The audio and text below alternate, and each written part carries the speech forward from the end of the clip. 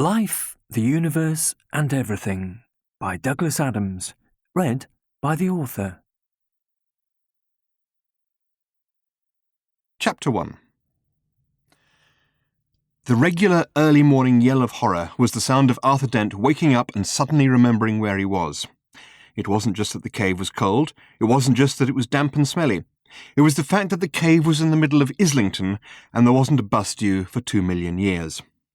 Time is the worst place, so to speak, to get lost in, as Arthur Dent could testify, having been lost in both time and space a good deal. At least being lost in space kept you busy.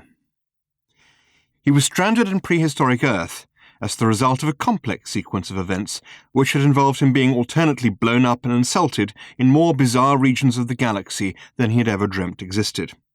And though life had now turned very, very, very quiet, he was still feeling jumpy. He hadn't been blown up now for 5 years. Since he had hardly seen anyone since he and Ford Prefect had parted company 4 years previously, he hadn't been insulted in all that time either, except just once. It had happened on a spring evening about 2 years previously. He was returning to his cave just a little after dusk when he became aware of lights flashing eerily through the clouds. He turned and stared, with hope suddenly clambering through his heart. Rescue, escape, the castaway's impossible dream, a ship! And as he watched, as he stared in wonder and excitement, a long silver ship descended through the warm evening air, quietly, without fuss, its long legs unlocking in a smooth ballet of technology. It alighted gently on the ground, and what little hum it had generated died away as if lulled by the evening calm. A ramp extended itself. Light streamed out. A tall figure appeared silhouetted in the hatchway. It walked down the ramp and stood in front of Arthur. "You're a jerk, Dent," it said simply. It was alien, very alien.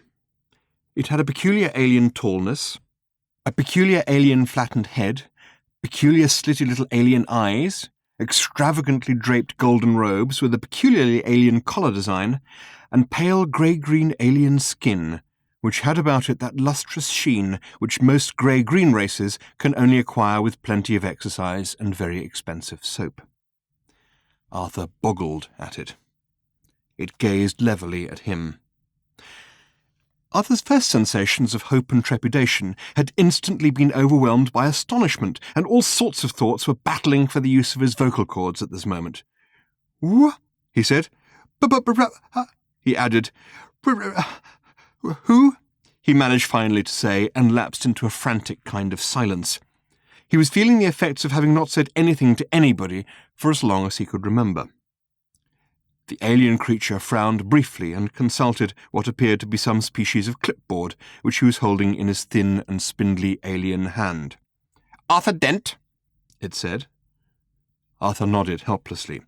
"Arthur Philip Dent?" pursued the alien in a kind of efficient yap. Yes, confirmed Arthur. "You're a jerk," repeated the alien, "a complete arsehole." The creature nodded to itself, made a peculiar alien tick on its clipboard, and turned briskly back towards its ship. Said Arthur desperately. Don't give me that, snapped the alien. It marched up the ramp, through the hatchway, and disappeared into its ship. The ship sealed itself. It started to make a low, throbbing hum. Hey! Shouted Arthur, and started to run helplessly towards it. "Wait a minute," he called. "What is this? What? Wait a minute!" The ship rose as if shedding its weight like a cloak to the ground, and hovered briefly. It swept strangely up into the evening sky. It passed up through the clouds, illuminating them briefly, and then was gone, leaving Arthur alone in an immensity of land, dancing a helplessly tiny little dance. "What?" he screamed. "What? What? Hey, what? Come back here and say that!" He jumped and danced until his legs trembled, and shouted till his lungs rasped. There was no answer from anyone. There was no one to hear him or speak to him. The alien ship was already thundering towards the upper reaches of the atmosphere, on its way out into the appalling void which separates the very few things there are in the universe from each other. Its occupant, the alien with the expensive complexion, leaned back in its single seat. His name was Wowbagger the Infinitely Prolonged. He was a man with a purpose. Not a very good purpose, as he would have been the first to admit, but it was at least a purpose, and it did at least keep him on the move. Wowbagger the Infinitely Prolonged was, indeed is, one of the universe's very small number of immortal beings. Those who are born immortal instinctively know how to cope with it. But Wowbagger was not one of them. Indeed, he'd come to hate them, the load of serene bastards. He had had his immortality inadvertently thrust upon him by an unfortunate accident with an irrational particle accelerator, a liquid lunch, and a pair of rubber bands. The precise details of the accident are not important, because no one has ever managed to duplicate the exact circumstances under which it happened, and many people have ended up looking very silly, or dead, or both, trying. Wowbagger closed his eyes in a grim and weary expression, put some light jazz on the ship's stereo, and reflected that he could have made it if it hadn't been for the Sunday afternoons. He really could have done. To begin with, it was fun. He had a ball, living dangerously, taking risks, cleaning up on high-yield long-term investments, and just generally outliving the hell out of everybody. In the end, it was the Sunday afternoons he couldn't cope with, and that terrible listlessness which starts to set in at about 2:55, when you know you've had all the baths you can usefully have that day, that however hard you stare at any given paragraph in the papers, you will never actually read it, or use the revolutionary new pruning technique it describes, and that as you stare at the clock, the hands will move relentlessly on to 4 o'clock, and you will enter the long, dark tea time of the soul. So things began to pall for him. The merry smiles he used to wear at other people's funerals began to fade. He began to despise the universe in general and everybody in it in particular. This was the point at which he conceived his purpose, the thing that would drive him on, and which, as far as he could see, would drive him on forever. It was this. He would insult the universe. That is, he would insult everybody in it. Individually, personally, one by one, and this was the thing he really decided to grit his teeth over, in alphabetical order. When people protested to him, as they sometimes had done, that the plan was not merely misguided, but actually impossible, because of the number of people being born and dying all the time, he would merely fix them with a steely look and say, "A man can dream, can't he?" And so he had started out. He equipped a spaceship that was built to last with a computer capable of handling all the data processing involved in keeping track of the entire population of the known universe and working out the horrifically complicated routes involved. His ship flared through the inner orbits of the Sol star system, preparing to slingshot around the sun and fling itself out into interstellar space. "Computer," he said. "Here," yipped the computer. "Where next?" "Computing that." Wowbagger gazed for a moment at the fantastic jewellery of the night, the billions of tiny diamond whirls that dusted the infinite darkness with light. Every single one, was on his itinerary. Most of them he would be going to millions of times over. He imagined for a moment his itinerary connecting up all the dots in the sky like a child's numbered dots puzzle. He hoped that from some vantage point in the universe it might be seen to spell out a very, very rude word. The computer beeped tunelessly to indicate that it had finished its calculations. "Folfanger," it said. It beeped. "Fourth world of the Folfanger system," it continued. It beeped again. "Estimated journey time 3 weeks," it continued further. It beeped again. "There to meet with a small slug," it beeped, "of the genus Our Earth Up Hill Iptenu.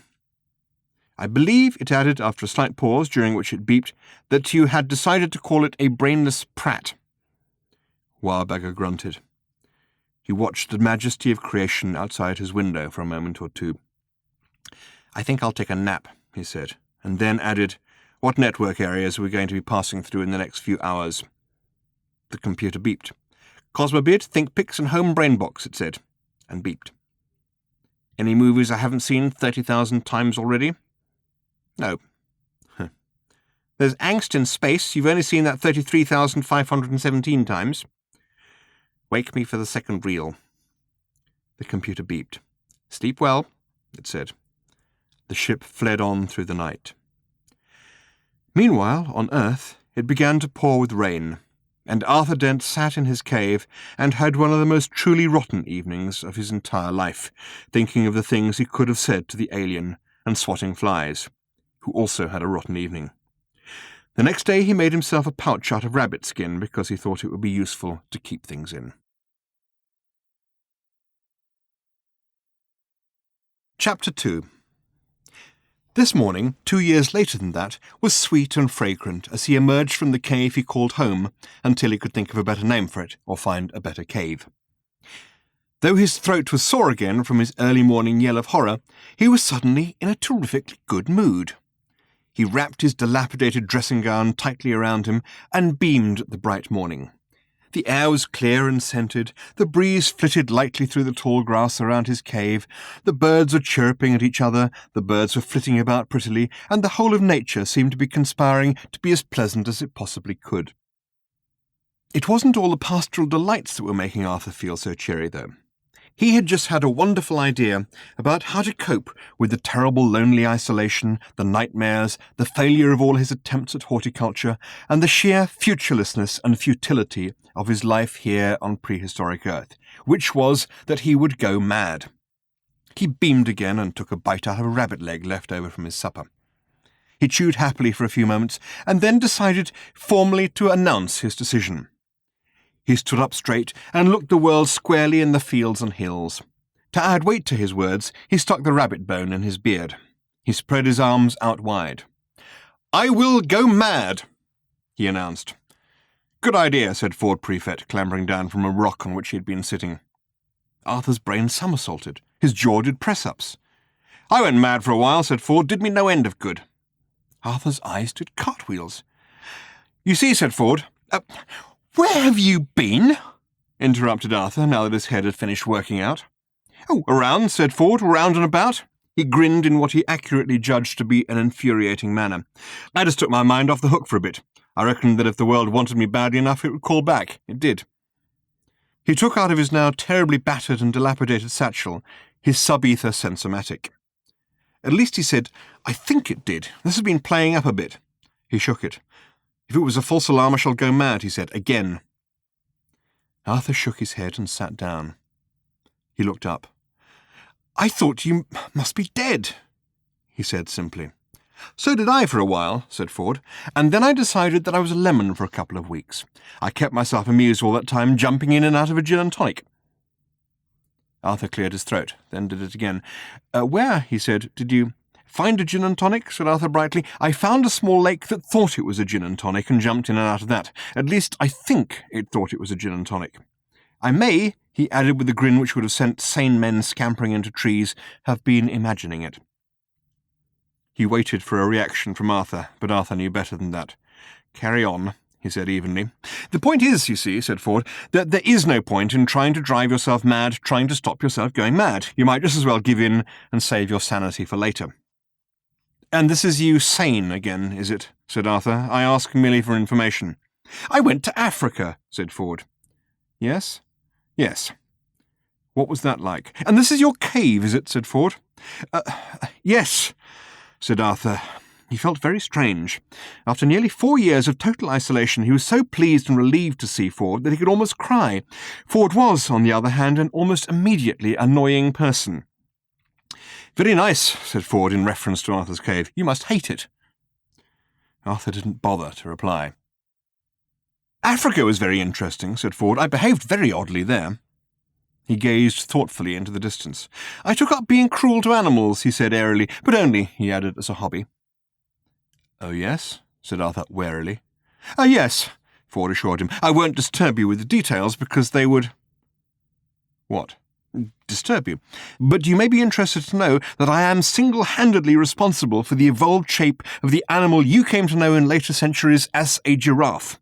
And I tried to learn to fly, do you believe me?" "Tell me," said Arthur. "I'll tell you later. I'll just mention that the guide says—" The guide, the Hitchhiker's Guide to the Galaxy, you remember?" "Yes, I remember throwing it into the river." "Yes," said Ford, "but I fished it out again." "You didn't tell me." "I didn't want you to throw it in again." "Fair enough," admitted Arthur. "It says—" "What?" "The guide says—" The guide says that there is an art to flying, said Ford, or rather a knack.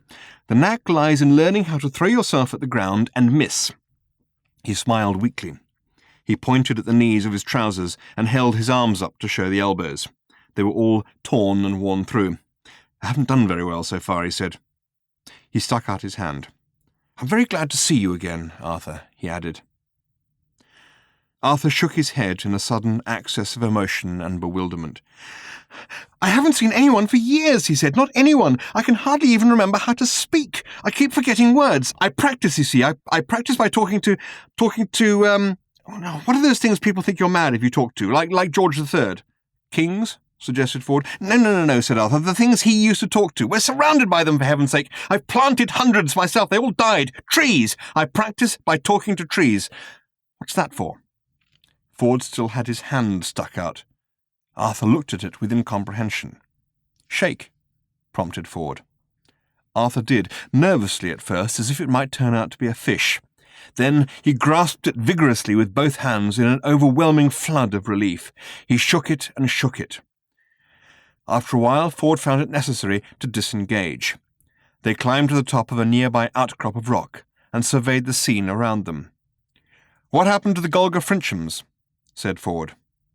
Arthur shrugged. A lot of them didn't make it through the winter 3 years ago, he said, and the few who remained in the spring said they needed a holiday and set off on a raft.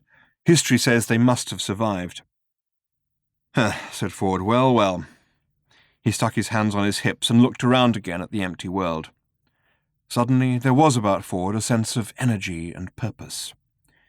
We're going, he said excitedly and shivered with energy. Where? How? Said Arthur. I don't know, said Ford, but I just feel that the time is right. Things are going to happen. We're on our way. He lowered his voice to a whisper.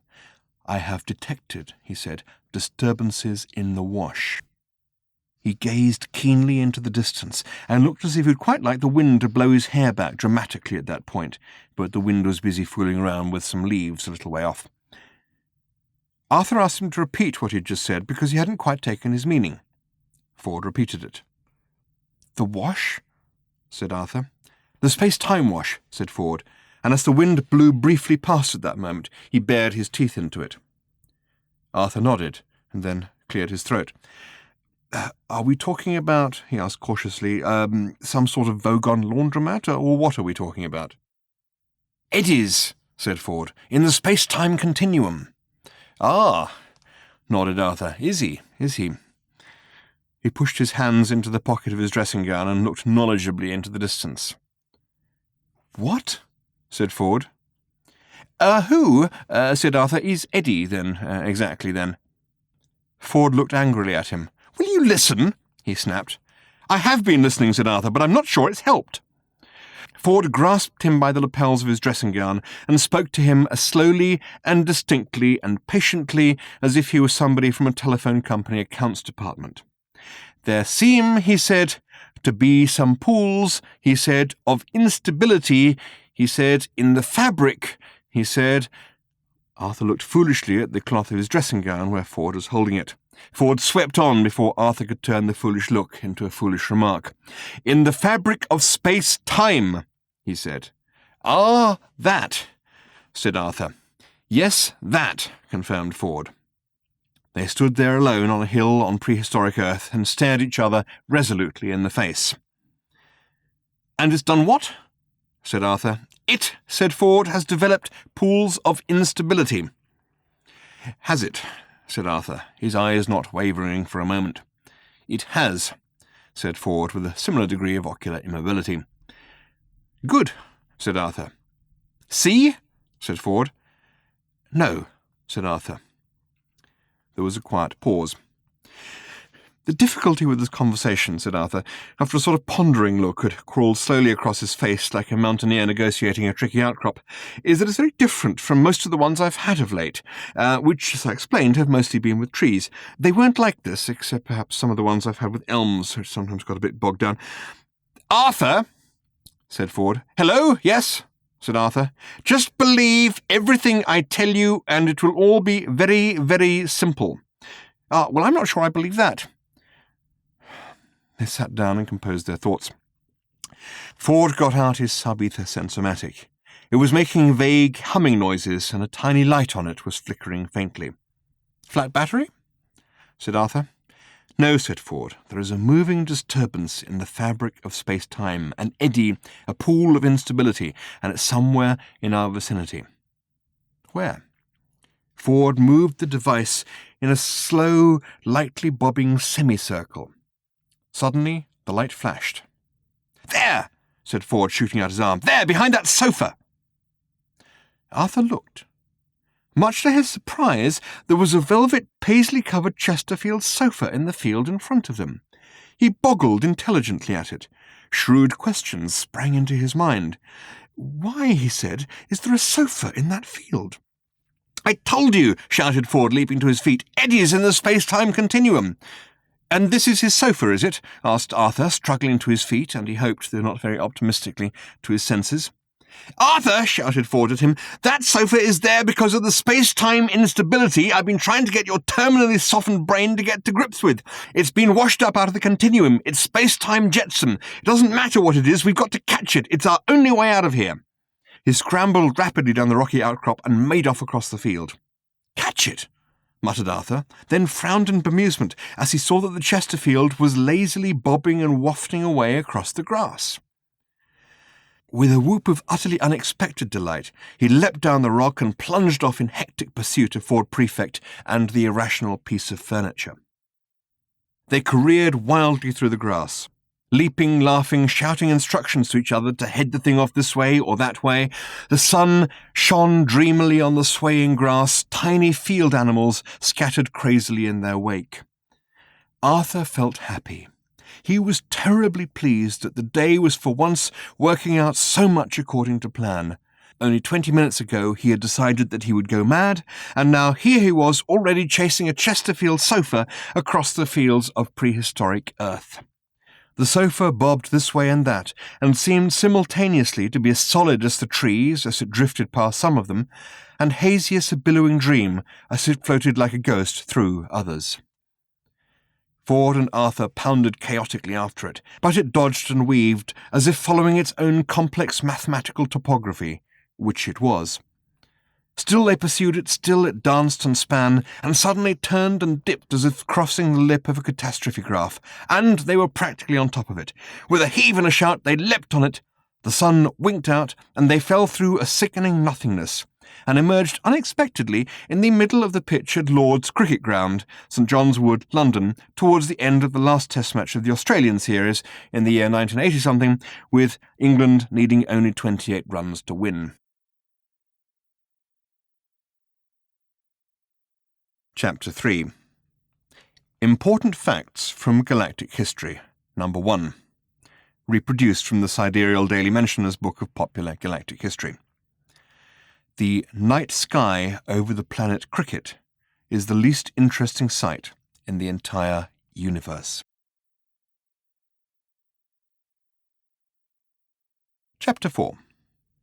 It was a charming and delightful day at Lord's as Ford and Arthur tumbled haphazardly out of a space-time anomaly and hit the immaculate turf rather hard. The applause of the crowd was tremendous. It wasn't for them, but instinctively they bowed anyway, which was fortunate because the small red heavy ball which the crowd actually had been applauding whistled mere millimetres over Arthur's head. In the crowd, a man collapsed. They threw themselves back to the ground, which seemed to spin hideously around them. "What was that?" hissed Arthur. "Something red," hissed Ford back at him. "Where are we?" Somewhere green." "Shapes," muttered Arthur. "I need shapes." The applause of the crowd had been rapidly succeeded by gasps of astonishment and the awkward titters of hundreds of people who could not yet make up their minds about whether to believe what they'd just seen or not. "This your sofa?" said a voice. "What was that?" whispered Ford. Arthur looked up. "Something blue," he said. "Shape?" said Ford. Arthur looked again. "It is shaped," he hissed at Ford, with his brow savagely furrowed, "like a policeman." They remained crouched there for a few moments, frowning deeply. The blue thing shaped like a policeman tapped them both on the shoulders. "Come on, you two," the shape said. "Let's be having it."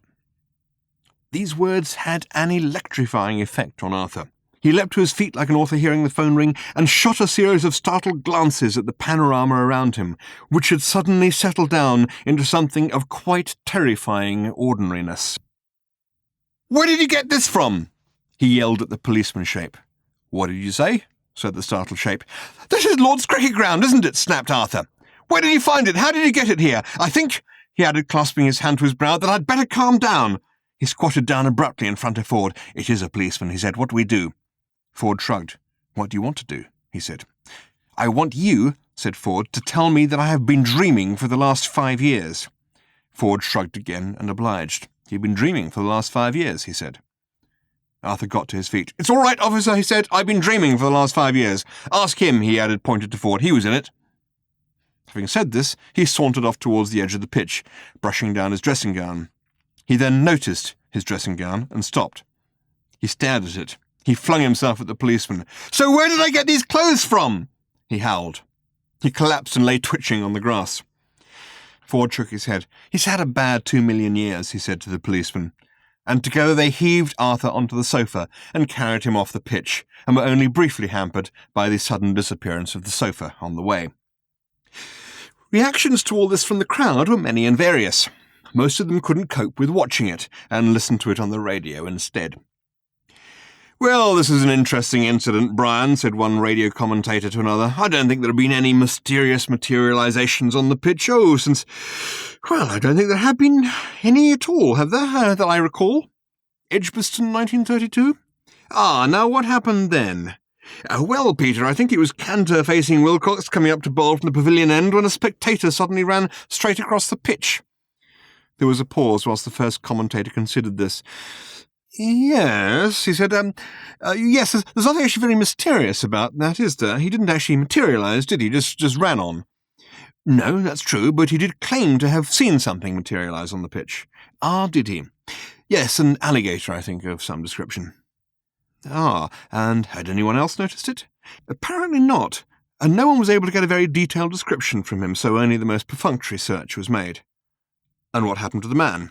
"Well, I think someone offered to take him off and give him some lunch, but he explained that he'd already had a rather good one, so the matter was dropped and Warwickshire went on to win by 3 wickets.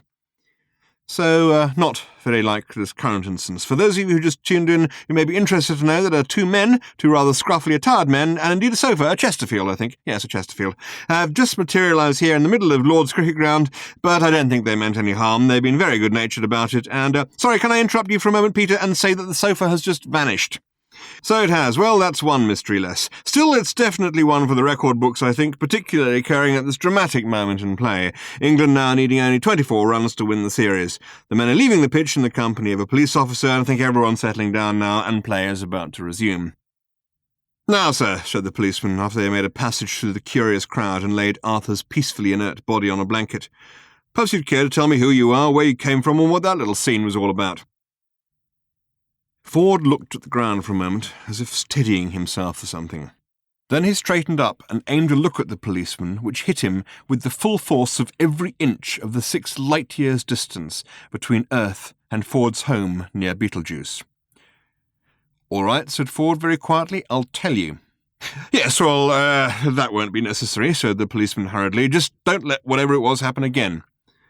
The policeman turned round and wandered off in search of anyone who wasn't from Beetlejuice. Fortunately, the ground was full of them.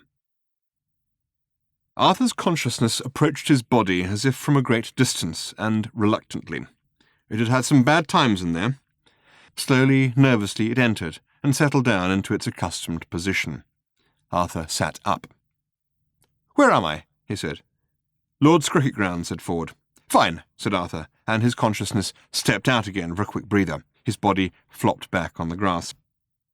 10 minutes later, hunched over a cup of tea in the refreshment tent, the colour started to come back to his haggard face. "How are you feeling?" said Ford. "I'm home," said Arthur hoarsely. He closed his eyes and greedily inhaled the steam from his tea as if it was, well, as far as Arthur was concerned, as if it was tea, which it was. "I'm home," he repeated. "Home. It's England. It's today. The nightmare is over." He opened his eyes again and smiled serenely. "I'm where I belong," he said in an emotional whisper. "There are 2 things I feel I should tell you," said Ford, tossing a copy of The Guardian over the table at him. "I'm home," said Arthur. "Yes," said Ford. "One is," he said, pointing at the date at the top of the paper, "that the earth will be demolished in 2 days' time." "I'm home," said Arthur. "Tea," he said. "Cricket," he added with pleasure. "Mown grass, wooden benches, white linen jackets, beer cans." Slowly he began to focus on the newspaper. He cocked his head on one side with a slight frown. "I've seen that one before," he said. His eyes wandered slowly up to the date, which Ford was idly tapping at. His face froze for a second or two, and then began to do that terribly slow crashing trick which Arctic ice floes do so spectacularly in the spring. "And the other thing," said Ford, "is that you appear to have a bone in your beard." He tossed back his tea. Outside the refreshment tent, the sun was shining on a happy crowd. It shone on white hats and red faces. It shone on ice lollies and melted them. It shone on the tears of small children whose ice lollies had just melted and fallen off the stick. It shone on the trees. It flashed off whirling cricket bats. It gleamed off the utterly extraordinary object which was parked behind the sight screens, and which nobody appeared to have noticed. It beamed on Ford and Arthur as they emerged blinking from the refreshment tent and surveyed the scene around them. Arthur was shaking. "Perhaps," he said, "I should—" "No," said Ford sharply. "What?" said Arthur. "Don't try and phone yourself up at home." "How did you know?" Ford shrugged. "But why not?" said Arthur. "People who talk to themselves on the phone," said Ford, "never learn anything to their advantage." "But look," said Ford. He picked up an imaginary phone and dialed an imaginary dial. "Hello," he said into the imaginary mouthpiece. "Is that Arthur Dent?" "Ah, hello, yes. This is Arthur Dent speaking. Don't hang up." He looked at the imaginary phone in disappointment. He hung up, he said, shrugged, and put the imaginary phone neatly back on its imaginary hook. "This is not my first temporal anomaly," he added. A glummer look replaced the already glum look on Arthur Dent's face. "So we're not home and dry," he said. "We could not even be said," replied Ford, "to be home and vigorously toweling ourselves off." The game continued. The bowler approached the wicket at a lope, a trot, and then a run. He suddenly exploded in a flurry of arms and legs, out of which flew a ball. The batsman swung and thwacked it behind him over the sight screens. Ford's eyes followed the trajectory of the ball and jogged momentarily. He stiffened. He looked along the flight path of the ball again, and his eyes twitched again. "This isn't my towel," said Arthur, who was rummaging in his rabbit-skin bag. "Shh," said Ford. He screwed his eyes up in concentration. "I had a Golga French jogging towel," continued Arthur. "It was blue with yellow stars on it. This isn't it." "Shh," said Ford again. He covered one eye and looked with the other. "This one's pink," said Arthur. "It isn't yours, is it?" "I would like you to shut up about your towel," said Ford. "It isn't my towel," insisted Arthur. "That is the point I'm trying to—" "And the time at which I would like you to shut up about it," continued Ford in a low growl, "is now." "All right," said Arthur, starting to stuff it back into the primitively stitched rabbit-skin bag. "I realise that it is probably not important in the cosmic scale of things. It's just odd, that's all. A pink towel suddenly, instead of a blue one with yellow stars." Ford was beginning to behave rather strangely. Or rather, not actually beginning to behave strangely, but beginning to behave in a way that was strangely different from the other strange ways in which he more regularly behaved. What he was doing was this. Regardless of the bemused stares it was provoking from his fellow members of the crowd gathered round the pitch, he was waving his hands in sharp movements across his face, ducking down behind some people, leaping up behind others, then standing still and blinking a lot. After a moment or two of this, he started to stalk forward slowly and stealthily, wearing a puzzled frown of concentration, like a leopard that is not sure whether it's just seen a half-empty tin of cat food half a mile away across a hot and dusty plain. "This isn't my bag either," said Arthur suddenly. Ford's spell of concentration was broken. He turned angrily on Arthur. "I wasn't talking about my towel," said Arthur. "We've established that isn't mine. It's just that the bag into which I was putting the towel, which is not mine, is also not mine, though it is extraordinarily similar. Now, personally, I think that is extremely odd, especially as the bag was one I'd made myself on prehistoric Earth. These are also not my stones, he added, pulling a few flat grey stones out of the bag. I was making a collection of interesting stones, and these are clearly very dull ones. A roar of excitement thrilled through the crowd and obliterated whatever it was that Ford said in reply to this piece of information. The cricket ball, which had excited this reaction, fell out of the sky and dropped neatly into Arthur's mysterious rabbit-skin bag. Now, I would say that was also a very curious event, said Arthur, rapidly closing the bag and pretending to look for the ball on the ground. I don't think it's here, he said to the small boys who immediately clustered round him to join in the search. It probably rolled off somewhere. Over there, I expect. He pointed vaguely in the direction in which he wished they would push off. One of the boys looked at him quizzically. You all right? Said the boy. No, said Arthur. Then why have you got a bone in your beard? Said the boy. I'm training it to like being wherever it's put. Arthur prided himself on saying this. It was, he thought, exactly the sort of thing that would entertain and stimulate young minds. Oh, said the small boy, putting his head on one side and thinking about it. What's your name? Dent, said Arthur. Arthur Dent. You're a jerk, Dent, said the boy. Complete arsehole.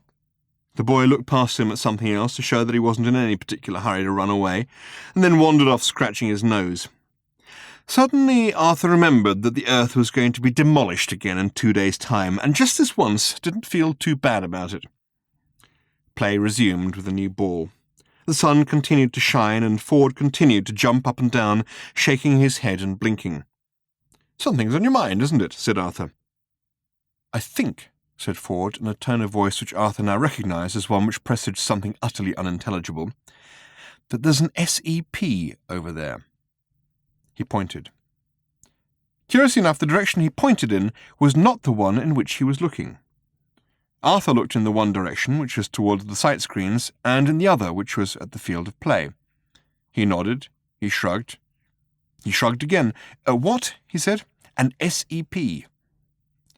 An S what? E-P. And what's that? Somebody else's problem, said Ford. Ah, good, said Arthur, and relaxed. He had no idea what that was all about, but at least it seemed to be over. It wasn't. Over there, said Ford, again pointing at the sight screens and looking at the pitch. Where? Said Arthur. There, said Ford. I see, said Arthur, who didn't. You do? Said Ford. What? Said Arthur. Can you see, said Ford patiently, the SEP? I thought you said that was someone else's problem. That's right. Arthur nodded slowly, carefully, and with an air of immense stupidity. And I want to know, said Ford, if you can see it. You do? Yes. What, said Arthur, does it look like? Well, how should I know, you fool, shouted Ford. If you can see it, you tell me. Arthur experienced that dull throbbing sensation just behind the temples, which was a hallmark of so many of his conversations with Ford. His brain lurked like a frightened puppy in its kennel. Ford took him by the arm. An SEP, he said, is something we can't see or don't see, or our brain doesn't let us see because we think that it's somebody else's problem. That's what SEP means. Somebody else's problem. The brain just edits it out. It's like a blind spot. If you look at it directly, you won't see it unless you know precisely what it is. Your only hope is to catch it by surprise out of the corner of your eye. Ah, said Arthur. Then that's why... Yes, said Ford, who knew what Arthur was going to say. You've been jumping up and... Yes, down and blinking. Yes, and I think you've got the message. I can see it, said Arthur. It's a spaceship. For a moment, Arthur was stunned by the reaction this revelation provoked. A roar erupted from the crowd, and from every direction people running, shouting, yelling, tumbling over each other in a tumult of confusion. He stumbled back in astonishment and glanced fearfully around. Then he glanced around again in even greater astonishment. Exciting, isn't it? Said an apparition. The apparition wobbled in front of Arthur's eyes, though the truth of the matter is probably that Arthur's eyes were wobbling in front of the apparition. His mouth wobbled as well. His mouth said, I think your team has just won, said the apparition. Repeated Arthur, and punctuated each wobble with a prod at Ford Prefect's back. Ford was staring at the tumult and trepidation. You are English, aren't you? Said the apparition. Yes, said Arthur. Well, your team, must I say, have just won the match it means they retain the Ashes. You must be very pleased. I must say I'm rather fond of cricket, though I wouldn't like anyone else outside this planet to hear me saying that. Oh dear, no. The apparition gave what looked as if it might have been a mischievous grin, but it was hard to tell because the sun was directly behind him, creating a blinding halo around his head and illuminating his silver hair and beard in a way which was awesome, dramatic, and hard to reconcile with mischievous grins. Still, he said, it'll all be over in a couple of days, won't it? Though, as I said to you when we last met, I was very sorry about it. Still, whatever will have been, will have been. Arthur tried to speak, but gave up the unequal struggle. He prodded Ford again. I thought something terrible had happened, said Ford, but it's just the end of the game. We ought to get out. Oh, hello, Slightly Bartfast. What are you doing here? Oh, pottering, said the old man gravely. That your ship? Can you give us a lift anywhere? Patience, the old man admonished. Okay, said Ford, it's just that this planet's going to be demolished pretty soon. I know that, said Slightly Bartfast, and, well, I just wanted to make that point, said Ford. The point is taken. And if you feel that you really want to hang around a cricket pitch at this point, I do. Then it's your ship. It is. I suppose. Ford turned away sharply at this point. Hello, Slightly Bartfast, said Arthur at last. Hello, Earthman, said Slightly Bartfast. After all, said Ford, we can only die once. The old man ignored this and stared keenly onto the pitch, with eyes which seemed alive with expressions that had no apparent bearing on what was happening out there. What was happening was that the crowd was gathering itself into a wide circle around the centre of the pitch. What Slightly Bartfast saw in it, he alone knew. Ford was humming irritably. It's just, he burst out at last, that if we don't go soon, we might get caught up in the middle of it all again, and there's nothing that depresses me more than seeing a planet being destroyed, except possibly still being on it when it happens. Or, he added in an undertone, hanging around cricket matches. Patience, said Slightly Bartfast again. Great things are afoot. That's what you said last time we met, said Arthur. They were, said Slightly Bartfast. Well, yes, that's true, admitted Arthur. All, however, that seemed to be afoot was a ceremony of some kind. It was being specially staged for the benefit of TV rather than spectators, and all they could gather about it from where they were standing was what they heard from a nearby radio. Ford was aggressively uninterested. He fretted as he heard it explained that the Ashes were about to be presented to the captain of the English team out there on the pitch, fumed when told that this was because they had now won them for the nth time, positively barked with annoyance at the information that the Ashes were the remains of a cricket stump, and when, further to this, he was asked to contend with the fact that the cricket stump in question had been burnt in Melbourne, Australia, in 1882 to signify the death of English cricket, he rounded on Slightly Bartfast with a deep breath, but didn't have a chance to say anything because the old man wasn't there. He was marching out onto the pitch with terrible purpose in his gait, his hair, beard, and robe swept behind him, looking very much as Moses would have done if Sinai had been a well-cut lawn, instead of, as it was more usually represented, a fiery smoking mountain. He said to meet him at his ship, said Arthur. What in the name of Zarking Fardwarks is the old fool doing? Exploded Ford. Meeting us at his ship in 2 minutes, said Arthur, with a shrug which indicated total abdication of thought. They started off towards it. Strange sounds reached their ears.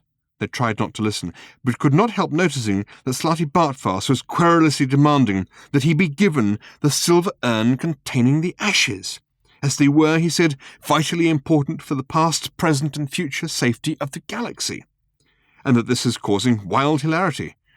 They resolved to ignore it. What happened next, they could not ignore.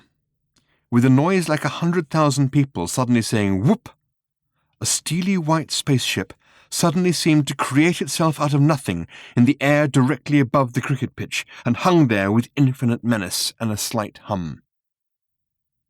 Then for a while it did nothing, as if it expected everybody else to go about their normal business and not to mind it just hanging there. Then it did something quite extraordinary, or rather, it opened up and let something quite extraordinary come out of it. 11 quite extraordinary things. They were robots. White robots. What was most extraordinary about them was that they appeared to have come dressed for the occasion. Not only were they white, but they carried what appeared to be cricket bats. And not only that, but they also carried what appeared to be cricket balls. And not only that, but they wore white ribbing pads round the lower parts of their legs.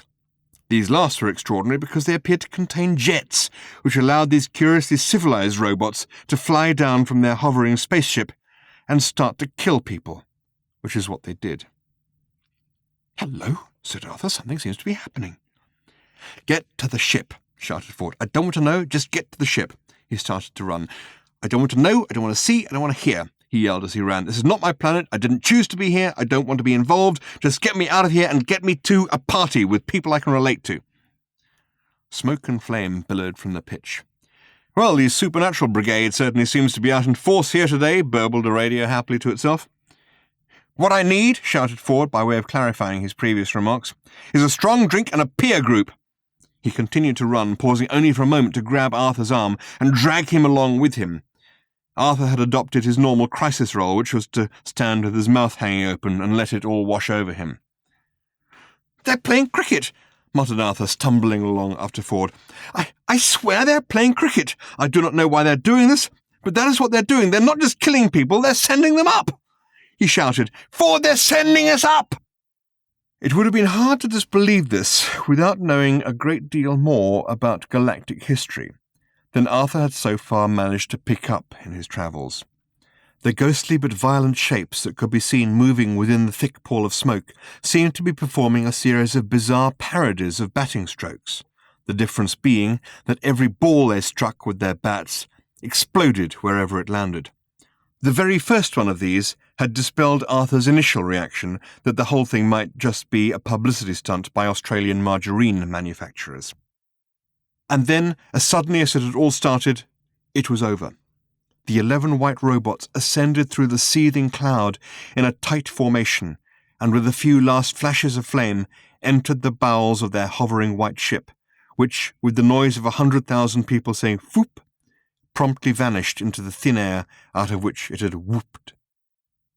For a moment there was a terrible stunned silence, and then out of the drifting smoke emerged the pale figure of Slarty Bartfast, looking even more like Moses, because in spite of the continued absence of the mountain, he was at least now striding across a fiery and smoking, well-mown lawn. He stared wildly about him until he saw the hurrying figures of Arthur Dent and Ford Prefect, forcing their way through the frightened crowd, which was for the moment busy stampeding in the opposite direction. The crowd was clearly thinking to itself about what an unusual day this is turning out to be, and not really knowing which way, if any, to turn. Slarty Bartfast was gesticulating urgently at Ford and Arthur and shouting at them as the three of them gradually converged on his ship, still parked behind the sight screens, and still apparently unnoticed by the crowd stampeding past it, who presumably had enough of their own problems to cope with at that time. "They've gobble wobble wobble," shouted Slarty Bartfast in his thin, tremulous voice. "What did he say?" panted Ford as he elbowed his way onwards. Arthur shook his head. "They've something or other," he said. "They've table wobble wobble," shouted Slarty Bartfast again. Ford and Arthur shook their heads at each other. "It sounds urgent," said Arthur. He stopped and shouted. "What?" "They've gobble wobble fashes," cried Slarty Bartfast, still waving at them. "He says," said Arthur, "they've taken the ashes. That is what I think he says." They ran on. Said Ford. "Ashes," said Arthur tersely. "The burnt remains of a cricket stump. It's a trophy that," he was panting, is apparently what they have come and taken." He shook his head very slightly, as if he was trying to get his brain to settle down lower in his skull. "Strange thing to want to tell us," snapped Ford. "Strange thing to take. Strange ship." They had arrived at it. The second strangest thing about the ship was watching the somebody else's problem field at work. They could now clearly see the ship for what it was, simply because they knew it was there. It was quite apparent, however, that nobody else could. It wasn't because it was actually invisible or anything hyper-impossible like that. The technology involved in making anything invisible is so infinitely complex that 999,999,999,999 times out of a billion, it is much simpler and more effective just to take the thing away and do without it. The ultra-famous sciento-magician Ephrafax of Wug once bet his life that, given a year, he could render the great mega-mountain Magramal entirely invisible. Having spent most of the year juggling around with immense luxo valves and refracto nullifiers and spectrum bypass-o-matics, he realized with 9 hours to go that he wasn't going to make it. So he and his friends, and his friends' friends, and his friends' friends' friends, and his friends' friends' friends' friends, and some rather less good friends of theirs who happened to own a major stellar trucking company, put in what is now widely recognized as being the hardest night's work in history, and sure enough, on the following day, Magramal was no longer visible. Ephrafax lost his bet, and therefore his life, simply because some pedantic adjudicating official noticed A, that when walking around the area that Magramal ought to be, he didn't trip over or break his nose on anything, and B, a suspicious-looking extra moon. The somebody else's problem field is much simpler and more effective, and what is more, can be run for over 100 years on a single torch battery. This is because it relies on people's natural predisposition not to see anything they don't want to, weren't expecting, or can't explain. If Ephrafax had painted the mountain pink and erected a cheap and simple somebody else's problem field on it, then people would have simply walked past the mountain, around it, even over it, and would simply never have noticed that the thing was there. And this is precisely what was happening with Slarty Bartfast's ship. It wasn't pink, but if it had been, that would have been the least of its visual problems, and people were simply ignoring it like anything. The most extraordinary thing about it was that it looked only partly like a spaceship with guidance fins, rocket engines, and escape hatches and so on, and a great deal like a small upended Italian bistro. Ford and Arthur gazed at it with wonderment and deeply offended sensibilities. "Yes, I know," said Slarty Bartfast, hurrying up to them at that point, breathless and agitated. "But there is a reason. Come, we must go. The ancient nightmare is come again. Doom confronts us all. We must leave at once." "I fancy somewhere sunny," said Ford. Ford and Arthur followed Slarty Bartfast into the ship, and were so perplexed by what they saw inside it that they were totally unaware of what happened next outside.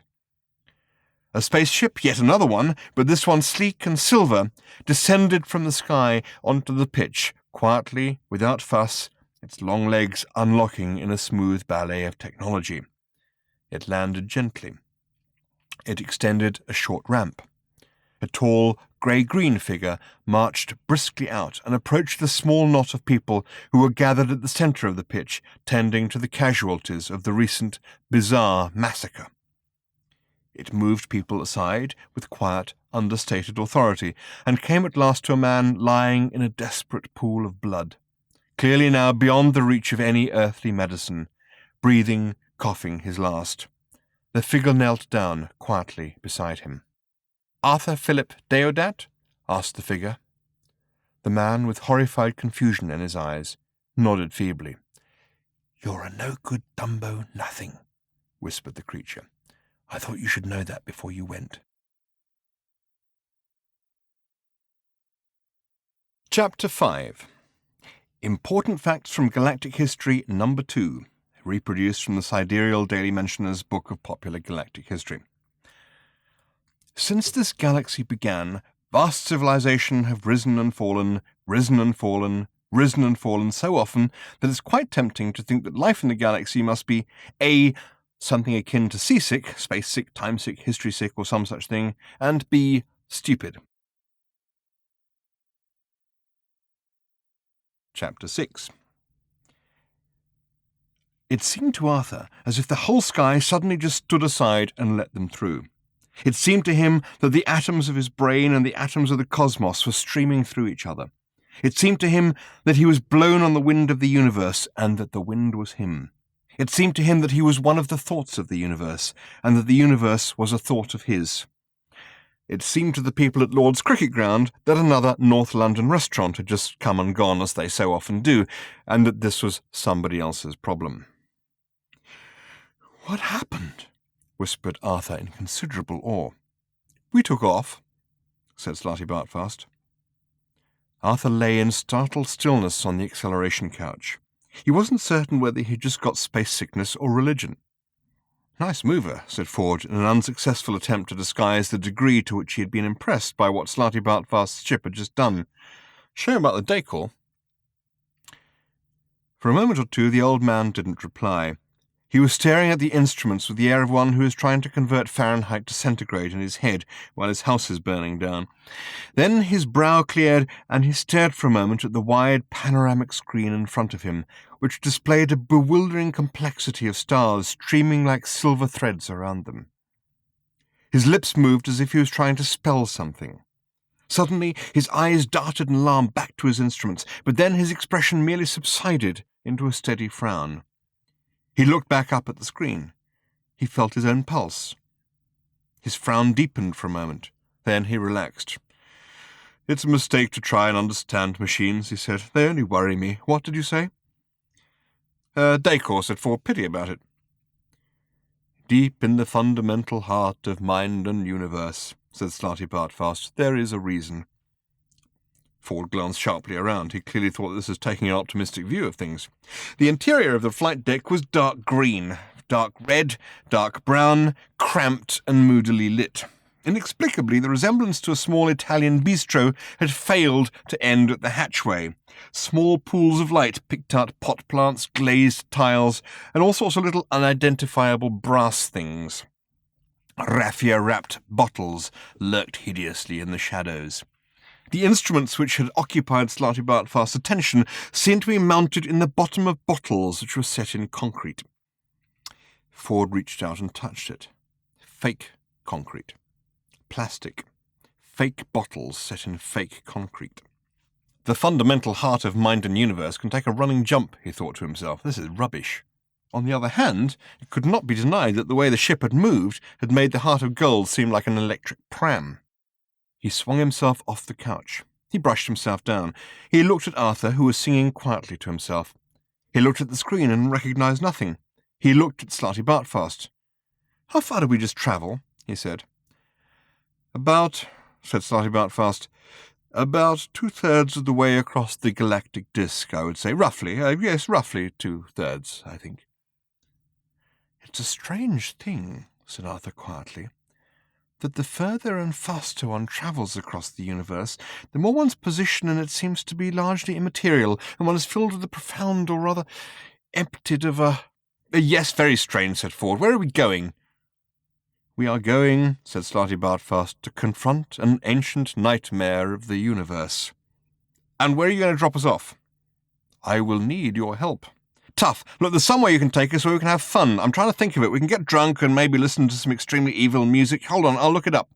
He dug out his copy of The Hitchhiker's Guide to the Galaxy and zipped through those parts of the index primarily concerned with sex and drugs and rock and roll. "A curse has arisen from the mists of time," said Slarty Bartfast. "Yes, I expect so," said Ford. "Hey," he said, lighting accidentally on one particular reference entry. "Eccentrica Golumbits. Did you ever meet her? The triple-breasted whore of Eroticon 6. Some people say her erogenous zones start some 4 miles from her actual body. Me, I disagree. I say 5. "A curse," said Slarty Bartfast, "which will engulf the galaxy in fire and destruction, and possibly bring the universe to a premature doom. I mean it," he added. Sounds like a bad time," said Ford. "With luck, I'll be drunk enough not to notice." "Here," he said, stabbing his finger at the screen on the guide, "would be a really wicked place to go, and I think we should. What do you say, Arthur? Stop mumbling mantras and pay attention. There's some important stuff you're missing here." Arthur pushed himself up from his couch and shook his head. "Where are we going?" he said. "To confront an ancient—" "Oh, can it?" said Ford. "Arthur, we're going to go out into the galaxy and have some fun. Is that an idea you can cope with?" "What's Slarty Bartfast looking so anxious about?" said Arthur. "Oh, nothing," said Ford. "Doom," said Slarty Bartfast. "Come," he added with sudden authority. "There is much I must show and tell you." He walked towards a green wrought-iron spiral staircase set incomprehensibly in the middle of the flight deck, and started to ascend. Arthur, with a frown, followed. Ford slung the guide sullenly back into its satchel. My doctor says that I have a malformed public duty gland and a natural deficiency in moral fibre, he muttered to himself, and that I am therefore excused from saving universes. Nevertheless, he stomped up the stairs behind them. What they found upstairs was just stupid, or so it seemed, and Ford shook his head, buried his face in his hands, and slumped against a pot plant, crushing it against the wall. The central computational area, said Slarty Bartfast, unperturbed. This is where every calculation affecting the ship in any way is performed. Yes, I know what it looks like, but it is in fact a complex four-dimensional topographical map of a series of highly complex mathematical functions. It looks like a joke, said Arthur. I know what it looks like, said Slarty Bartfast, and went into it. As he did so, Arthur had a sudden vague flash of what it might mean, but he refused to believe it. The universe could not possibly work like that, he thought to himself. Cannot possibly. That, he thought to himself, would be as absurd as... He terminated that line of thinking. Most of the really absurd things he could think of had already happened. And this was one of them. It was a large glass cage or box, in fact, a room. In it was a table, a long one. Around it were gathered about a dozen chairs of the bentwood style. On it was a tablecloth, a grubby red and white check tablecloth, scarred with the occasional cigarette burn, each, presumably, at a precisely calculated mathematical position. And on the tablecloth sat some dozen half-eaten Italian meals, hedged about with half-eaten breadsticks and half-drunk glasses of wine, and toyed with listlessly by robots. It was all completely artificial. The robot customers were attended by a robot waiter, a robot wine waiter, and a robot maitre d'. The furniture was artificial, the tablecloth artificial, and each particular piece of food was clearly capable of exhibiting all the mechanical characteristics of, say, a pollo sorpreso without actually being one. And all participated in a little dance together, a complex routine involving the manipulation of menus, bill pads, wallets, checkbooks, credit cards, watches, pencils, and paper napkins, which seemed to be hovering constantly on the edge of violence, but never actually getting anywhere. Slarty Bartfast hurried in, and then appeared to pass the time of day quite idly with the maitre d', whilst one of the customer robots, an auto-Rory, slid slowly under the table, mentioning what he intended to do to some guy over some girl. Slarty Bartfast took over the seat which had been thus vacated, and passed a shrewd eye over the menu. The tempo of the routine around the table seemed somehow imperceptibly to quicken.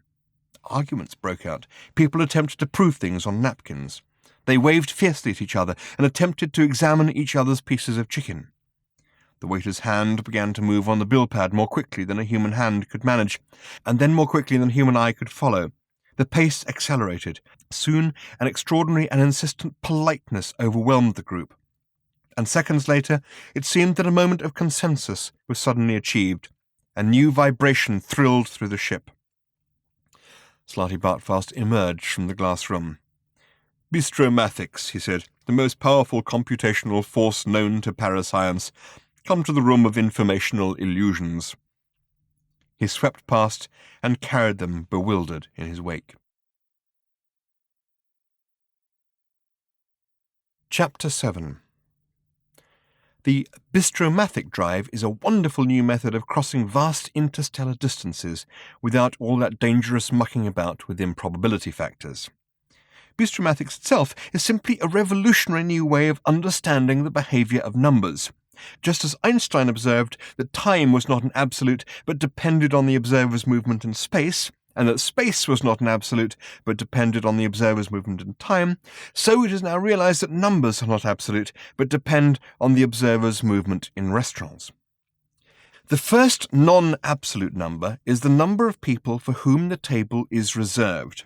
This will vary during the course of the first 3 telephone calls to the restaurant, and then bear no apparent relation to the number of people who actually turn up, or to the number of people who subsequently join them after the show, match, party, or gig, or to the number of people who leave when they see who else has turned up.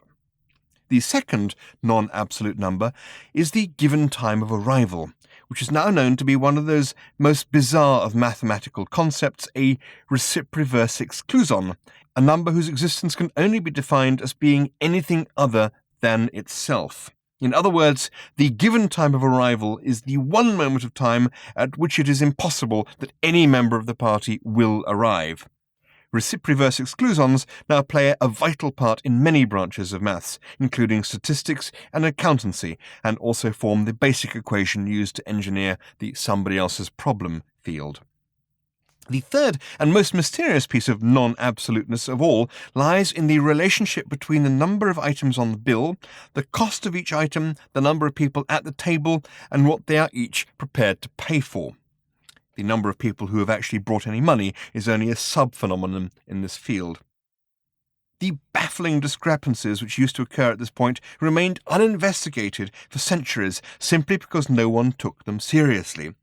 They were at the time put down to such things as politeness, rudeness, meanness, flashness, tiredness, emotionality, or the lateness of the hour, and completely forgotten about on the following morning. They were never tested under laboratory conditions, of course, because they never occurred in laboratories, not in reputable laboratories at least. And so it was only with the advent of pocket computers that the startling truth became finally apparent, and it was this.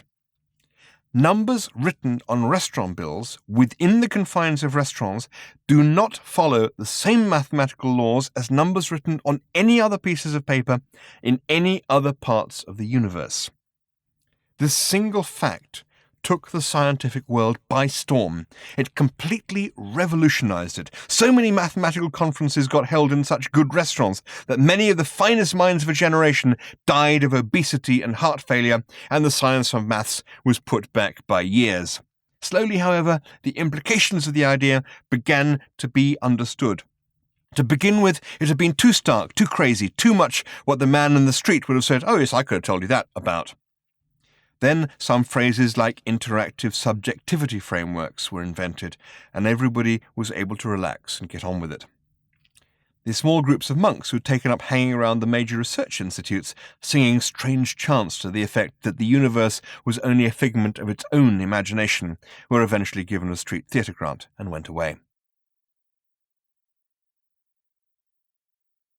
Chapter 8. In space travel, you see, said Slarty Bartfast as he fiddled with some instruments in the room of informational illusions. In space travel... He stopped and looked about him. The room of informational illusions was a welcome relief after the visual monstrosities of the central computational area. There was nothing in it. No information, no illusions, just themselves, white walls, and a few small instruments which looked as if they were meant to plug into something which Slarty Bartfast couldn't find. Yes? Urged Arthur. He had picked up Slarty Bartfast's sense of urgency, but didn't know what to do with it. Yes, what? Said the old man. You were saying? Slarty Bartfast looked at him sharply. The numbers, he said, are awful. He resumed his search. Arthur nodded wisely to himself. After a while he realized that this wasn't getting him anywhere, and he decided that he would say, "What?" after all. In space travel, repeated Slarty Bartfast, all the numbers are awful. Arthur nodded again and looked round to Ford for help, but Ford was practising being sullen and getting quite good at it. I was only, said Slarty Bartfast with a sigh, trying to save you the trouble of asking me why all the ship's computations were being done on a waiter's bill pad. Arthur frowned. Why, he said, were all the ship's computations being done on a He stopped. Slarty Bartfast said, because in space travel all the numbers are awful. He could tell that he wasn't getting his point across. Listen, he said, on a waiter's bill pad numbers dance. You must have encountered the phenomenon. Well, on a waiter's bill pad, said Slarty Bartfast, reality and unreality collide on such a fundamental level that each becomes the other and anything is possible within certain parameters. What parameters?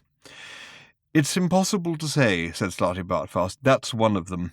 Strange, but true. At least I think it's strange, he added, and I am assured that it's true. At that moment he located the slot in the wall for which he had been searching, and clicked the instrument he was holding into it. Do not be alarmed, he said. and then suddenly darted an alarmed look at it himself and lunged back. They didn't hear what he said, because at that moment the ship winked out of existence around them, and a star battleship the size of a small Midlands industrial city plunged out of the sundered night towards them, star lasers ablaze. A nightmare storm of blistering light seared through the blackness and smacked a fair bit off the planet directly behind them. They gaped, pop-eyed, and were unable to scream. Chapter 9. Another world, another day, another dawn. The early morning's thinnest sliver of light appeared silently.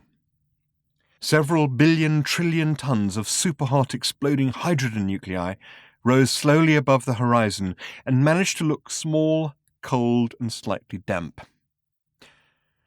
There is a moment in every dawn when light floats. There is the possibility of magic. Creation holds its breath. The moment passed as it regularly did on Squanchula Zeta, without incident. The mist clung to the surface of the marshes. The swamp trees were grey with it, the tall reeds indistinct. It hung motionless like held breath. Nothing moved. There was silence. The sun struggled feebly with the mist, tried to impart a little warmth here, shed a little light there, but clearly today was going to be just another long haul across the sky. Nothing moved. Again, silence. Nothing moved. Silence. Nothing moved. Very often on Squanchula Zeta, whole days would go on like this, and this was indeed going to be one of them. 14 hours later, the sun sank hopelessly beneath the opposite horizon with a sense of totally wasted effort. And a few hours later it reappeared, squared its shoulders, and started on up the sky again. This time, however, something was happening. A mattress had just met a robot. "Hello, robot," said the mattress. "Bleh," said the robot, and continued what it was doing, which was walking round very slowly in a very tiny circle. "Happy?" said the mattress. The robot stopped and looked at the mattress. It looked at it quizzically. It was clearly a very stupid mattress. It looked back at him with wide eyes. After what it had calculated to 10 significant decimal places as being the precise length of pause most likely to convey a general contempt for all things mattressy, the robot continued to walk around in tight circles. "We could have a conversation," said the mattress. "Would you like that?" It was a large mattress, and probably one of quite high quality. Very few things actually get manufactured these days because in an infinitely large universe, such as, for instance, the one in which we live, most things one could possibly imagine, and a lot of things one would rather not, grow somewhere. A forest was discovered recently in which most of the trees grew ratchet screwdrivers as fruit. The life cycle of a ratchet screwdriver is quite interesting. Once picked, it needs a dark, dusty drawer in which it can lie undisturbed for years. Then one night it suddenly hatches, discards its outer skin, which crumbles into dust, and emerges as a totally unidentifiable little metal object with flanges at both ends and a sort of ridge and a sort of hole for a screw. This, when found, will get thrown away. No one knows what it is supposed to gain from this. Nature, in her infinite wisdom, is presumably working on it. No one really knows what mattresses are meant to gain from their lives either. They are large, friendly, pocket-sprung creatures which live quiet, private lives in the marshes of Squanchula Zeta. Many of them get caught, slaughtered, dried out, shipped out, and slept on. None of them seem to mind this, and all of them are called Zem. "No," said Marvin. "My name," said the mattress, "is Zem. We could discuss the weather a little." Marvin paused again in his weary circular plod. "The dew," he observed, "has clearly fallen with a particularly sickening thud this morning." He resumed his walk, as if inspired by this conversational outburst to fresh heights of gloom and despondency. He plodded tenaciously.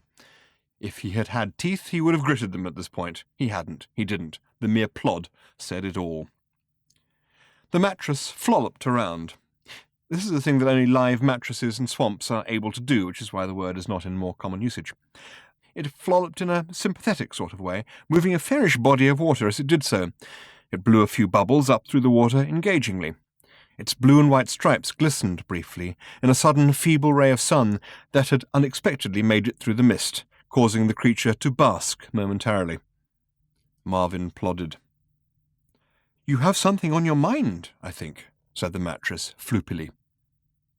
"More than you can possibly imagine," dreared Marvin. "My capacity for mental activity of all kinds is as boundless as the infinite reaches of space itself, except, of course, for my capacity for happiness." Stomp, stomp, he went. "My capacity for happiness," he added, "you could fit into a matchbox without taking out the matches first." The mattress globbered. This is the noise made by a live, swamp-dwelling mattress that is deeply moved by a story of personal tragedy. The word can also, according to the ultra-complete Maximegalon Dictionary of every language ever, mean the noise made by the Lord High Sanvalvwag of Hollop on discovering that he has forgotten his wife's birthday for the second year running. Since there was only ever one Lord High Sanvalvwag of Hollop and he never married, the word is only ever used in a negative or speculative sense, and there is an ever-increasing body of opinion which holds that the ultra-complete Maximegalon Dictionary is not worth the fleet of lorries it takes to cart its micro-stored edition around in. Strangely enough, the dictionary omits the word floopily, which simply means in the manner of something which is floopy. The mattress globbered again. "I sense a deep dejectedness in your diodes," it volued, for the meaning of the word volue by a copy of Squanchulous Swamp Talk at any remaindered bookshop, or alternatively by the ultra-complete Maximegalon Dictionary, as the university would be very glad to get it off their hands and regain some valuable parking lots. "And it saddens me. You should be more mattress-like. We live quiet, retired lives in the swamp, and we are content to flollop and volue and regard the wetness in a fairly floopy manner. Some of us are killed, but all of us are called Zem, so we never know which, and globbering is thus kept to a minimum.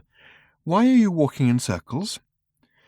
"Because my leg is stuck," said Marvin simply. "It seems to me," said the mattress, eyeing it compassionately, "that it is a pretty poor sort of leg." "You are right," said Marvin. "It is." "Voon," said the mattress. "I expect so," said Marvin, "and I also expect that you find the idea of a robot with an artificial leg pretty amusing. You should tell your friends Zem and Zem when you see them later. They'll laugh if I know them, which of course I don't, except insofar as I know all organic life forms, which is much better than I would wish to. But my life is but a box of worm gears." He stomped around again in his tiny circle, around his thin steel peg leg, which revolved in the mud but seemed otherwise stuck. "But why do you just keep walking round and round?" said the mattress. "Just to make the point," said Marvin, and continued round and round. "Consider it made, my dear friend," flurbled the mattress. "Consider it made." "Just another 1,000,000 years," said Marvin. "Just another quick 1,000,000. Then I might try it backwards, just for the variety, you understand." The mattress could feel in his innermost spring pockets that the robot dearly wished to be asked how long he had been trudging around in this futile and fruitless manner, and with another quiet flurble he did so. "Oh, just over the 1.5 million mark, just over," said Marvin airily. "Ask me if I ever get bored. Go on, ask me." The mattress did. Marvin ignored the question and merely trudged with added emphasis. "I gave a speech once," he said suddenly and apparently unconnectedly. "You may not instantly see why I bring the subject up, but that is because my mind works so phenomenally fast, and I am at a rough estimate 30 billion times more intelligent than you. Let me give you an example. Think of a number, any number." 5, said the mattress. "Wrong," said Marvin. "You see?" The mattress was much impressed by this, and realized that it was in the presence of a not unremarkable mind. It willemed along its entire length, sending excited little ripples through its shallow, algae-covered pool. It gupped. "Tell me," it urged, "of the speech you once made. I long to hear it." "It was received very badly," said Marvin, "for a variety of reasons. I delivered it," he added, pausing to make an awkward humping sort of gesture with his not exactly good arm, but his arm which was better than the other one, which was dishearteningly welded to his left side. Over there, about a mile distance. He was pointing as well as he could manage, and he obviously wanted to make it totally clear that this was as well as he could manage, through the mist, over the reeds, to a part of the marsh which looked exactly the same as every other part of the marsh. There, he repeated. I was somewhat of a celebrity at the time. Excitement gripped the mattress. It had never heard of speeches being delivered on Squanchulus Zeta, and certainly not by celebrities. Water splattered off it as the thrill glurried across its back. It did something which mattresses very rarely bother to do. Summoning every bit of its strength, it reared its oblong body, heaved it up into the air, and held it quivering there for a few seconds, whilst it peered through the mist over the reeds at the part of the marsh which Marvin had indicated, observing without disappointment that it was exactly the same as every other part of the marsh. The effort was too much, and it flodged back into its pool, deluging Marvin with smelly mud, moss, and weeds. I was a celebrity, droned the robot sadly, for a short while on account of my miraculous and bitterly resented escape from a fate almost as good as death in the heart of a blazing sun. You can guess from my condition, he added, how narrow my escape was. I was rescued by a scrap metal merchant. Imagine that. Here I am, brain the size of— Oh, never mind. He trudged savagely for a few seconds. He it was who fixed me up with this leg. Hateful, isn't it? He sold me to a mind zoo. I was the star exhibit. I had to sit on a box and tell my story, whilst people told me to cheer up and think positive. Give us a grin, little robot, they would shout at me. Give us a little chuckle. I would explain to them that to get my face to grin would take a good couple of hours in a workshop with a wrench, and that went down very well. The speech, urged the mattress. I long to hear of the speech you gave in the marshes.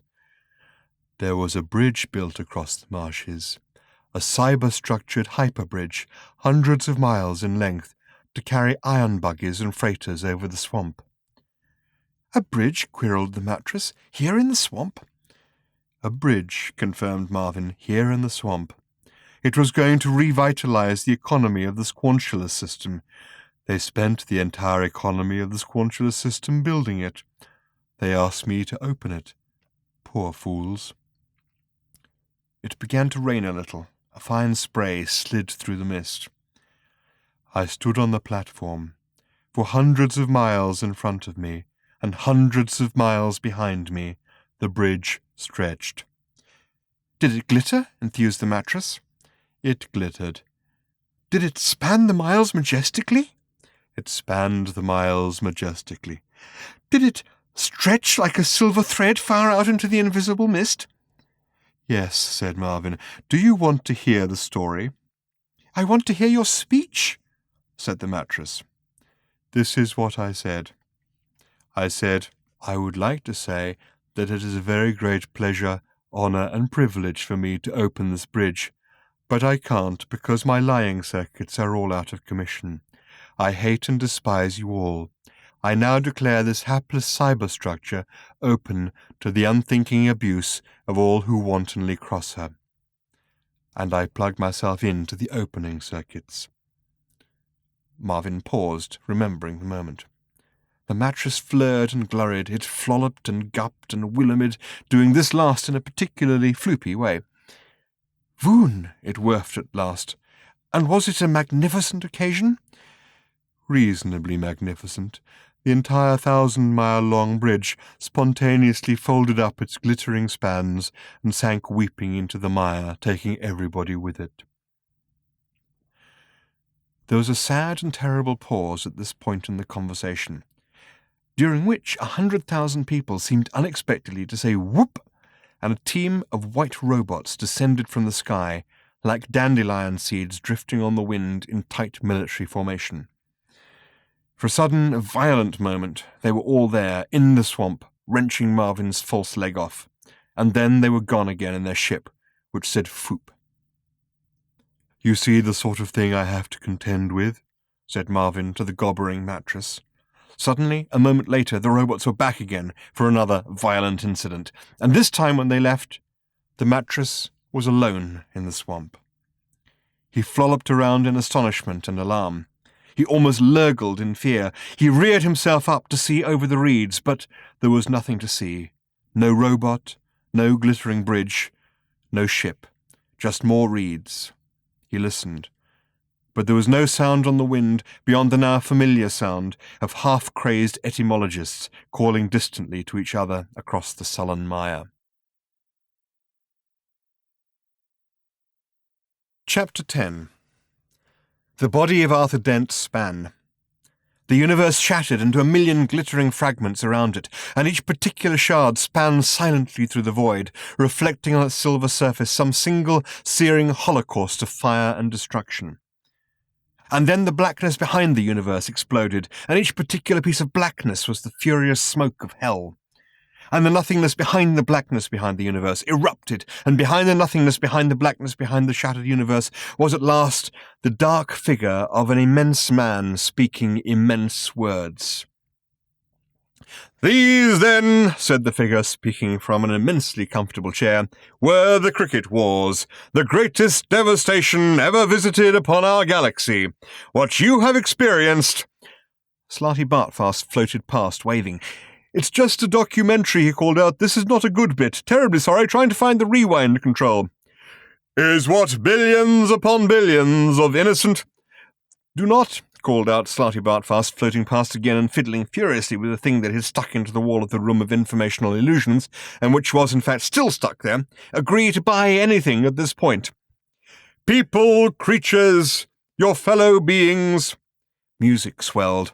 Again, it was immense music, immense chords, and behind the man, slowly, 3 tall pillars began to emerge out of the immensely swirling mist.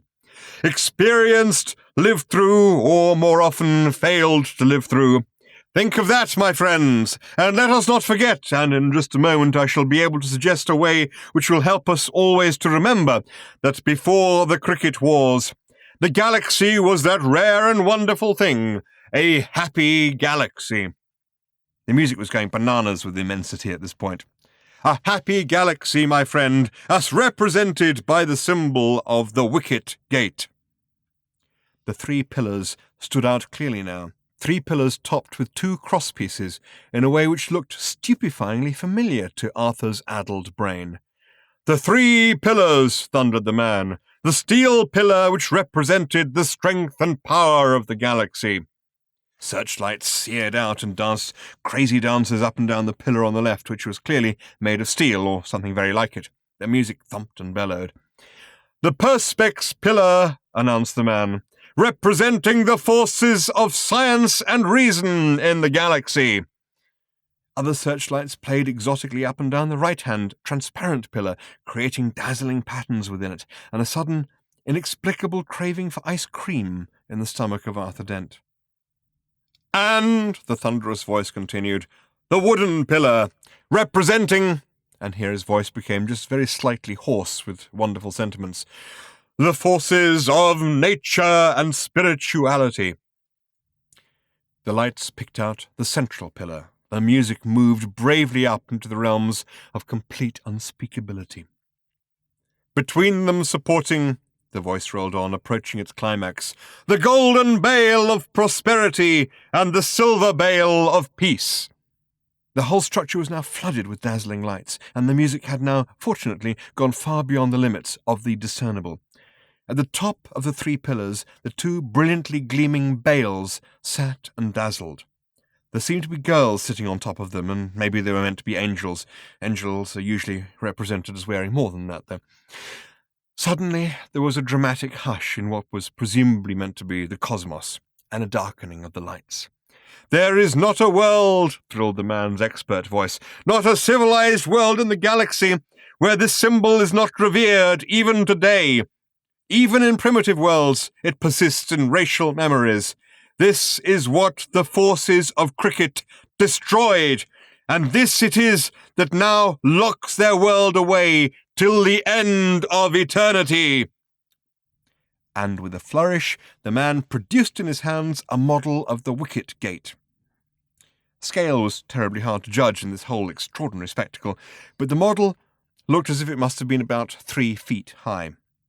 Not the original key, of course. That, as everyone knows, was destroyed, blasted into the ever-whirling eddies of the space-time continuum, and lost forever.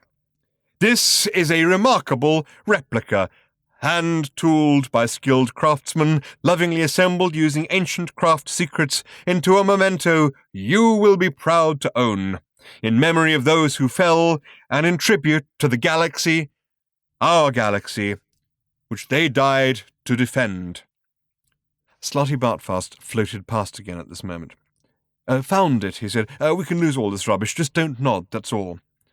Now let us all bow our heads in payment, intoned the voice, and then said it again, much faster and backwards. Lights came and went. The pillars disappeared. The man gabbled himself backwards into nothing. The universe snappily reassembled itself around them. You get the gist, said Slotty Bartfast. I'm astonished, said Arthur, and bewildered.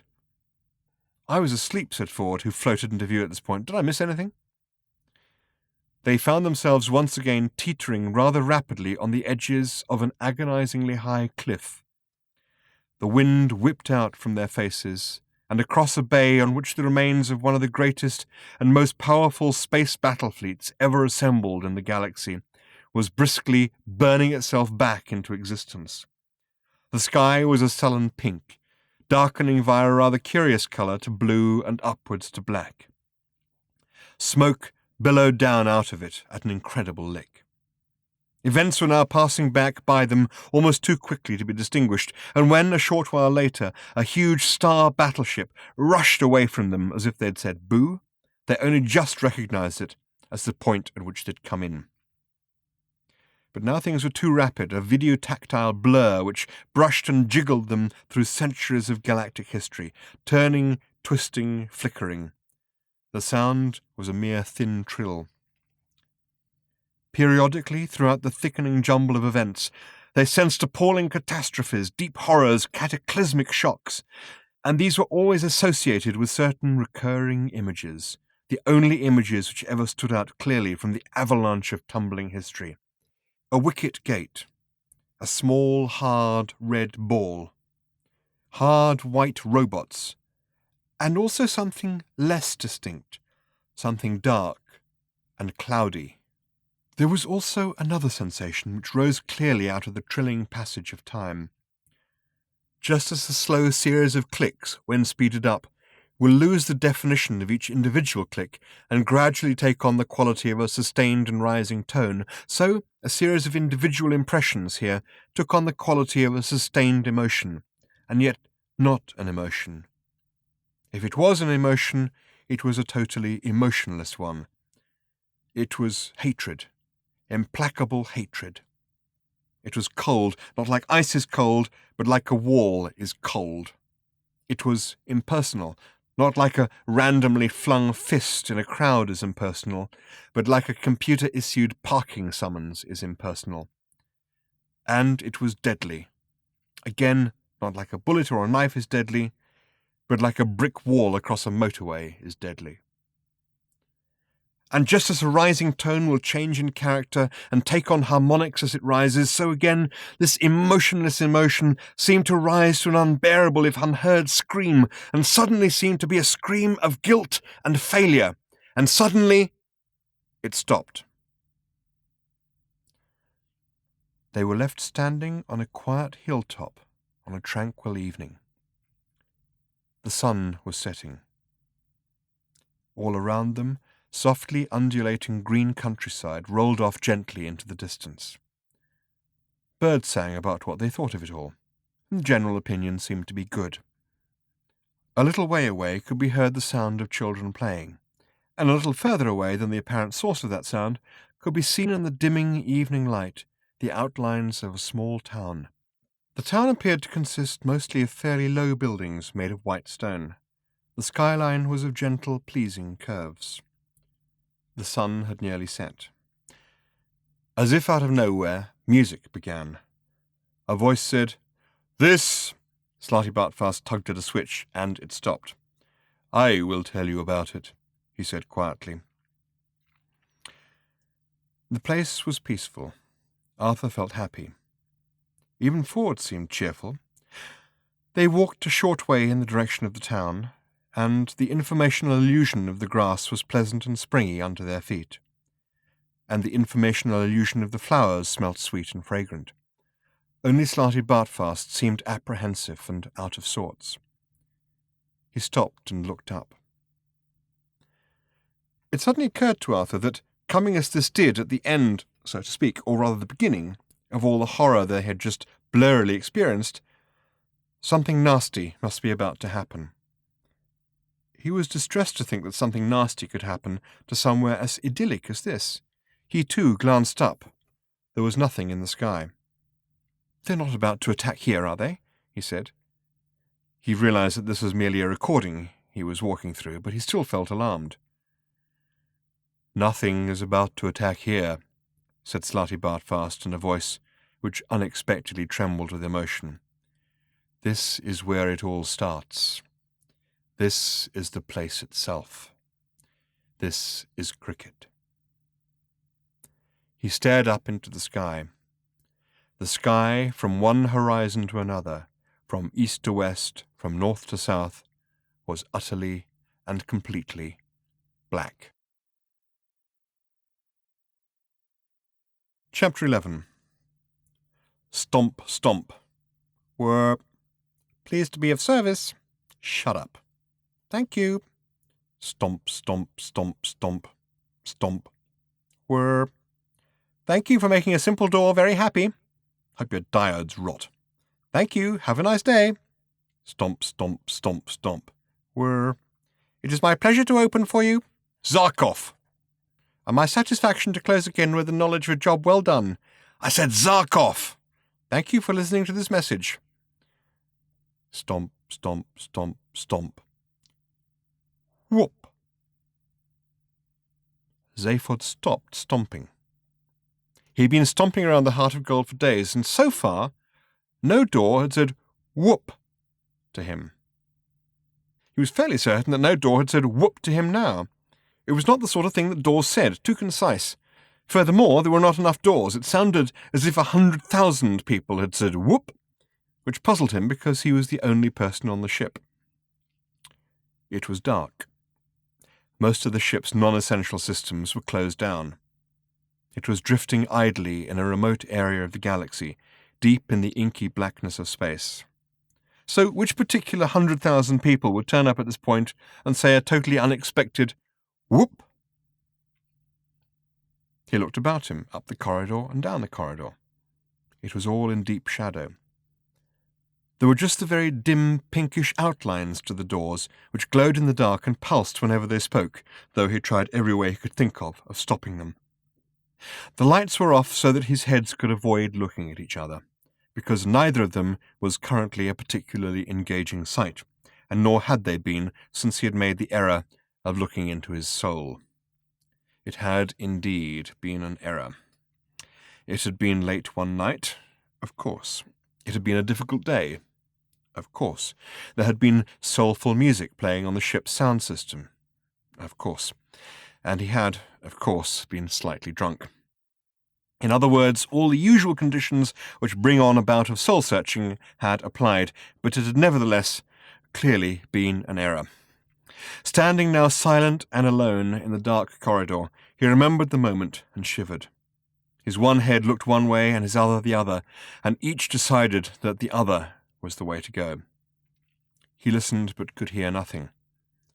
All there had been was the whoop.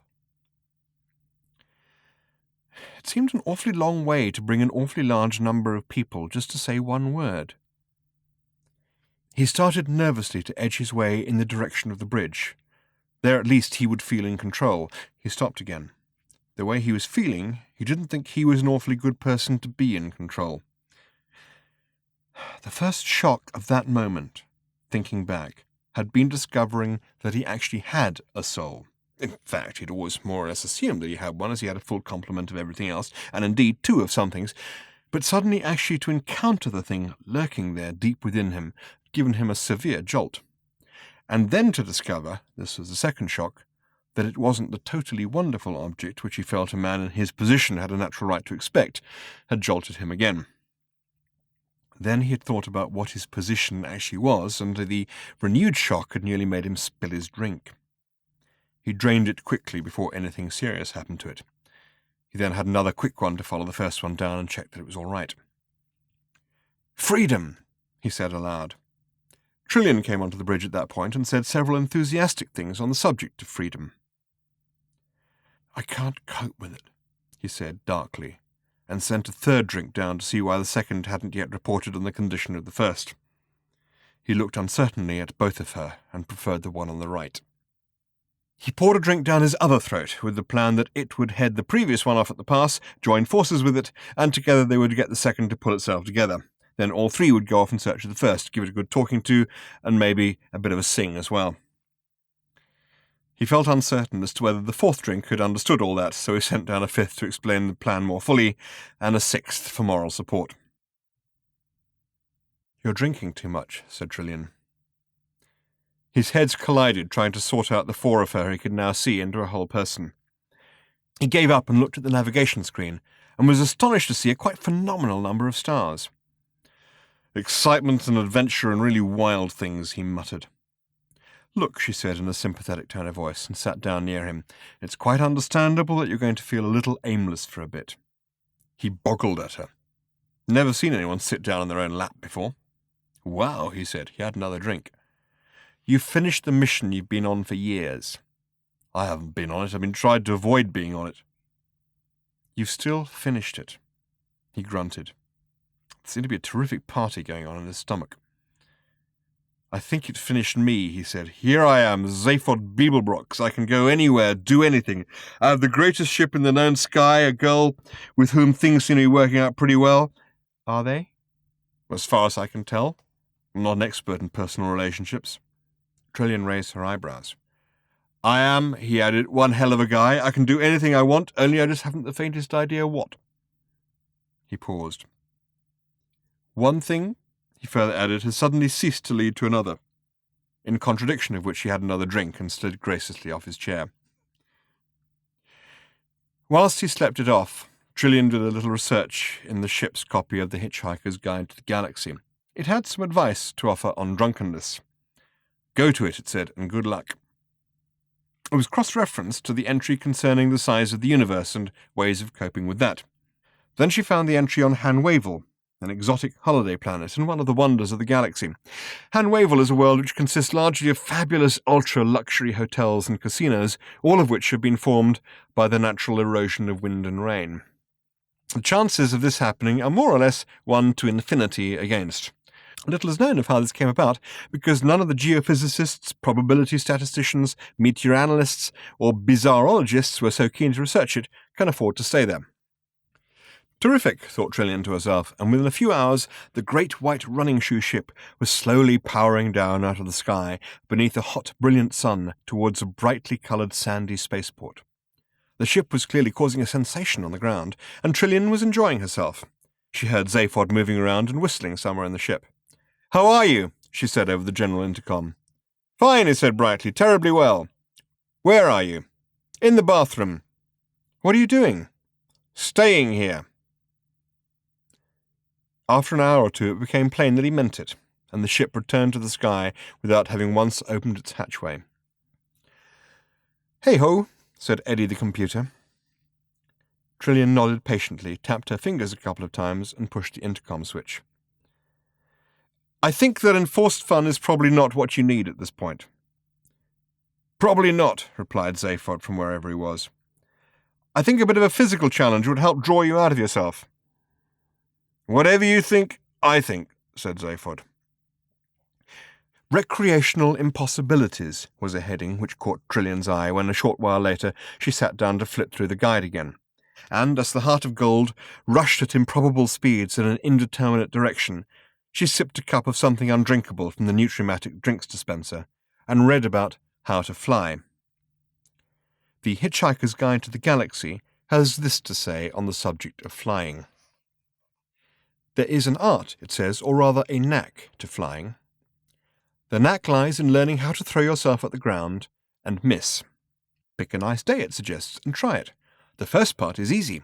All it requires is simply the ability to throw yourself forward with all your weight and the willingness not to mind that it's going to hurt. That is, it's going to hurt if you fail to miss the ground. Most people fail to miss the ground, and if they're really trying properly, the likelihood is that they will fail to miss it fairly hard. Clearly, it is the second part, the missing, which presents the difficulties. One problem is that you have to miss the ground accidentally. It's no good deliberately intending to miss the ground because you won't. You have to have your attention suddenly distracted by something else when you're halfway there, so that you're no longer thinking about falling or about the ground or about how much it's going to hurt if you fail to miss it. It is notoriously difficult to prise your attention away from these three things during the split second you have at your disposal. Hence, most people's failure and their eventual disillusionment with this exhilarating and spectacular sport. If, however, you are lucky enough to have your attention momentarily distracted at the crucial moment by, say, a gorgeous pair of legs, or tentacles, pseudopodia, according to phylum and or personal inclination, or a bomb going off in your vicinity, or by suddenly spotting an extremely rare species of beetle crawling along a nearby twig, then, in your astonishment, you will miss the ground completely and remain bobbing just a few inches above it, in what might seem to be a slightly foolish manner. This is a moment for superb and delicate concentration. Bob and float, float and bob. Ignore all considerations of your own weight and simply let yourself waft higher. Do not listen to what anybody says to you at this point because they are unlikely to say anything helpful. They are most likely to say something along the lines of, "Good God, you can't possibly be flying." It is vitally important not to believe them or they will suddenly be right. Waft higher and higher. Try a few swoops, gentle ones at first, then drift above the treetops, breathing regularly. Do not wave at anybody. When you have done this a few times, you'll find the moment of distraction rapidly becomes easier and easier to achieve. You will then learn all sorts of things about how to control your flight, your speed, your maneuverability, and the trick usually lies in not thinking too hard about whatever you want to do, but just allowing it to happen, as if it was going to anyway. You will also learn about how to land properly, which is something you will almost certainly cock up badly on your first attempt. There are private flying clubs you can join which help you achieve the all-important moment of distraction. They hire people with surprising bodies or opinions to leap out from behind bushes and exhibit and or explain them at the critical moments. Few genuine hitchhikers will be able to afford to join these clubs, but some may be able to get temporary employment at them. Trillian read this longingly, but reluctantly decided that Zaphod wasn't really in the right frame of mind for attempting to fly, or for walking through mountains, or for trying to get the Brantisvogen civil service to acknowledge a change of address card, which were the other things listed under the heading Recreational Impossibilities. Instead, she flew the ship to Alosimana Sinica, a world of ice, snow, mind-hurtling beauty and stunning cold. The trek from the snow plains of Liska to the summit of the ice crystal pyramids of Sastantua is long and grueling, even with jet skis and a team of Sinica snowhounds. But the view from the top, a view which takes in the Stin glacier fields, the shimmering prism mountains, and the far ethereal dancing ice lights, is one which first freezes the mind and then slowly releases it to hitherto unexperienced horizons of beauty.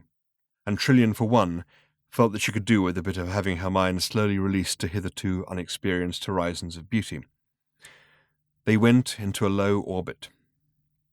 There lay the silver-white beauty of Alosimania Sinica beneath them. Zaphod stayed in bed with one head stuck under a pillow and the other doing crosswords till late into the night. Trillian nodded patiently again, counted to a sufficiently high number, and told herself that the important thing now was just to get Zaphod talking. She prepared, by dint of deactivating all the robot kitchen synthematics, the most fabulously delicious meal she could contrive: delicately oiled meats, scented fruits, fragrant cheeses, fine Aldebaran wines. She carried it through to him and asked if he felt like talking things through. "Zarkov," said Zaphod. Trillian nodded patiently to herself, counted to an even higher number, tossed the tray lightly aside, walked to the transport room, and just teleported herself the hell out of his life. She didn't even program any coordinates. She hadn't the faintest idea where she was going. She just went, a random row of dots flowing through the universe. Anything, she said to herself as she left, is better than this. Good job too, muttered Zaphod to himself, turned over and failed to go to sleep. The next day he restlessly paced the empty corridors of the ship, pretending not to look for her, though he knew she wasn't there. He ignored the computer's querulous demands to know just what the hell was going on around here by fitting a small electronic gag across a pair of its terminals. After a while, he began to turn down the lights. There was nothing to see, nothing was about to happen. Lying in bed one night, and night was now virtually continuous on the ship, he decided to pull himself together, to get things into some kind of perspective.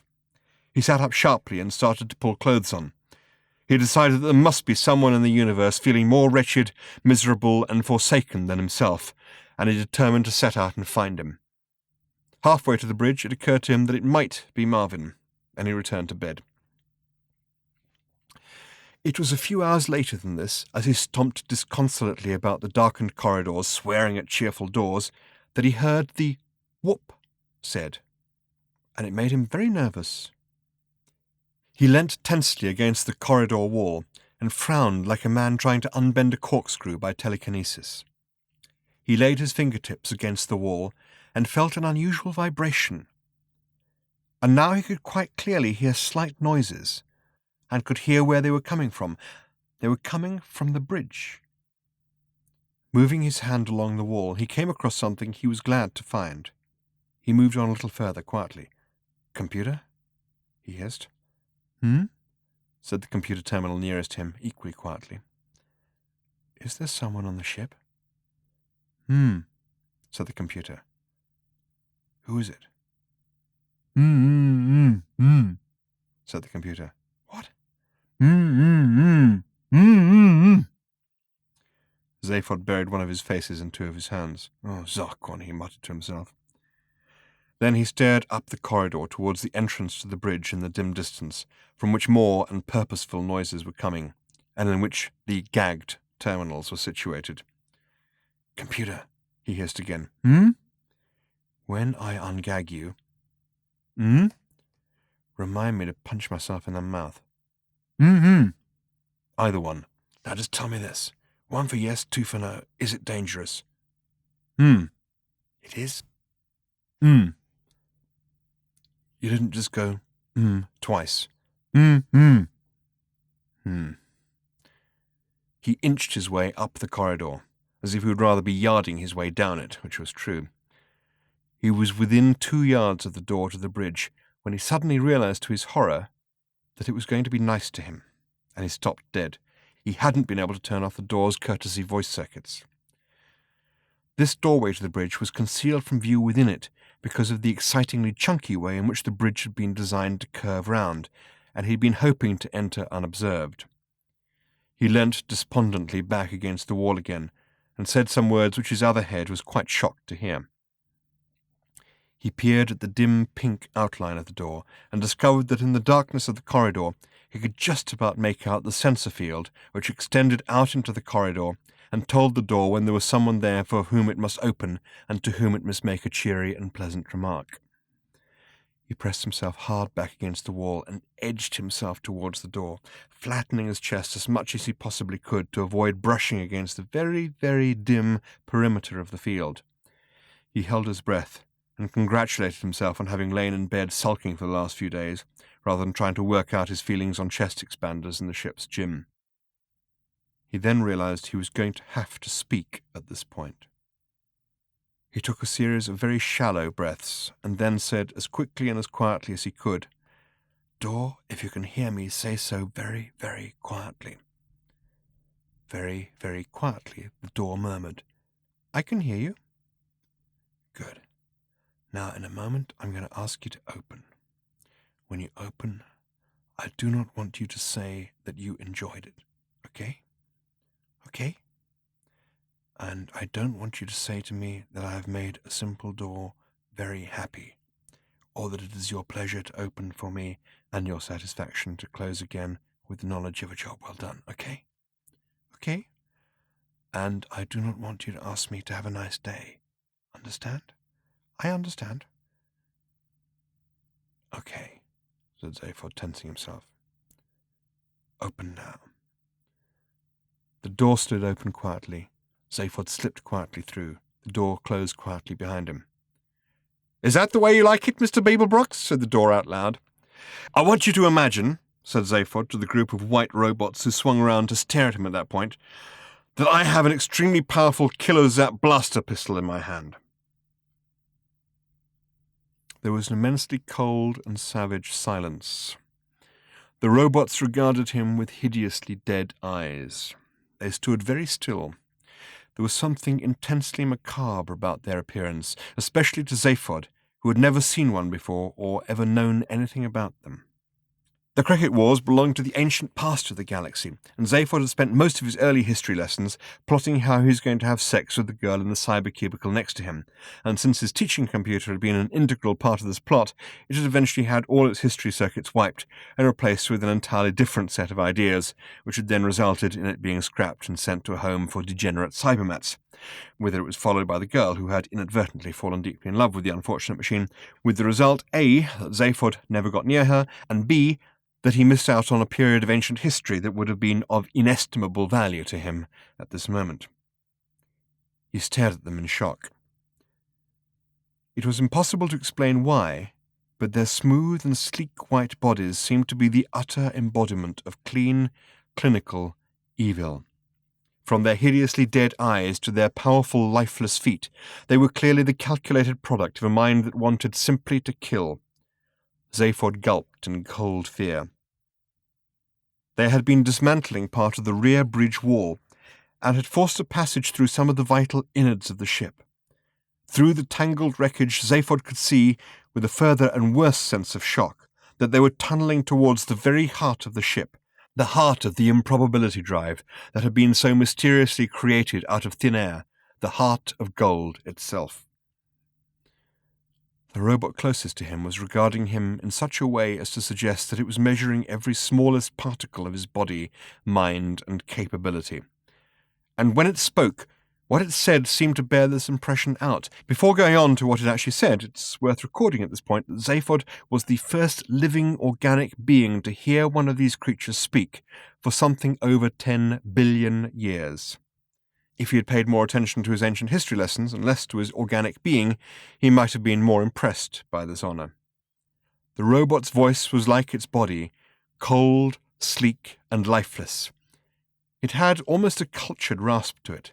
It sounded as ancient as it was. It said, "You do have a Kilozap blaster pistol in your hand." Zaphod didn't know what it meant for a moment, but then he glanced down at his own hand and was relieved to see that what he had found clipped to a wall bracket was indeed what he had thought it was. "Yeah," he said in a kind of relieved sneer, which is quite tricky. "Well, I wouldn't want you to over-tax your imagination, robot." For a while, nobody said anything, and Zaphod realized that the robots were obviously not here to make conversation, and that it was up to him. "I can't help noticing that you have parked your ship," he said, with a nod of one of his heads in the appropriate direction, "through mine." There was no denying this. Without regard for any kind of proper dimensional behavior, they had simply materialized their ship precisely where they wanted it to be, which meant that it was simply locked through the heart of gold as if they were nothing more than two combs. Again, they made no response to this, and Zaphod wondered if the conversation would gather any momentum if he phrased his part of it in the form of questions. "Haven't you?" he added. "Yes," replied the robot. Okay," said Zaphod. "So, what are you cats doing here?" Silence. "Robots," said Zaphod. "What are you robots doing here?" "We have come," rasped the robot, "for the gold of the bale." Zaphod nodded. He waggled his gun to invite further elaboration. The robot seemed to understand this. "The gold bale is part of the key we seek," continued the robot, "to release our masters from cricket." Zaphod nodded again. He waggled his gun again. "The key continued the robot simply, was disintegrated in time and space. The golden bale is embedded in the device which drives your ship. It will be reconstituted in the key. Our masters shall be released. The universal readjustment will continue. Zaphod nodded again. What are you talking about? He said. A slightly pained expression seemed to cross the robot's totally expressionless face. He seemed to find the conversation depressing.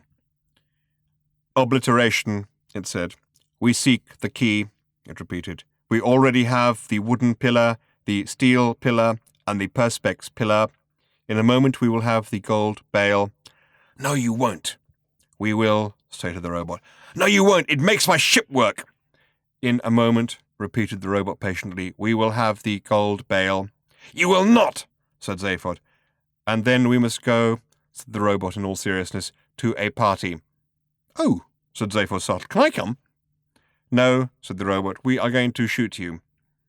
Oh, yeah? Said Zaphod, waggling his gun. Yes, said the robot, and they shot him. Zaphod was so surprised they had to shoot him again before he fell down. Chapter 12. Shh, said Slotty Bartfast. Listen and watch. Night had now fallen on ancient Cricket. The sky was dark and empty. The only light was coming from the nearby town, from which pleasant, convivial sounds were drifting quietly on the breeze. They stood beneath a tree from which heady fragrances wafted around them. Arthur squatted and felt the informational illusion of the soil and the grass. He ran it through his fingers. The soil seemed rich and heavy, the grass strong. It was hard to avoid the impression that this is a thoroughly delightful place in all respects. The sky was, however, extremely blank, and seemed to Arthur to cast a certain chill over the otherwise idyllic, if currently invisible, landscape.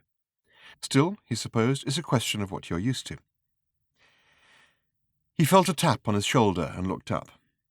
Slotty Bartfast was quietly directing his attention to something down the other side of the hill.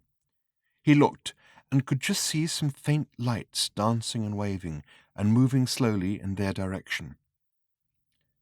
As they came nearer, sounds became audible too, and soon the dim lights and noises resolved themselves into a small group of people who were walking home across the hill towards the town. They walked quite near the watchers beneath the tree, swinging lanterns which made soft and crazy lights dance amongst the trees and grass, chattering contentedly, and actually singing a song about how terribly nice everything was, how happy they were, how much they enjoyed working on the farm, and how pleasant it was to be going home to see their wives and children, with a lilting chorus to the effect that the flowers were smelling particularly nice at this time of year, and that it was a pity the dog had died, seeing as it liked them so much. Arthur could almost imagine Paul McCartney sitting with his feet up by the fire one evening, humming it to Linda, and wondering what to buy with the proceeds, and thinking probably Essex. The masters of cricket, breathed Slotty Bartfast in sepulchral tones.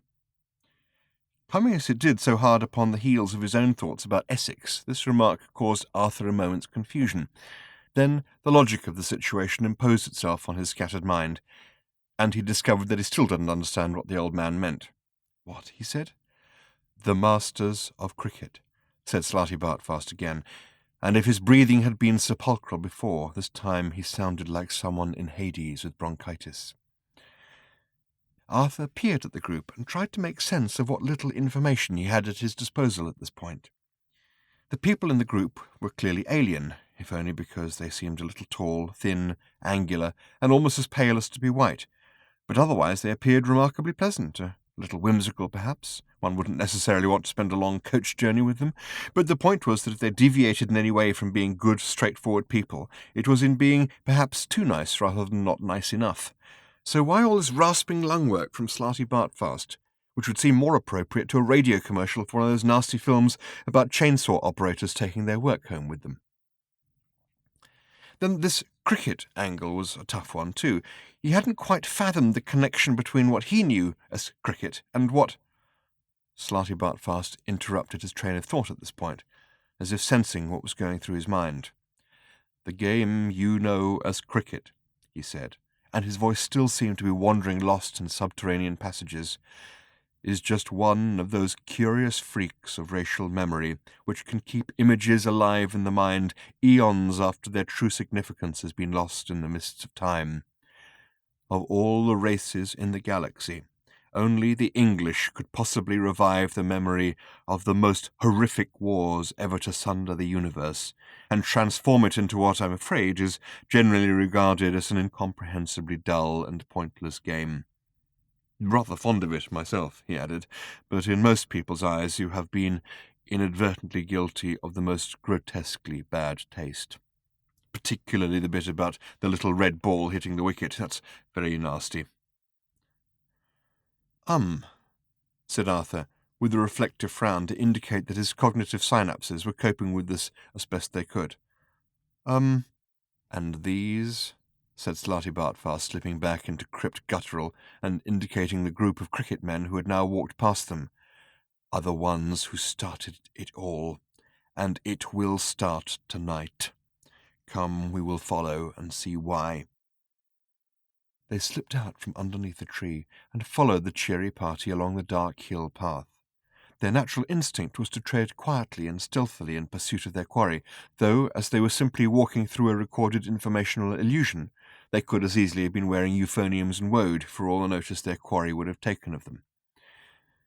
Arthur noticed that a couple of members of the party were now singing a different song. It came lilting back to them through the soft night air, and was a sweet romantic ballad which would have netted Macartney, Kent, and Sussex, and enabled him to put in a fair offer for Hampshire. You must surely know, said Slarty Bartfast to Ford, what it is that is about to happen. Me, said Ford. No. Did you not learn ancient galactic history when you were a child? I was in the cybercubicle behind Zaphod, said Ford. It was pretty distracting, which isn't to say that I didn't learn some pretty stunning things. At this point, Arthur noticed a curious feature to the song that the party were singing. The Middle-Eight Bridge, which would have had Macartney firmly consolidated in Winchester and gazing intently over the Test Valley to the rich pickings of the New Forest beyond, had some curious lyrics. The songwriter was referring to meeting with a girl not under the moon or beneath the stars, but above the grass, which struck Arthur as being a little prosaic. Then he looked up again at the bewilderingly blank sky, and had the distinct feeling that there was an important point here, if only he could grasp what it was. It gave him a feeling of being alone in the universe, and he said so. No, said Slarty Bartfast, with a slight quickening of his step. The people of cricket have never thought to themselves, we are alone in the universe. They are surrounded by a huge dust cloud, you see, their single sun with its single world. They are right out on the utmost eastern edge of the galaxy. Because of the dust cloud, there has never been anything to see in the sky. At night it is totally blank. During the day there is the sun, but you can't look directly at that, so they don't. They are hardly aware of the sky. It's as if they had a blind spot which extended 180 degrees from horizon to horizon. You see, the reason why they have never thought, we are alone in the universe, is that until tonight they don't know about the universe. Until tonight. He moved on, leaving the words ringing in the air behind him. Imagine, he said, never even thinking, we are alone, simply because it has never occurred to you to think that there's any other way to be. He moved on again. I'm afraid this is going to be a little unnerving, he added. As he spoke, they became aware of a very thin, roaring scream high up in the sightless sky above them. They glanced upwards in alarm, but for a moment or two could see nothing. Then Arthur noticed that the people in the party in front of them had heard the noise, but that none of them seemed to know what to do with it. They were glancing around themselves in consternation, left, right, forwards, backwards, even at the ground. It never occurred to them to look upwards. The profoundness of the shock and horror they emanated a few moments later, when the burning wreckage of a spaceship came hurtling and screaming out of the sky and crashed about half a mile from where they were standing, was something that you had to be there to experience. Some speak of the heart of gold in hushed tones. Some speak of the starship Bistromath. Many speak of the legendary and gigantic starship Titanic, a majestic and luxurious cruise liner launched from the great shipbuilding asteroid complexes of Artefactival some hundreds of years ago now, and with good reason. It was sensationally beautiful, staggeringly huge, and more pleasantly equipped than any ship in what now remains of history. See note below on the Campaign for Real Time. But it had the misfortune to be built in the very earliest days of improbability physics, long before this difficult and cussed branch of knowledge was fully, or at all, understood. The designers and engineers decided, in their innocence, to build a prototype improbability field into it, which was meant, supposedly, to ensure that it was infinitely improbable that anything would ever go wrong with any part of the ship. They did not realize that because of the quasi-reciprocal and circular nature of all improbability calculations, anything that was infinitely improbable was actually very likely to happen almost immediately. The starship Titanic was a monstrously pretty sight, as it lay beached like a silver Arcturian megavoid whale, amongst the laser-lit tracery of its construction gantries, a brilliant cloud of pins and needles of light against the deep interstellar blackness. But when launched, it did not even manage to complete its very first radio message, an SOS, before undergoing a sudden and gratuitous total existence failure. However, the same event which saw the disastrous failure of one science in its infancy also witnessed the apotheosis of another. It was conclusively proved that more people watched the Tri-D TV coverage of the launch than actually existed at the time, and this has now been recognized as the greatest achievement ever in the science of audience research. Another spectacular media event of that time was the supernova which the star Isolidens underwent a few hours later. Isolidens is the star around which most of the galaxy's major insurance underwriters live, or rather lived. But whilst these spaceships and other great ones which come to mind, such as the Galactic Fleet battleships, the GSS Daring, the GSS Audacity, and the GSS Suicidal Insanity, are all spoken of with awe, pride, enthusiasm, affection, admiration, regret, jealousy, resentment, in fact, most of the better-known emotions, the one which regularly commands the most actual astonishment was Cricket 1, the first spaceship ever built by the people of Cricket. This is not because it was a wonderful ship. It wasn't. It was a crazy piece of near junk. It looked as if it had been knocked up in someone's backyard, and this was in fact precisely where it had been knocked up. The astonishing thing about the ship was not that it was done well, it wasn't, but that it was done at all. The period of time which had elapsed between the moment that the people of Cricket had discovered that there was such a thing as space and the launching of their first spaceship was almost exactly a year. Ford Prefect was extremely grateful, as he strapped himself in, that this was just another informational illusion, and that he was therefore completely safe. In real life, it wasn't a ship he would have set foot in for all the rice wine in China. Extremely rickety was one phrase which sprang to mind. Please may I get out was another. This is going to fly? Said Arthur, giving gaunt looks at the lashed-together pipework and wiring which festooned the cramped interior of the ship. Slarty Bartfast assured him that it would, that they were perfectly safe, and that it was all going to be extremely instructive and not a little harrowing. Ford and Arthur decided just to relax and be harrowed. Why not, said Ford, go mad. In front of them, and of course totally unaware of their presence, for the very good reason that they weren't actually there, were the three pilots. They also had constructed the ship. They had been on the hill path that night, singing wholesome, heartwarming songs. Their brains had been very slightly turned by the nearby crash of the alien spaceship. They had spent weeks stripping every tiniest last secret out of the wreckage of that burnt-up spaceship, all the while singing lilting spaceship stripping ditties. They had then built their own ship. And this was it. This was their ship, and they were currently singing a little song about that too, expressing the twin joys of achievement and ownership. The chorus was a little poignant and told of their sorrow that their work had kept them such long hours in the garage, away from the company of their wives and children, who had missed them terribly but had kept them cheerful by bringing them continual stories of how nicely the puppy was growing up. Pow! They took off. They roared into the sky like a ship that knew precisely what it was doing. No way! said Ford a while later, after they had recovered from the shock of acceleration and were climbing up out of the planet's atmosphere. "No way," he repeated, "does anyone design and build a ship like this in a year, no matter how motivated. I don't believe it. Prove it to me and I still won't believe it." He shook his head thoughtfully and gazed out of a tiny port at the nothingness outside it. The trip passed uneventfully for a while, and Slarty-Bartfast fast wound them through it.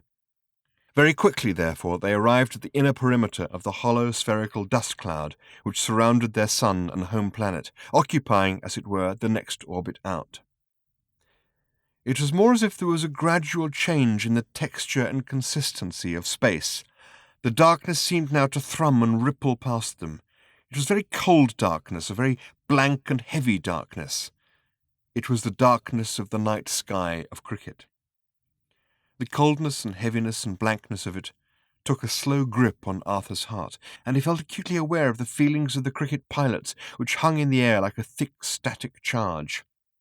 They were now on the very boundary of the historical consciousness of their race. This was the very limit beyond which none of them had ever speculated, or even known that there was any speculation to be done. The darkness of the cloud buffeted at the ship. Inside was the silence of history. Their historic mission was to find out if there was anything or anywhere on the other side of the sky from which the wrecked spaceship could have come, another world maybe, strange and incomprehensible though this thought was to the enclosed minds of those who had lived beneath the sky of cricket. History was gathering itself to deliver another blow. Still the darkness thrummed at them, the blank enclosing darkness. It seemed closer and closer, thicker and thicker, heavier and heavier. And suddenly, it was gone. They flew out of the cloud. They saw the staggering jewels of the night in their infinite dust, and their minds sang with fear. For a while they flew on, motionless against the starry sweep of the galaxy, itself motionless against the infinite sweep of the universe. And then they turned round. "It'll have to go," the men of cricket said as they headed back for home. On the way back they sung a number of tuneful and reflective songs on the subjects of peace, justice, morality, culture, sport, family life, and the obliteration of all other life forms. Chapter 13. "So you see," said Slarty-Bartfast, slowly stirring his artificially constructed coffee, and thereby also stirring the whirlpool interfaces between real and unreal numbers, between the interactive perceptions of mind and universe, and thus generating the restructured matrices of implicitly enfolded subjectivity which allowed his ship to reshape the very concept of time and space. "How it is." "Yes," said Arthur. "Yes," said Ford. "What do I do," said Arthur, "with this piece of chicken?" Slarty-Bartfast glanced at him gravely. "Toy with it," he said. "Toy with it." He demonstrated with his own piece. Arthur did so, and he felt the slight tingle of a mathematical function thrilling through the chicken leg as it moved four-dimensionally through what Slarty-Bartfast had assured him was five-dimensional space. "Overnight," said Slarty-Bartfast, "the whole population of cricket was transformed from being charming, delightful, intelligent—" "If whimsical," interpolated Arthur. "Ordinary people," said Slarty-Bartfast, "into charming, delightful, intelligent, whimsical, manic xenophobes." The idea of a universe didn't fit into their world picture, so to speak. They simply couldn't cope with it. And so, charmingly, delightfully, intelligently, whimsically, if you will, they decided to destroy it. "What's the matter now?" "Don't like this wine very much," said Arthur, sniffing it.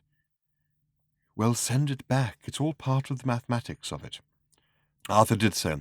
He didn't like the topography of the way to smile, but he'd never liked graphs anyway.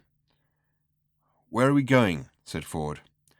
"Back to the room of informational illusions," said Slarty-Bartfast, rising and patting his mouth with the mathematical representation of a paper napkin, "for the second half."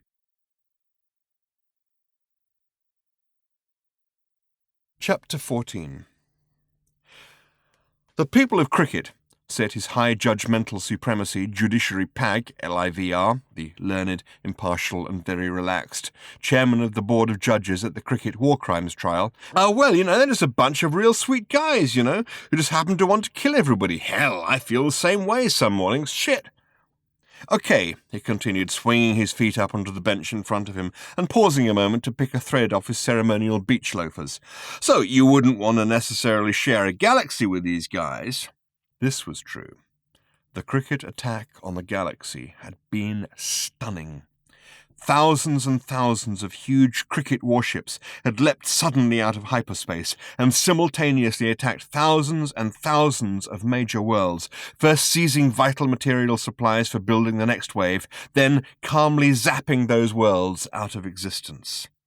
The galaxy, which had been enjoying a period of unusual peace and prosperity at the time, reeled like a man getting mugged in a meadow.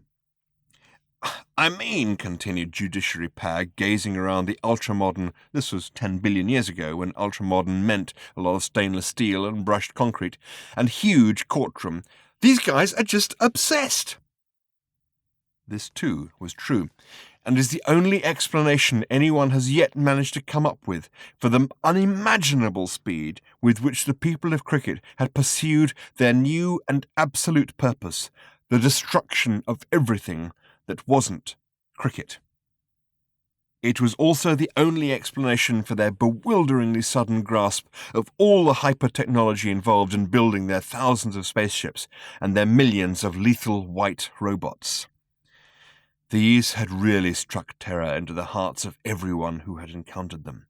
In most cases, however, the terror was extremely short-lived, as was the person experiencing the terror.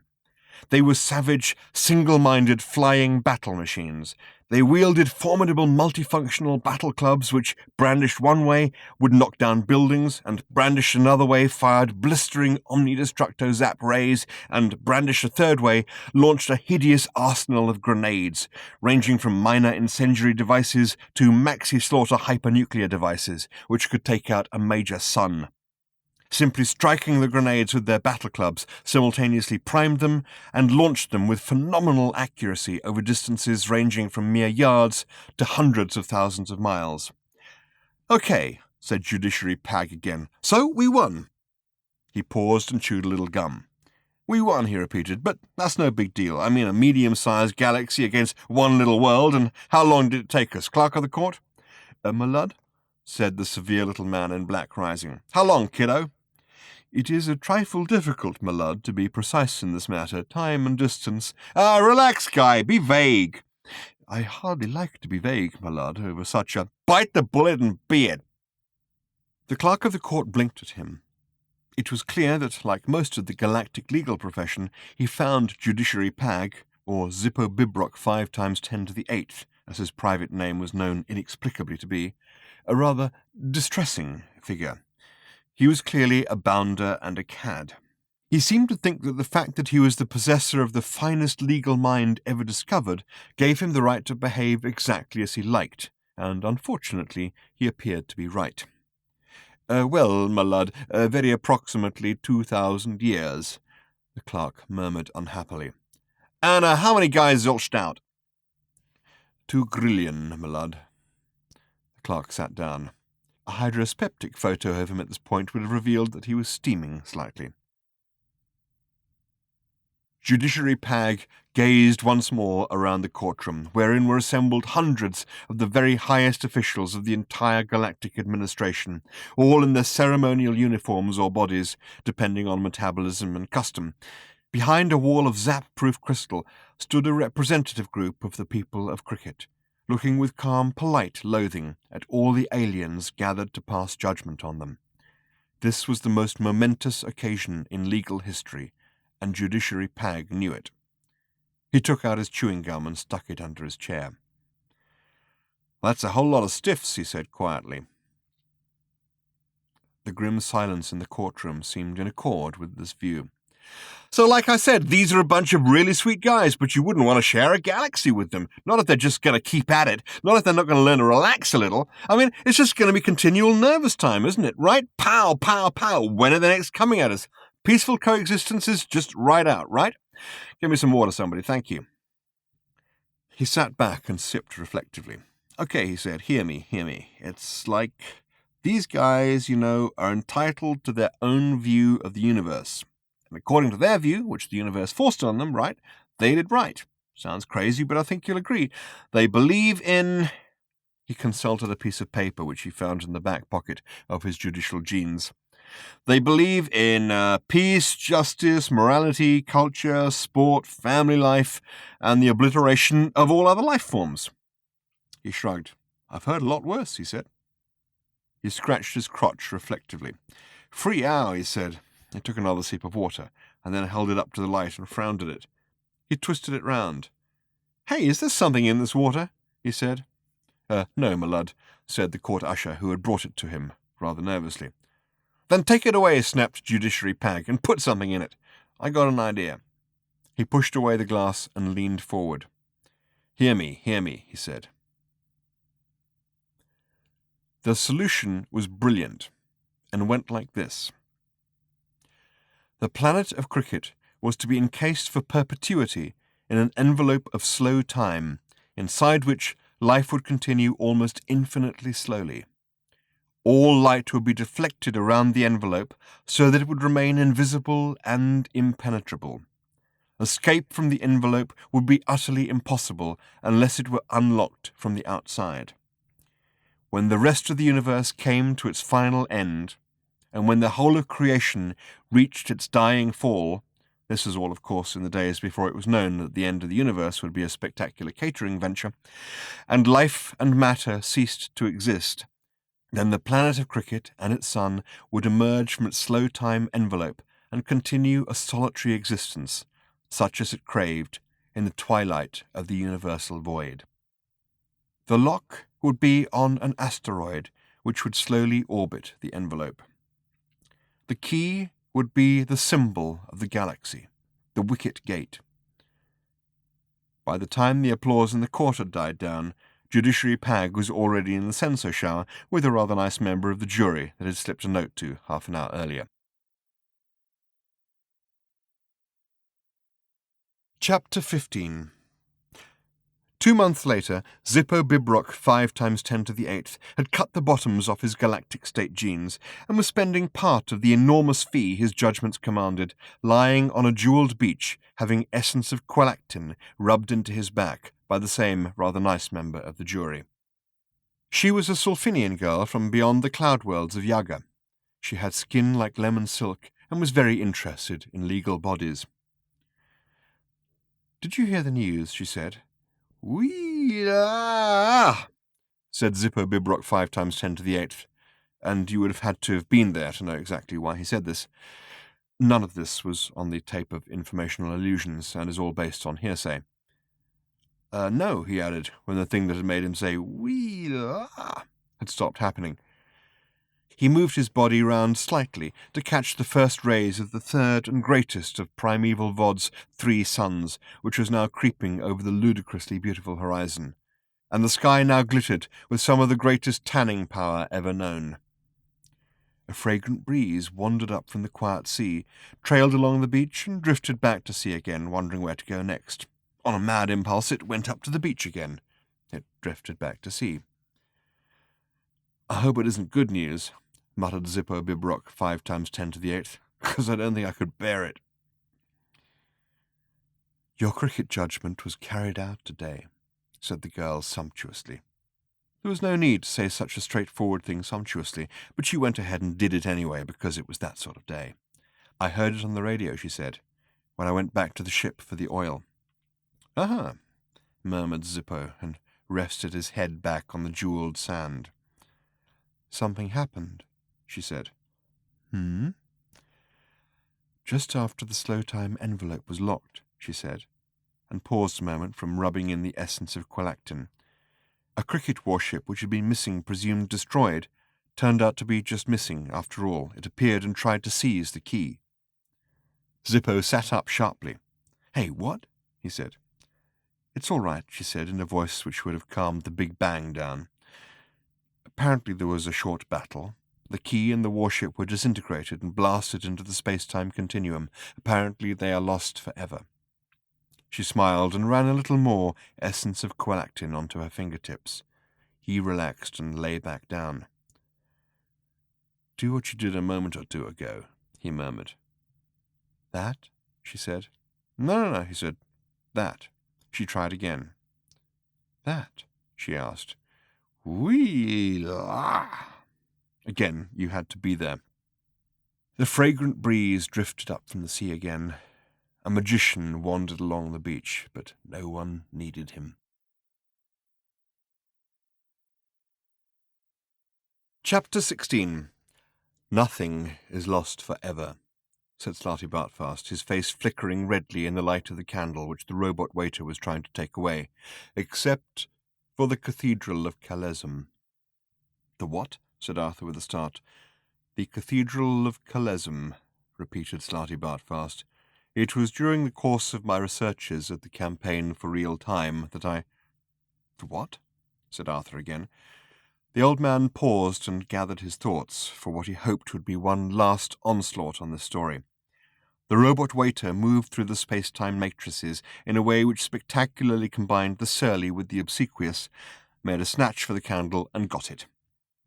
They had had the bill, had argued convincingly about who had had the cannelloni and how many bottles of wine they had had, and, as Arthur had been dimly aware, had thereby successfully manoeuvred the ship out of subjective space and into the parking orbit around a strange planet. The waiter was now anxious to complete his part of the charade and clear the bistro. "All will become clear," said Slarty Bartfast. "When?" "In a minute. Listen, the time streams are now very polluted. There's a lot of muck floating about in them, flotsam and jetsam, and more of it is now being regurgitated into the physical world. Eddies in the space-time continuum, you see." "So I hear," said Arthur. "Look, where are we going?" said Ford, pushing his chair back from the table with impatience. "'Cause I'm eager to get there." "We are going," said Slarty Bartfast in a slow, measured voice, "to try to prevent the war robots of cricket from regaining the whole of the key they need to unlock the planet of cricket from the slow time envelope and release the rest of their army and their mad masters." "It's just," said Ford, "that you mentioned a party." "I did," said Slarty Bartfast, and hung his head. He realized that it had been a mistake, because the idea seemed to exercise a strange and unhealthy fascination on the mind of Ford Prefect. The more that Slarty Bartfast unravelled the dark and tragic story of cricket and its people, the more Ford Prefect wanted to drink a lot and dance with girls. The old man felt that he should not have mentioned the party until he absolutely had to, but there it was, the fact was out, and Ford Prefect had attached himself to it, in the way an Arcturian megaleech attaches itself to its victim before biting his head off and making off with his spaceship. "When," said Ford eagerly, "do we get there?" "When I've finished telling you why we have to go there." "I know why I'm going," said Ford, and leaned back, sticking his hands behind his head. He gave one of his smiles which made people twitch. Slarty Bartfast had hoped for an easy retirement. He had been planning to learn to play the octavental hebephone, a pleasantly futile task, he knew, because he had the wrong number of mouths. He had also been planning to write an eccentric and relentlessly inaccurate monograph on the subject of equatorial fjords, in order to set the record wrong about one or two matters he saw as important. Instead, he had somehow got talked into doing some part-time work for the Campaign for Real Time, and had started to take it all seriously for the first time in his life. As a result, he now found himself spending his fast-declining years combating evil and trying to save the galaxy. He found it exhausting work and sighed heavily. "Listen," he said, "at Camtim—" "What?" said Arthur. "The Campaign for Real Time, which I will tell you about later. I noticed that 5 pieces of jetsam which had in relatively recent times plopped back into existence seemed to correspond to the 5 pieces of the missing key. Only 2 I could trace exactly, the wooden pillar which appeared on your planet and the silver bale. It seemed to be at some sort of party. We must go there to retrieve it before the cricket robots find it, or who knows what may hap." "No," said Ford firmly, "we must go to the party in order to drink a lot and dance with girls." But haven't you understood everything Yes, said Ford with a sudden and unexpected fierceness. I've understood it all perfectly well. That's why I want to have as many drinks and dance with as many girls as possible while there's still any left. If everything you've shown us is true... True, of course it's true. Then we don't stand a Wilkes chance in a supernova. A what? Said Arthur sharply again. He'd been following the conversation doggedly up to this point, and was keen not to lose the thread now. A Wilkes chance on a supernova, repeated Ford without losing momentum. What's a Wilk got to do with the supernova? Said Arthur. It doesn't, said Ford levelly, stand a chance in one. He paused to see if the matter was now cleared up. The freshly puzzled looks clambering across Arthur's face told him it wasn't. A supernova, said Ford as quickly and clearly as he could, is a star which explodes at almost half the speed of light and burns with the brightness of 1 billion suns and then collapses as a super-heavy neutron star. It's a star which burns up other stars. Got it? Nothing stands a chance in a supernova. I see, said Arthur. So why a Welk particularly? Why not a Welk? Doesn't matter! Arthur accepted this, and Ford continued, picking up his early fierce momentum as best he could. The point is, he said, that people like you and me, Slarty, Bartfast and Arthur, particularly and especially Arthur, are just dilettantes, eccentric layabouts, fart-arounds, if you like. Slarty Bartfast frowned, partly in puzzlement and partly in umbrage. He started to speak, is as far as he got. We're not obsessed by anything, insisted Ford. And that's the deciding factor. We can't win against obsession. They care, we don't. They win. I care about a lot of things, said Slarty Bartfast, his voice trembling partly with annoyance, but partly also with uncertainty. Such as? Well, said the old man, life, the universe, everything, really. Fjords. Would you die for them? Fjords? Blinked Slarty Bartfast in surprise. No. Well, then. You wouldn't see the point, to be honest. And I still can't see the connection, said Arthur, with Welks. Ford could feel the conversation slipping out of his control and refused to be sidetracked by anything at this point. The point is, he hissed, that we are not obsessive people and we don't stand a chance against, except for your sudden obsession with Welks, pursued Arthur, which I still haven't understood. Will you please leave Welks out of it? I will if you will, said Arthur. You brought the subject up. It was an error, said Ford. Forget them. The point is this. He leant forward and rested his forehead on the tips of his fingers. What was I talking about? He said wearily. Let's just go down to the party, said Slarty Bartfast, for whatever reason. He stood up, shaking his head. I think that's what I was trying to say, said Ford. For some unexplained reason, the teleport cubicles were in the bathroom. Chapter 17. Time travel is increasingly regarded as a menace. History is being polluted. The Encyclopaedia Galactica has much to say on the theory and practice of time travel, most of which is incomprehensible to anyone who hasn't spent at least 4 lifetimes studying advanced hypermathematics. And since it was impossible to do this before time travel was invented, there is a certain amount of confusion as to how the idea was arrived at in the first place. One rationalization of this problem states that time travel was, by its very nature, discovered simultaneously at all periods of history, but this is clearly bunk. The trouble is that a lot of history is now quite clearly bunk as well. Here is an example. It may not seem to be an important one to some people, but to others it is crucial. It is certainly significant in that it was this single event which caused the campaign for real time to be set up in the first place, or is it last? It depends which way round you see history as happening, and this, too, is now an increasingly vexed question. There is, or was, a poet. His name was Lalafar, and he wrote what are widely regarded throughout the galaxy as being the finest poems in existence, the Songs of the Long Land. They were unspeakably wonderful. That is to say, you couldn't speak very much of them at once without being so overcome with emotion, truth, and the sense of the wholeness and oneness of things that you wouldn't pretty soon need a brisk walk around the block, possibly pausing at a bar on the way back for a quick glass of perspective and soda. They were that good. Lalafar had lived in the forests of the long lands of Efa. He lived there, and he wrote his poems there. He wrote them on pages made of dried habra leaves, without the benefit of education or correcting fluid. He wrote about the light in the forest, and what he thought about that. He wrote about the darkness in the forest, and what he thought about that. He wrote about the girl who had left him, and precisely what he thought about that. Long after his death, his poems were found and wondered over. News of them spread like morning sunlight.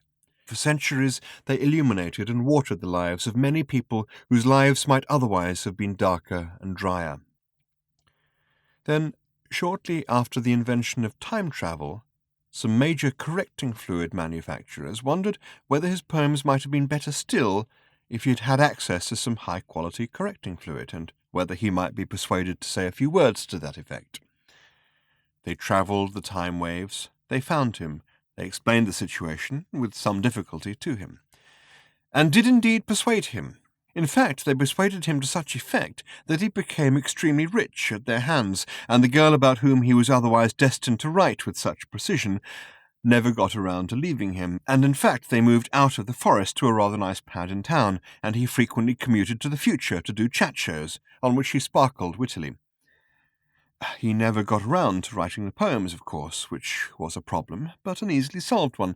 The manufacturers of correcting fluid simply packed him off for a week somewhere with a copy of a later edition of his book and a stack of dried habra leaves to copy them out onto, making the odd deliberate mistake and correction on the way. Many people now say that the poems are suddenly worthless.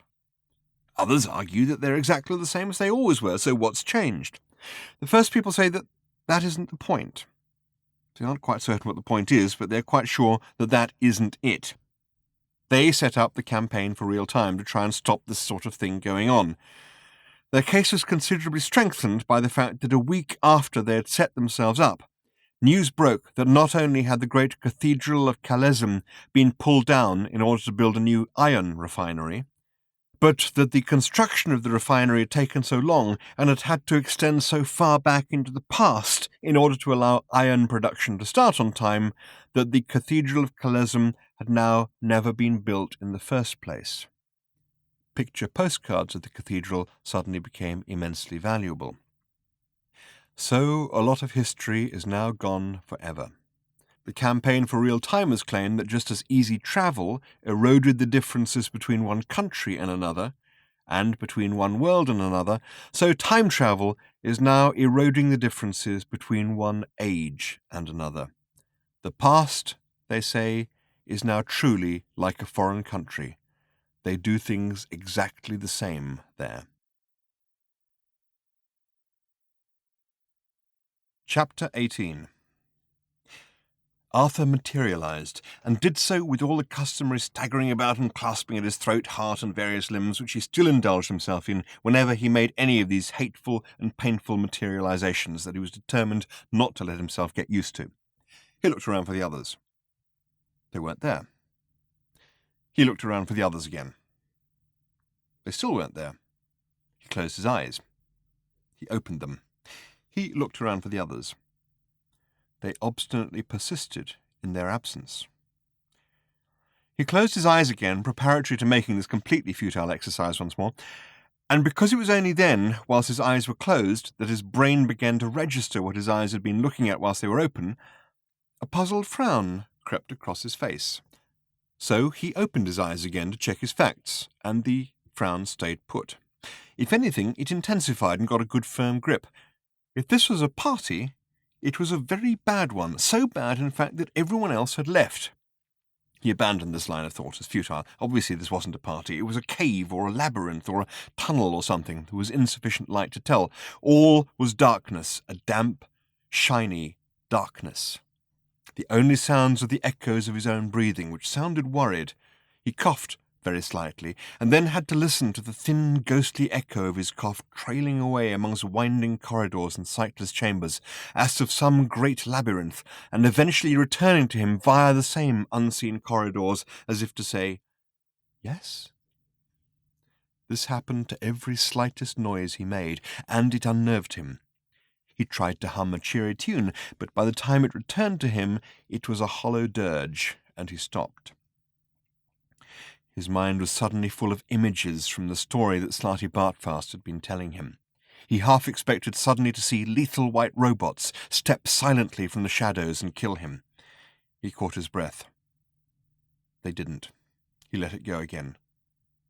He didn't know what he did expect.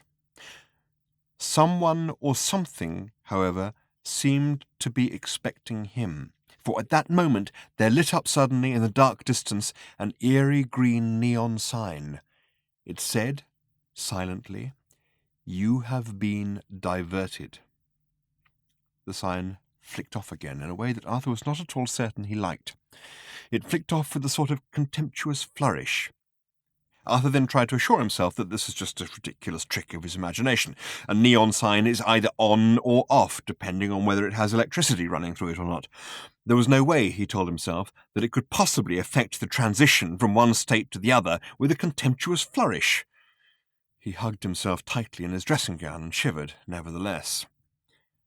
The neon sign in the depths now suddenly lit up, bafflingly, with just 3 dots and a comma, like this. Dot, dot, dot, comma. Only in green neon. It was trying, Arthur realized, after staring at this perplexedly for a second or two, to indicate that there was more to come, that the sentence was not complete, trying with almost superhuman pedantry, he further reflected, or at least inhuman pedantry. The sentence then completed itself with these 2 words. Arthur Dent. He reeled. He steadied himself to have another clear look at it. It still said Arthur Dent, so he reeled again. Once again the sign flicked off and left him blinking in the darkness with just the dim red image of his name jumping on his retina. Welcome, the sign now suddenly said. After a moment it added, I don't think. The stone-cold fear, which had been hovering around Arthur all this time, waiting for its moment, recognized that its moment had now come and pounced on him. He tried to fight it off. He dropped into a kind of alert crouch that he'd once seen somebody do on television, but it must have been someone with stronger knees. He peered huntedly into the darkness. Hello? He said.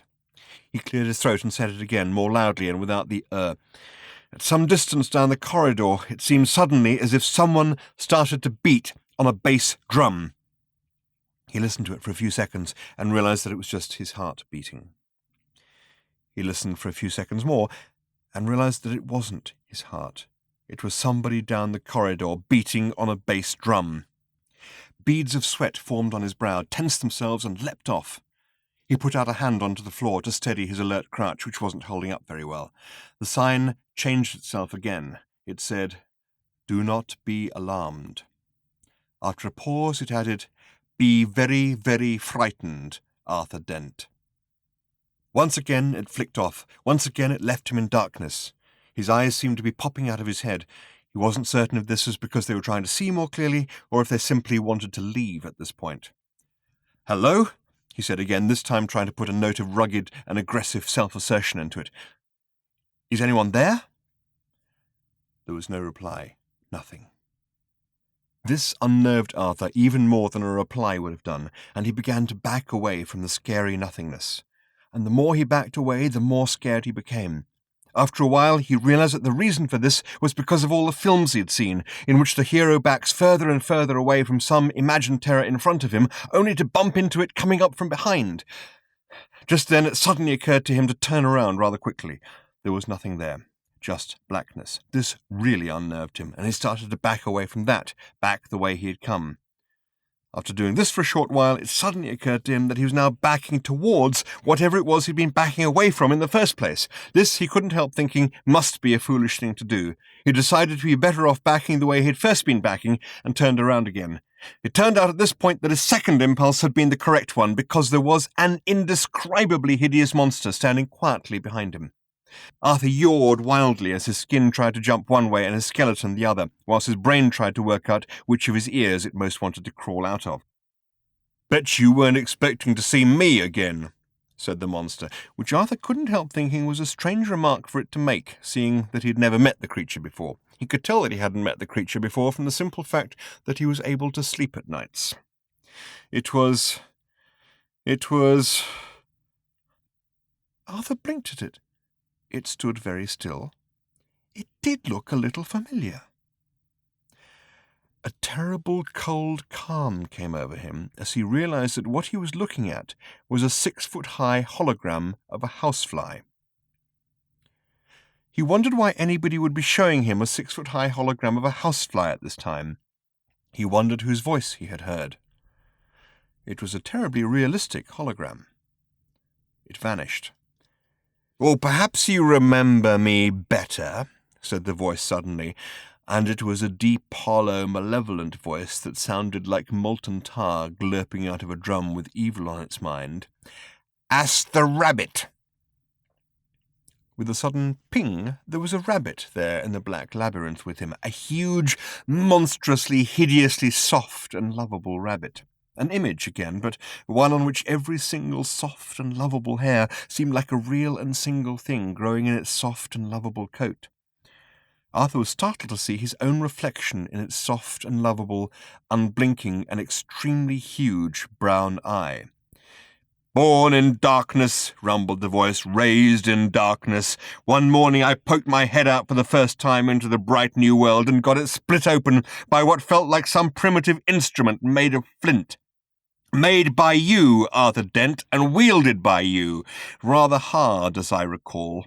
You turned my skin into a bag for keeping interesting stones in.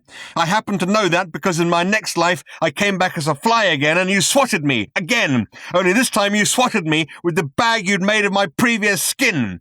Arthur Dent, you are not merely a cruel and heartless man, you are also staggeringly tactless."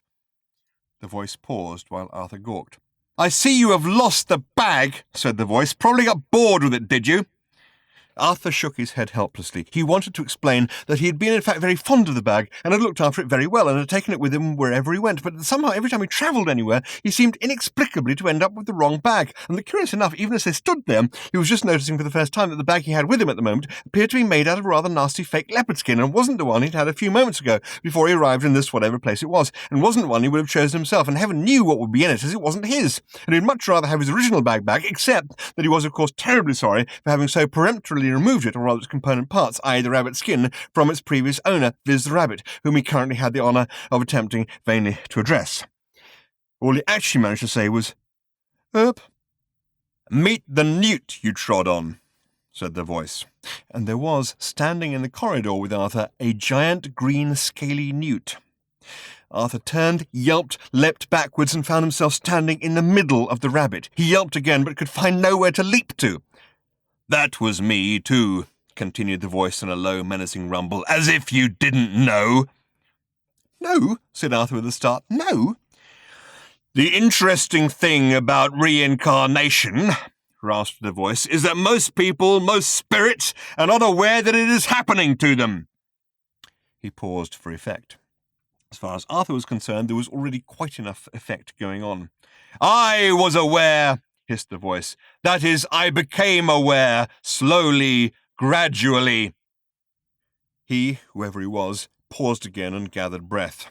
"I could hardly help it, could I?" he bellowed, "when the same thing kept happening over and over and over again. Every life I ever lived, I got killed by Arthur Dent. Any world, any body, any time. I'm just getting settled down. Along comes Arthur Dent. Pow, he kills me. Hard not to notice. Bit of a memory jogger. Bit of a pointer. Bit of a bloody giveaway.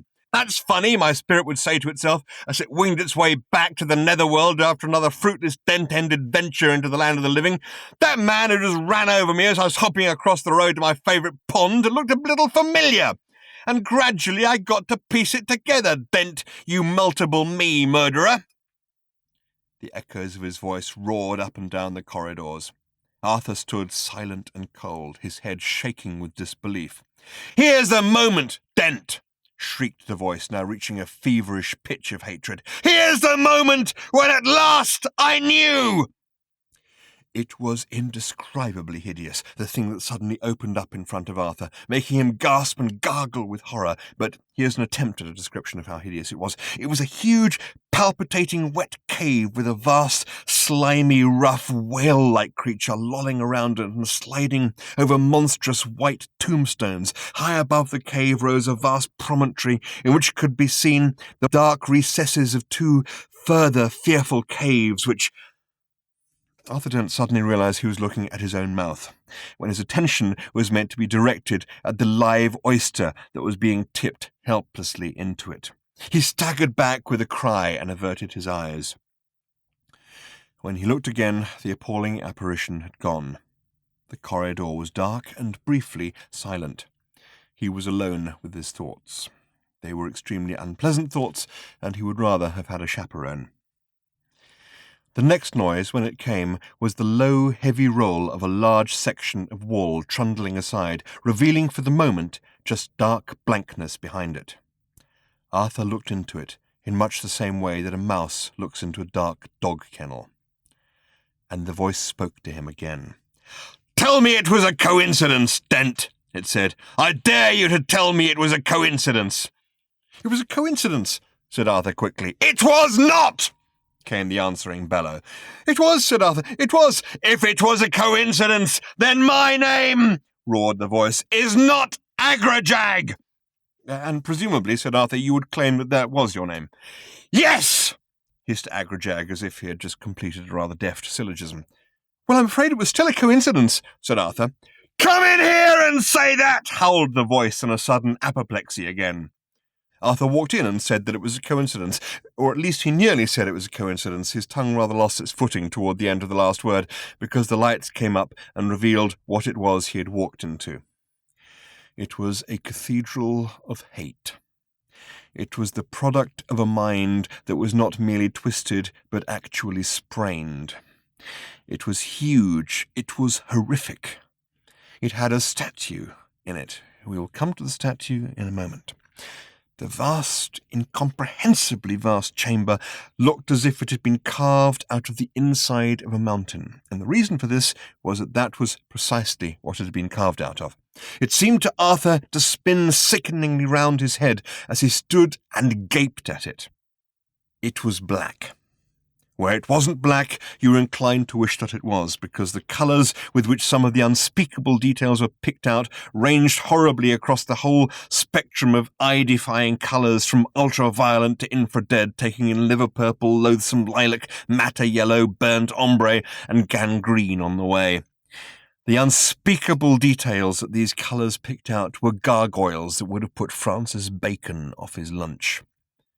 The gargoyles all looked inwards from the walls, from the pillars, from the flying buttresses, from the choir stalls, toward the statue, to which we will come in a moment.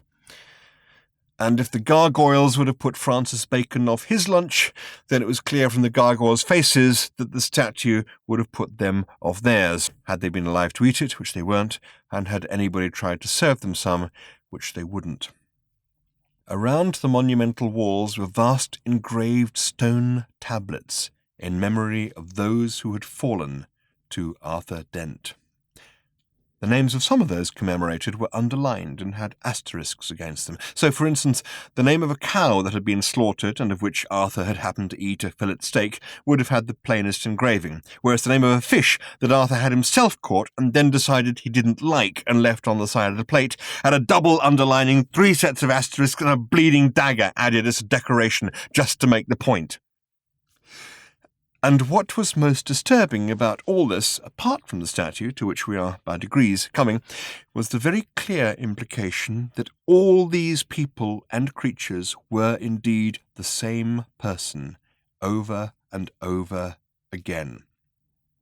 And it was equally clear that this person was, however unfairly, extremely upset and annoyed. In fact, it would be fair to say that he had reached a level of annoyance the like of which had never been seen in the universe. It was an annoyance of epic proportions, a burning, searing flame of annoyance, an annoyance that now spanned the whole of time and space in its infinite umbrage. And this annoyance had been given its fullest expression in the statue in the centre of all this monstrosity, that was a statue of Arthur Dent, and an unflattering one. 50 feet tall, if it was an inch, there was not an inch of it that wasn't crammed with insult to its subject maker, and 50 feet of that sort of thing will be enough to make any subject feel bad. From the small pimple on the side of his nose to the poorish cut of his dressing gown, there was no aspect of Arthur Dent that wasn't lambasted and vilified by the sculptor. Arthur appeared as a gorgon, an evil, rapacious, ravening, bloodied ogre, slaughtering his way through an innocent one-man universe. With each of the 30 arms that the sculptor, in a fit of artistic fervour, had decided to give him, he was either braining a rabbit, swatting a fly, pulling a wishbone, picking a flea out of his hair, or doing something that Arthur at first couldn't quite identify. His many feet were mostly stamping on ants. Arthur put his hands over his eyes, hung his head, and shook it slowly from side to side, in sadness and horror at the craziness of things. And when he opened his eyes again, there in front of him stood the figure of the man or creature or whatever it was that he had supposedly been persecuting all this time. "Ah!" said Agrajag. He or it or whatever looked like a mad, fat bat. He waddled slowly around Arthur and poked at him with bent claws. "Look," protested Arthur. "Ah!" explained Agrajag, and Arthur reluctantly accepted this on the grounds that he was rather frightened by this hideous and strangely wrecked apparition.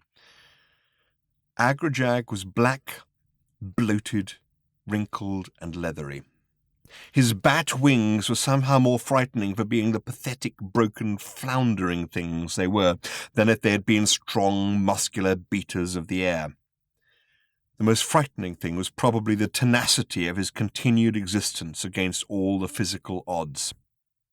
He had the most astounding collection of teeth. They looked as if each came from a completely different animal, and they were ranged around his mouth at such bizarre angles it seemed that he ever actually tried to chew anything, he'd lacerate half his own face along with it, and possibly put out an eye as well. Each of his 3 eyes was small and intense, and looked about as sane as a fish in a privet bush. "I was at a cricket match," he rasped. This seemed on the face of it such a preposterous notion that Arthur practically choked. "Not in this body!" screeched the creature. "Not in this body! This is my last body, my last life! This is my revenge body, my kill Arthur Dent body! My last chance I had to fight to get it, too! But I was at," roared Agrajag, "a cricket match! I had a weak heart condition! But what," I said to my wife, "can happen to me at a cricket match? As I'm watching, what happens? 2 people quite maliciously appear out of thin air that's in front of me. The last thing I can't help but notice before my poor heart gives out in shock is that one of them is Arthur Dent, wearing a rabbit bone in his beard. Coincidence?"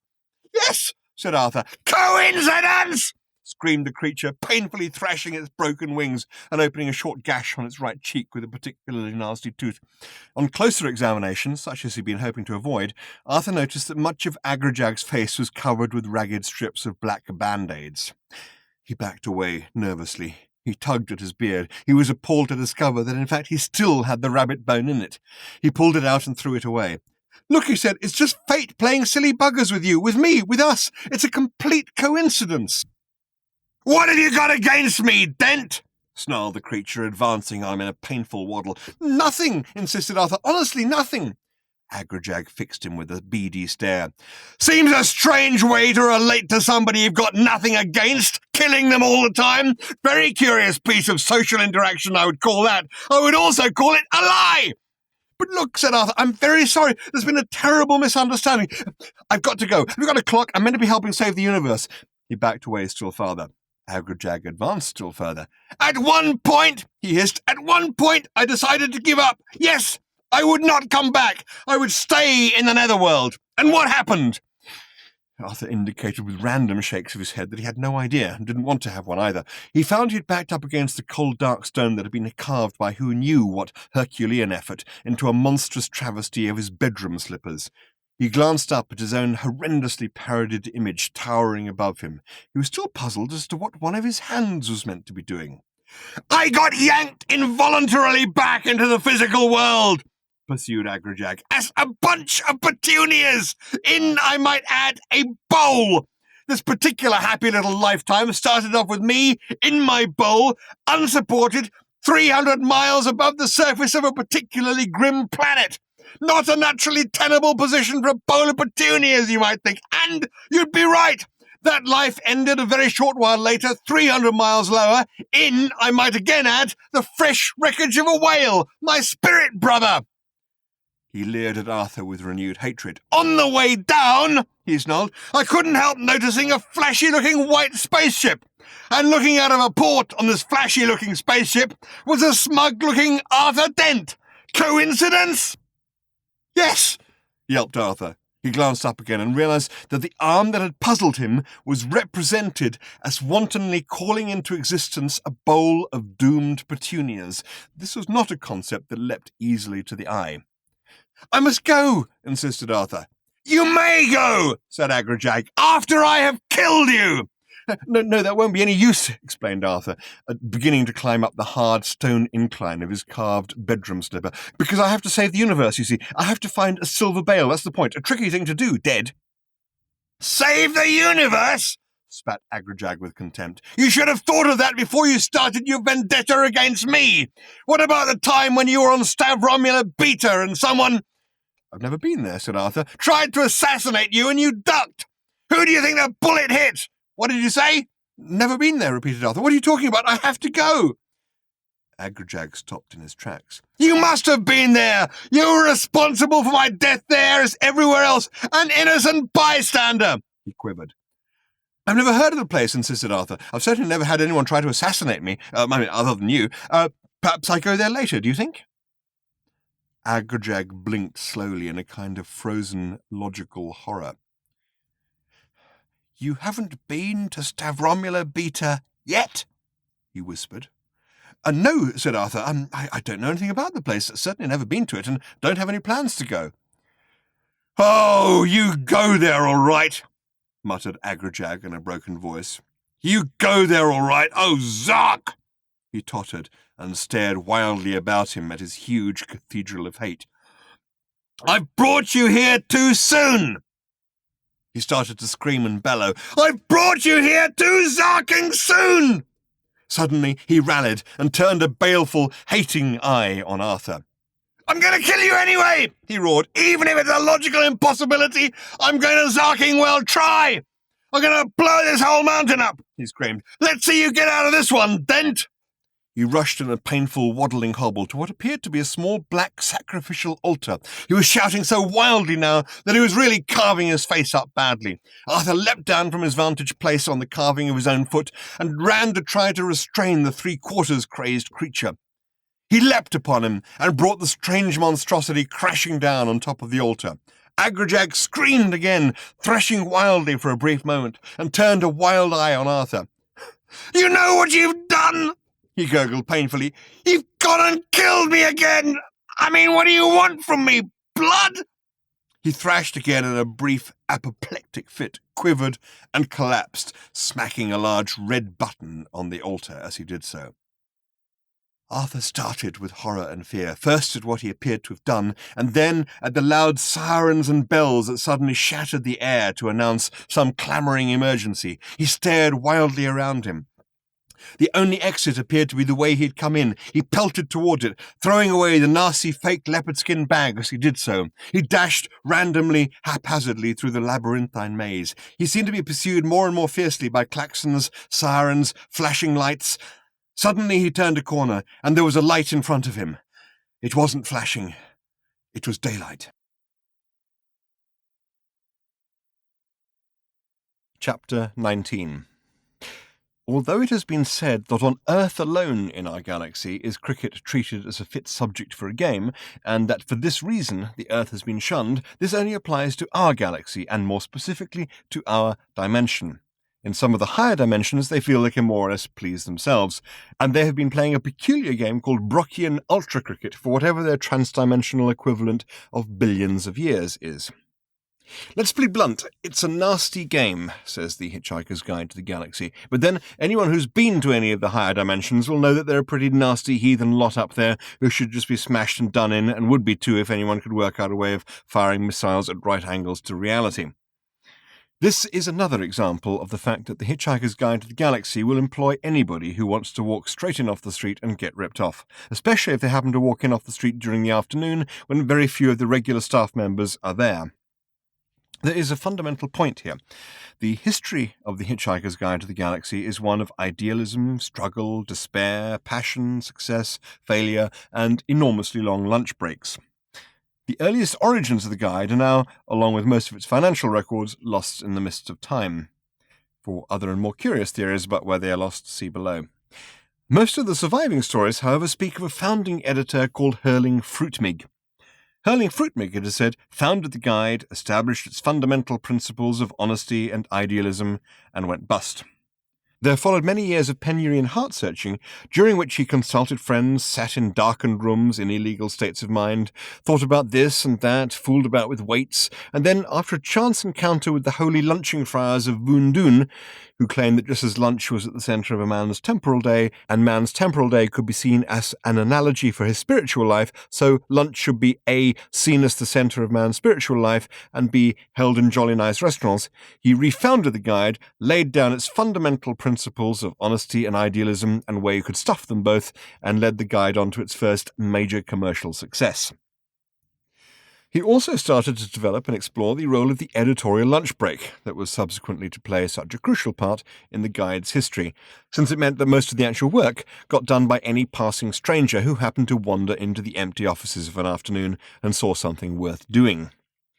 Shortly after this, the guide was taken over by Mega Dodo Publications of Ursa Minor Beta, thus putting the whole thing on a very sound financial footing, and allowing the fourth editor, Lig Lurie Jr., to embark on lunch breaks of such breathtaking scope that even the efforts of recent editors, who started undertaking sponsored lunch breaks for charity, seem like mere sandwiches in comparison.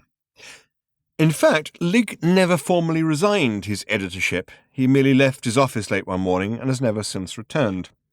Though well over a century has now passed, many members of the guide staff still retain the romantic notion that he has simply popped out for a ham croissant and will yet return to put in a solid afternoon's work. Strictly speaking, all editors since Lig Lurie Jr. have therefore been designated acting editors, and Lig's desk is still preserved the way he left it, with the addition of a small sign that says Lig Lurie Jr., editor, missing, presumed fed. Some very scurrilous and subversive sources hint at the idea that Lig actually perished in the guide's first extraordinary experiments in alternative bookkeeping. Very little is known of this, and still less said. Anyone who even notices, let alone calls attention to the curious but utterly coincidental and meaningless fact that every world on which the guide has ever set up an accounting department has shortly afterwards perished in warfare or some natural disaster, is liable to get sued to smithereens. It is an interesting, though utterly unrelated fact that the 2 or 3 days prior to the demolition of the planet Earth to make way for a new hyperspace bypass saw a dramatic upsurge in the number of UFO sightings there, not only above Lord's Cricket Ground in St John's Wood, London, but also above Glastonbury and Somerset.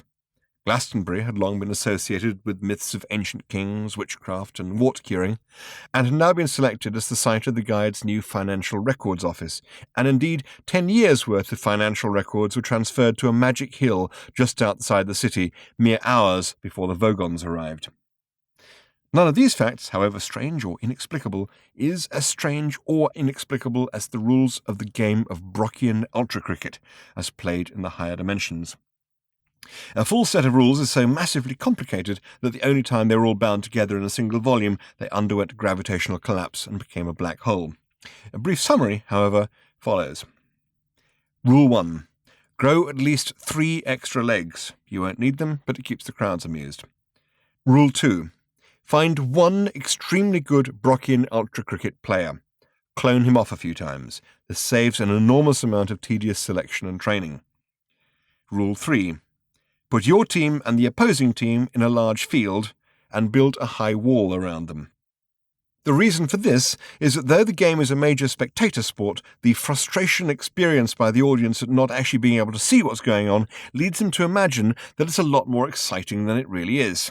A crowd that has just watched a rather humdrum game experiences far less life affirmation than a crowd that believes it has just missed the most dramatic event in sporting history. Rule 4. Throw lots of assorted items of sporting equipment over the wall for the players.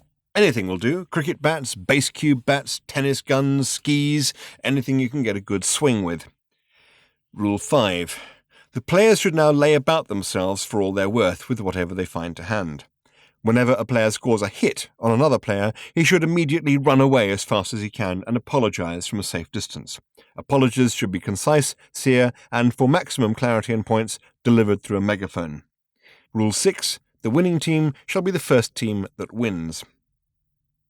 Curiously enough, the more the obsession with the game grows in the higher dimensions, the less it is actually played, since most of the competing teams are now in a state of permanent warfare with each other over the interpretation of these rules.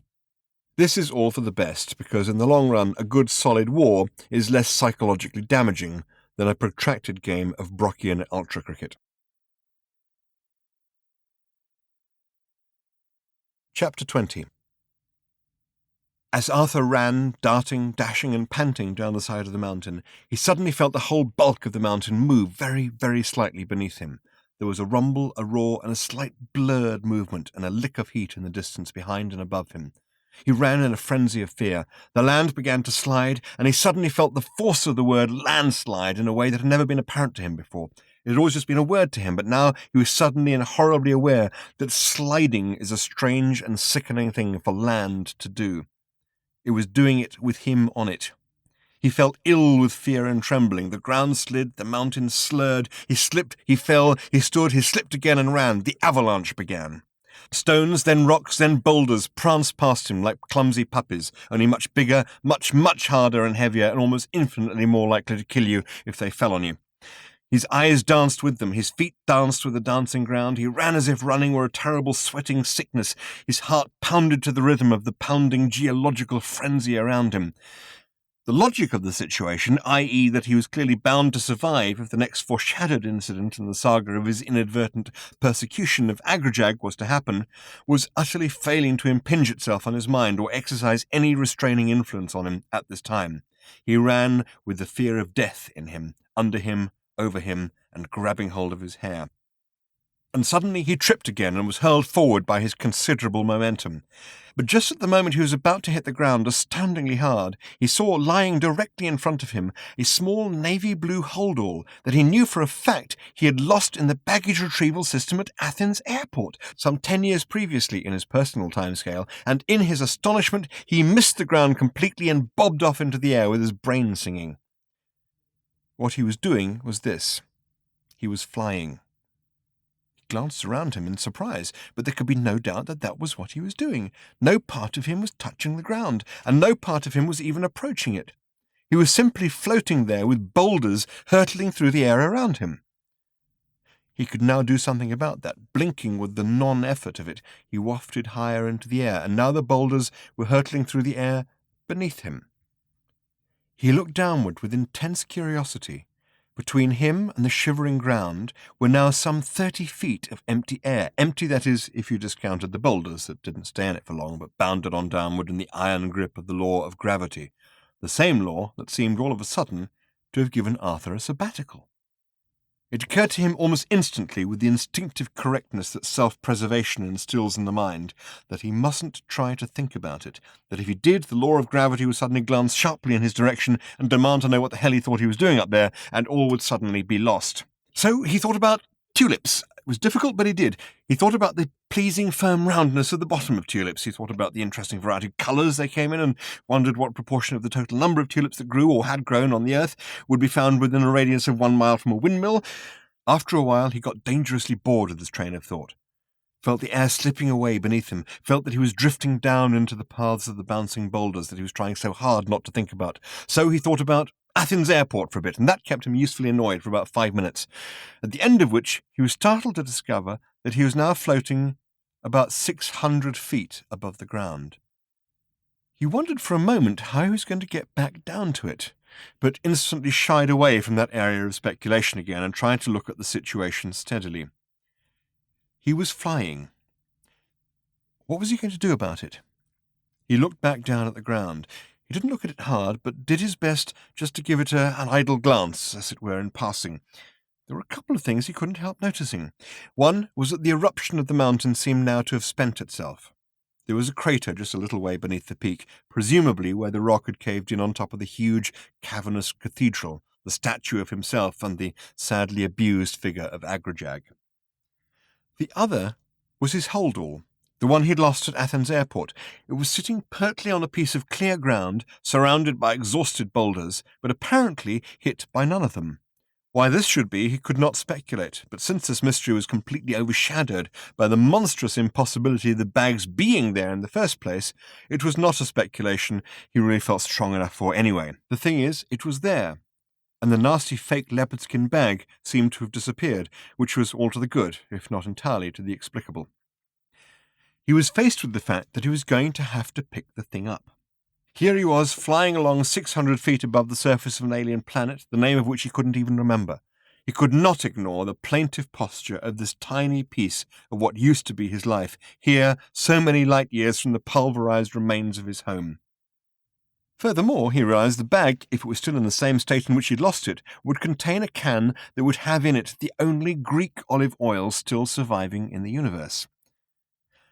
Slowly, carefully, inch by inch, he began to bob downward, swinging gently from side to side like a nervous sheet of paper, feeling its way toward the ground.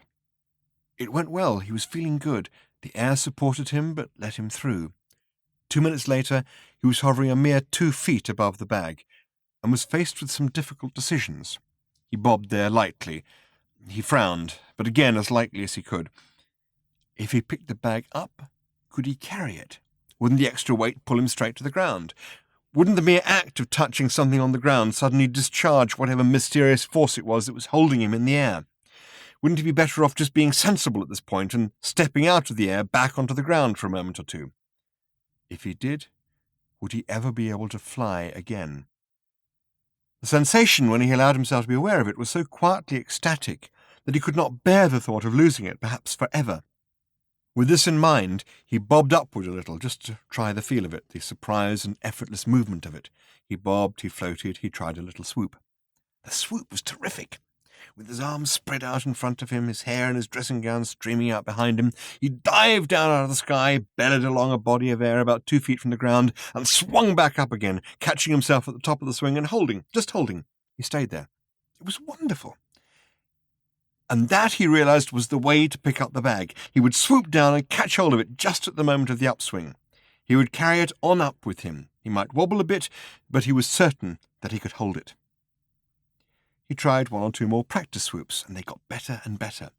The air on his face, the bounce and woof of his body, all combined to make him feel an intoxication of the spirit that he hadn't felt since, well, as far as he could work out, since he was born.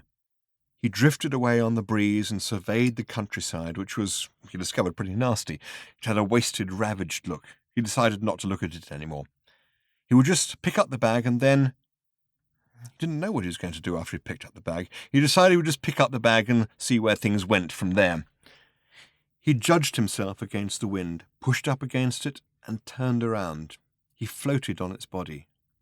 He didn't realize it, but his body was Williaming at this point. He ducked down under the airstream, dipped, and dived. The air threw itself past him. He thrilled through it. The ground wobbled uncertainly, straightened its ideas out, and rose smoothly up to meet him, offering the bag, its cracked plastic handles up towards him.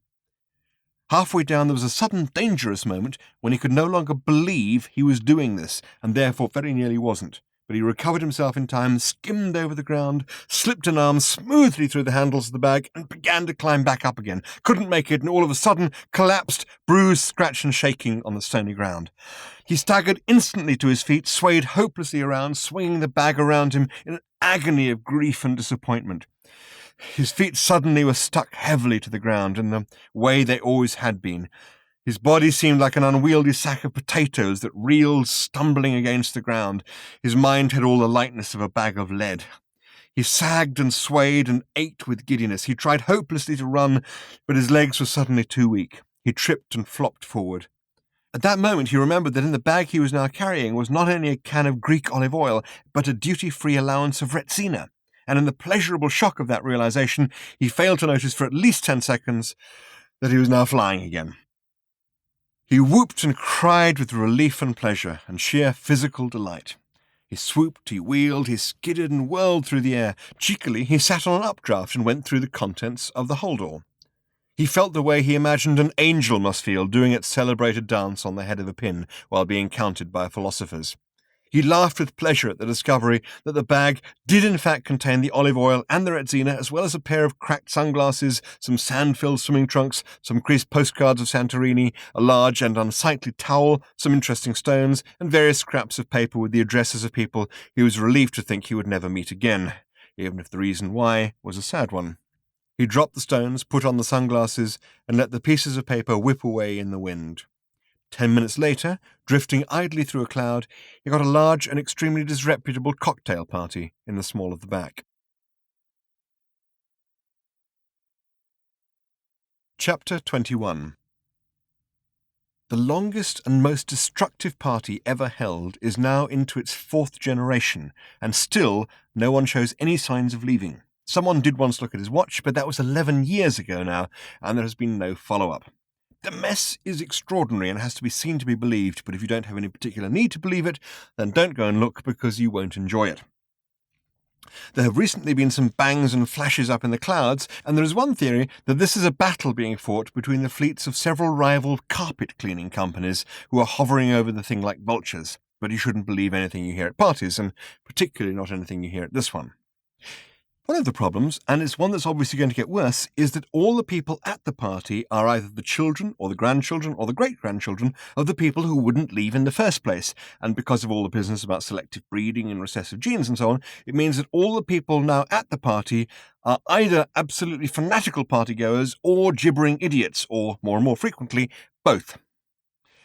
Either way, it means that, genetically speaking, each succeeding generation is now less likely to leave than the preceding one. So other factors come into operation, like when the drinks are going to run out. Now, because of certain things that have happened that seemed like a good idea at the time, and one of the problems of the party that never stops is that all the things that only seem like a good idea at parties continue to seem like good ideas, that point seems still to be a long way off. One of the things that seemed like a good idea at the time was that the party should fly. Not in the normal sense that parties are meant to fly, but literally. One night, long ago, a band of drunken astro-engineers of the first generation clambered around the building, digging this, fixing that, banging very hard on the other, and when the sun rose the following morning, it was startled to find itself shining on a building full of happy drunken people that was now floating like a young and uncertain bird over the treetops. Not only that, but the flying party had also managed to arm itself rather heavily. If they were going to get involved in any petty arguments with wine merchants, they wanted to make sure they had might on their side. The transition from full-time cocktail party to part-time raiding party came with ease, and did much to add that extra bit of zest and swing to the whole affair that was badly needed at this point because of the enormous number of times that the band had already played all the numbers it knew over the years. They looted, they raided, they held whole cities to ransom for fresh supplies of cheese crackers, guacamole, spare ribs, and wine and spirits that would now get piped aboard from floating tankers. The problem of when the drinks are going to run out is, however, going to have to be faced one day. The planet over which they are floating is no longer the planet it was when they first started floating over it. It is in bad shape. The party has attacked and raided an awful lot of it, and no one has ever succeeded in hitting it back because of the erratic and unpredictable way in which it lurches around the sky. It is one hell of a party. It is also one hell of a thing to get hit by in the small of the back. Chapter 22. Arthur lay floundering in pain on a piece of ripped and dismembered reinforced concrete, flicked at by wisps of passing cloud, and confused by the sounds of flabby merrymaking somewhere indistinctly behind him.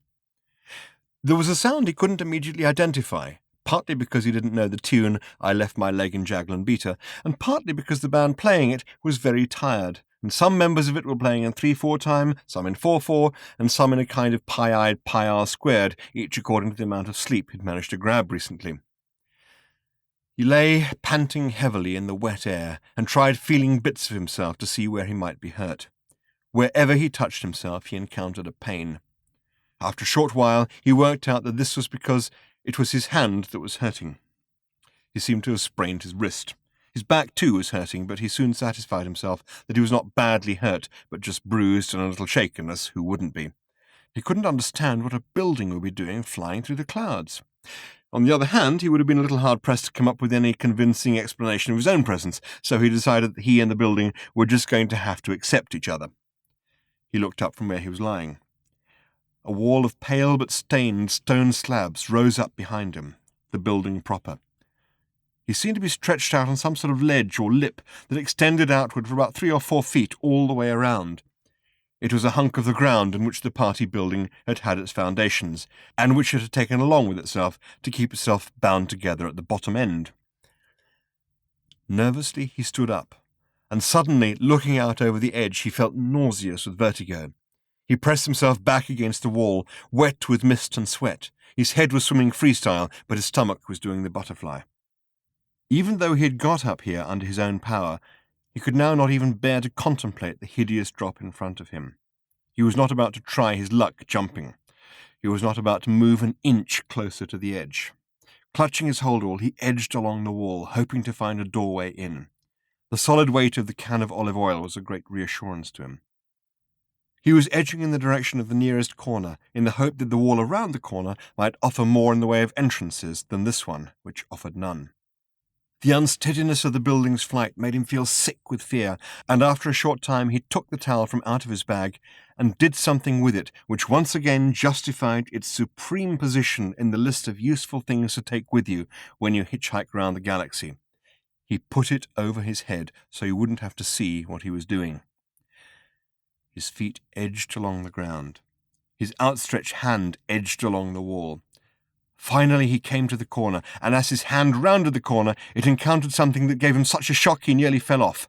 It was another hand. The two hands gripped each other. He desperately wanted to use his other hand to pull the towel away from his eyes, but it was holding the bag with the olive oil, the Retsina, and the postcards of Santorini, and he very much didn't want to put it down. He experienced one of those self moments, one of those moments when you suddenly turn around and look at yourself and think, who am I? What am I up to? What have I achieved? Am I doing well? He whimpered very slightly.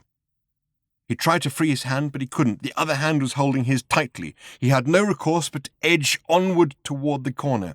He leaned around it and shook his head in an attempt to dislodge the towel. This seemed to provoke a sharp cry of some unfathomable emotion from the owner of the other hand. The towel was whipped from his head, and he found his eyes peering into those of Ford Prefect. Beyond him stood Slutty Bartfast, and beyond them he could clearly see a porchway and a large closed door. They were both pressed back against the wall, eyes wild with terror, as they stared out into the thick, blind cloud around them and tried to resist the lurching and swaying of the building. "Where the zarking photon have you been?" hissed Ford, panic-stricken. Well, stuttered Arthur, not really knowing how to sum it all up that briefly. "Here and there. What are you doing here?" Ford turned his wild eyes on Arthur again. "They won't let us in without a bottle," he hissed.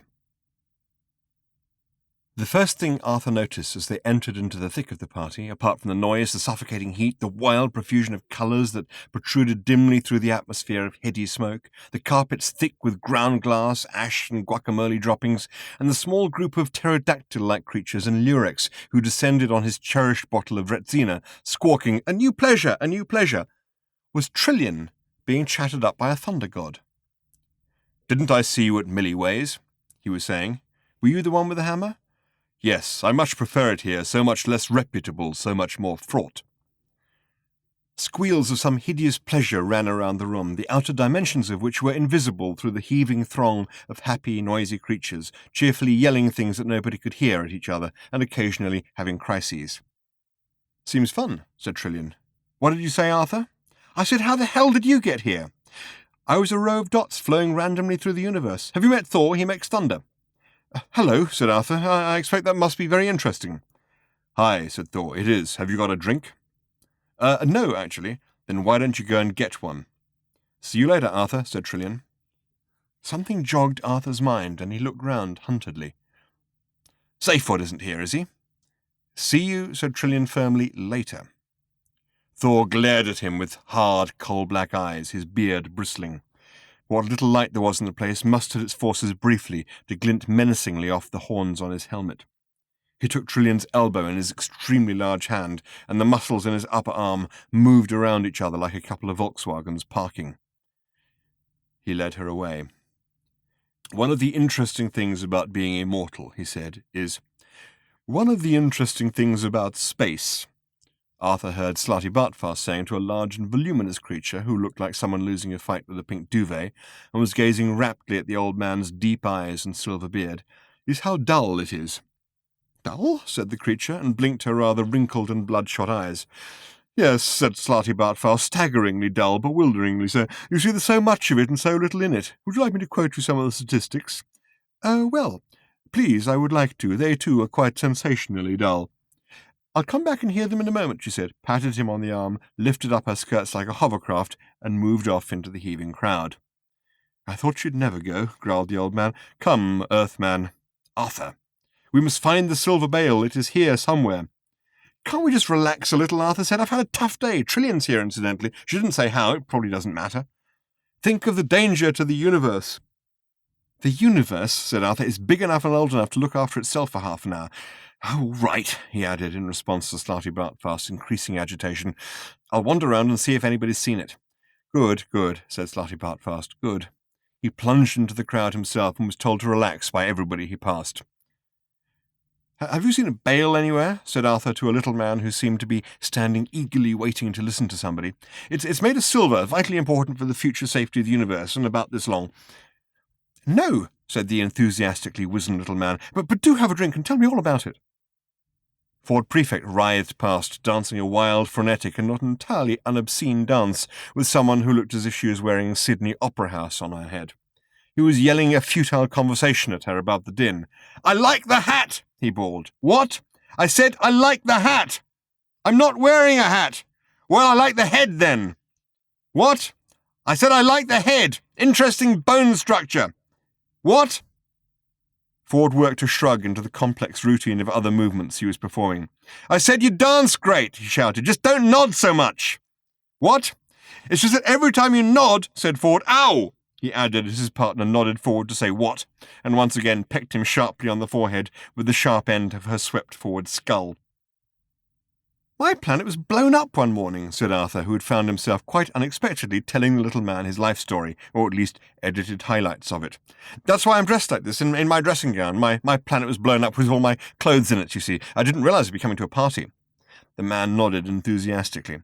"Later I was thrown off a spaceship, still in my dressing gown, rather than the spacesuit one would normally expect. Shortly after that I discovered that my planet had originally been built for a bunch of mice. You can imagine how I felt about that. I was then shot at for a while and blown up. In fact, I've been blown up ridiculously often, shot at, insulted, regularly disintegrated, deprived of tea, and recently I crashed into a swamp and had to spend 5 years in a damp cave." "Ah," effervesced the little man, "and did you have a wonderful time?" Arthur started to choke violently on his drink. "What a wonderfully exciting cough," said the little man, quite startled by it. "Do you mind if I join in?"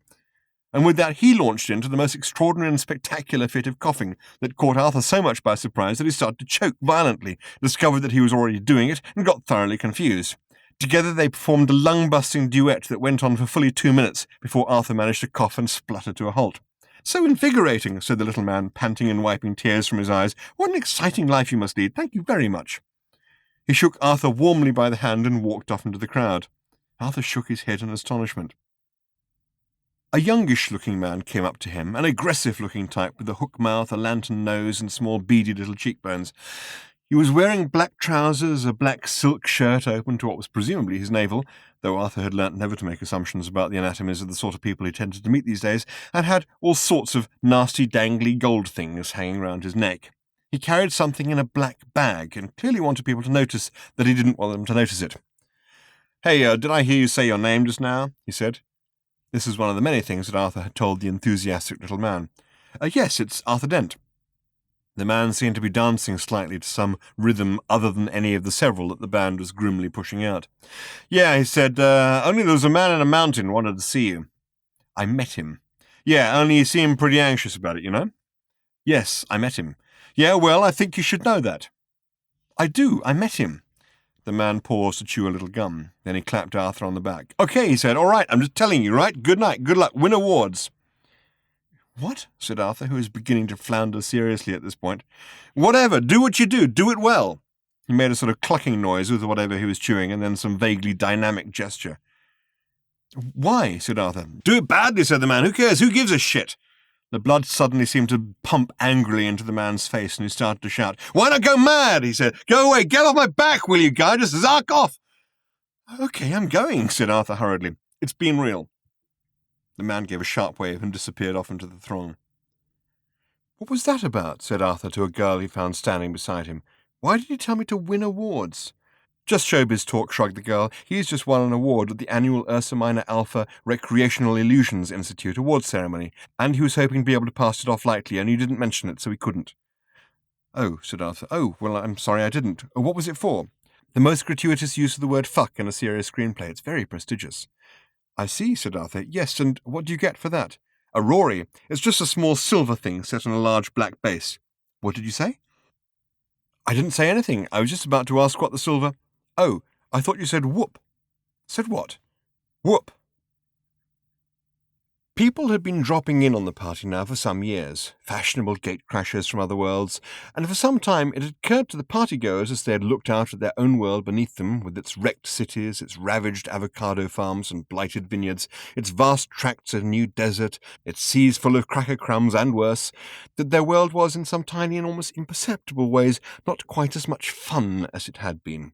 Some of them began to wonder if they could manage to stay sober for long enough to make the entire party space-worthy, and maybe take it off to some other people's worlds where the air might be fresher and give them fewer headaches. The few undernourished farmers who still managed to scratch out a feeble existence on the half-dead ground of the planet's surface would have been extremely pleased to hear this.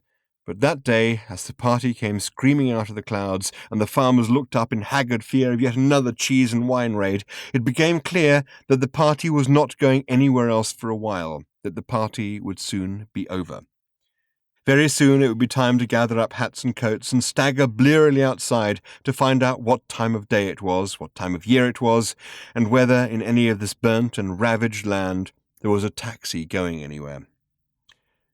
The party was locked in a horrible embrace with a strange white spaceship that seemed to be half sticking through it. Together they were lurching, heaving, and spinning their way around the sky in grotesque disregard of their own weight. The clouds parted, the air roared and leapt out of their way.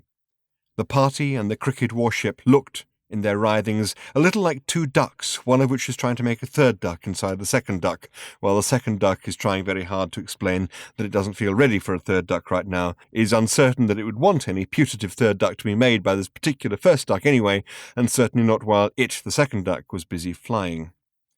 The sky sang and screamed with the rage of it all, and buffeted the ground with shock waves. And suddenly, with a foop, the cricket ship was gone.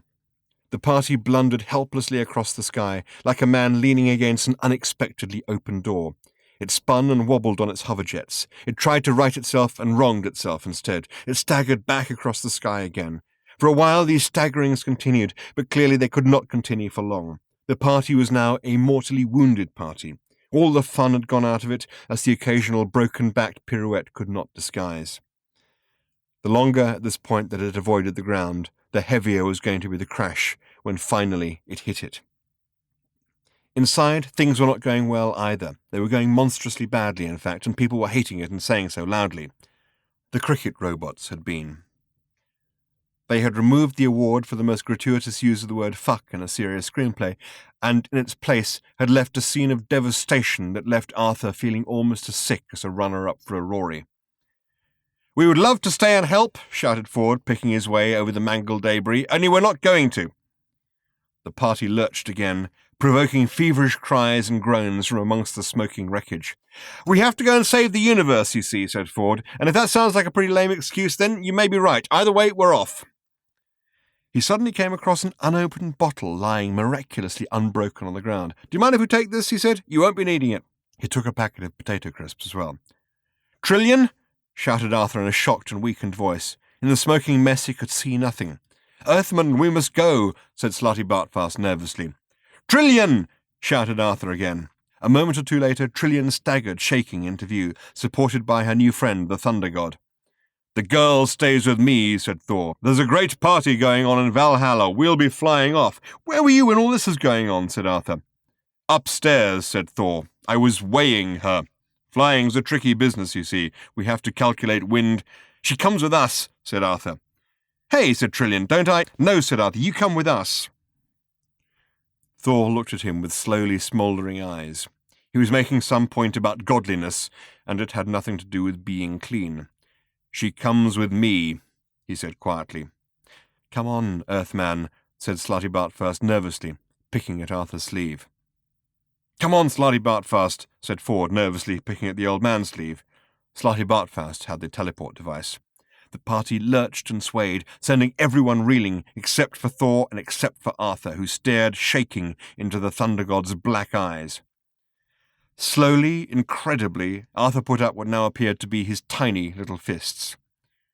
"Want to make something of it?" he said. "I beg your minuscule pardon," roared Thor. "I said," repeated Arthur, and he could not keep the quavering out of his voice, "do you want to make something of it?" He waggled his fists ridiculously. Thor looked at him with incredulity. Then a little wisp of smoke curled upward from his nostrils. There was a tiny little flame in it, too. He gripped his belt. He expanded his chest to make it totally clear that here was the sort of man you only dared to cross if you had a team of Sherpas with you. He unhooked the shaft of his hammer from his belt. He held it up in his hands to reveal the massive iron head. He thus cleared up any possible misunderstanding that he might merely have been carrying a telegraph pole around with him. "Do I want," he said with a hiss like a river flowing through a steel mill, "to make something of it?" "Yes," said Arthur, his voice suddenly and extraordinarily strong and belligerent. He waggled his fists again, this time as if he meant it. "You want to step outside?" he snarled at Thor. "All right," bellowed Thor like an enraged bull, or in fact like an enraged thunder god, which is a great deal more impressive, and did so. "Good," said Arthur. "That's got rid of him. Slarty, get us out of here." Chapter 23. "All right," shouted Ford and Arthur. "So I'm a coward. The point is, I'm still alive." They were back aboard the starship Beastramath. So was Slartibartfast. So was Trillian. Harmony and Concord were not. "Well, so I'm alive, aren't I?" retaliated Arthur, haggard with adventure and anger. His eyebrows were leaping up and down as if they wanted to punch each other. "You damn nearly weren't," exploded Ford. Arthur turned sharply to Slartibartfast, who was sitting in his pilot couch on the flight deck, gazing thoughtfully into the bottom of a bottle that was telling him something he clearly couldn't fathom. He appealed to him. "Do you think he understands the first word I've been saying?" he said, quivering with emotion. "I don't know," replied Slartibartfast a little abstractedly. "I'm not sure," he added, glancing up very briefly, "that I do." He stared at his instruments with renewed vigour and bafflement. "You'll have to explain it to us again," he said. "Well, but later terrible things are afoot." He tapped the pseudo-glass of the bottle bottom. "We fared rather pathetically at the party, I'm afraid," he said, "and our only hope now is to try and prevent the robots from using the key in the lock. How in heaven we do that, I don't know," he muttered. "Just have to go there, I suppose. Can't say I like the idea at all. Probably end up dead." "Where is Trillian, anyway?" said Arthur with a sudden affectation of unconcern. What he had been angry about was that Ford had berated him for wasting time over all the business with the Thunder God when they could have been making a rather more rapid escape. Arthur's own opinion, and he had offered it for whatever anybody might have felt it was worth, was that he had been extraordinarily brave and resourceful. The prevailing view seemed to be that his opinion was not worth a pair of fetid dingo's kidneys. What really hurt, though, was that Trillian didn't seem to react much one way or the other, and had wandered off somewhere. "And where are my potato crisps?" said Ford. "They are both," said Slartibartfast without looking up, "in the room of informational illusions. I think that your young lady friend is trying to understand some problems of galactic history. I think the potato crisps are probably helping her."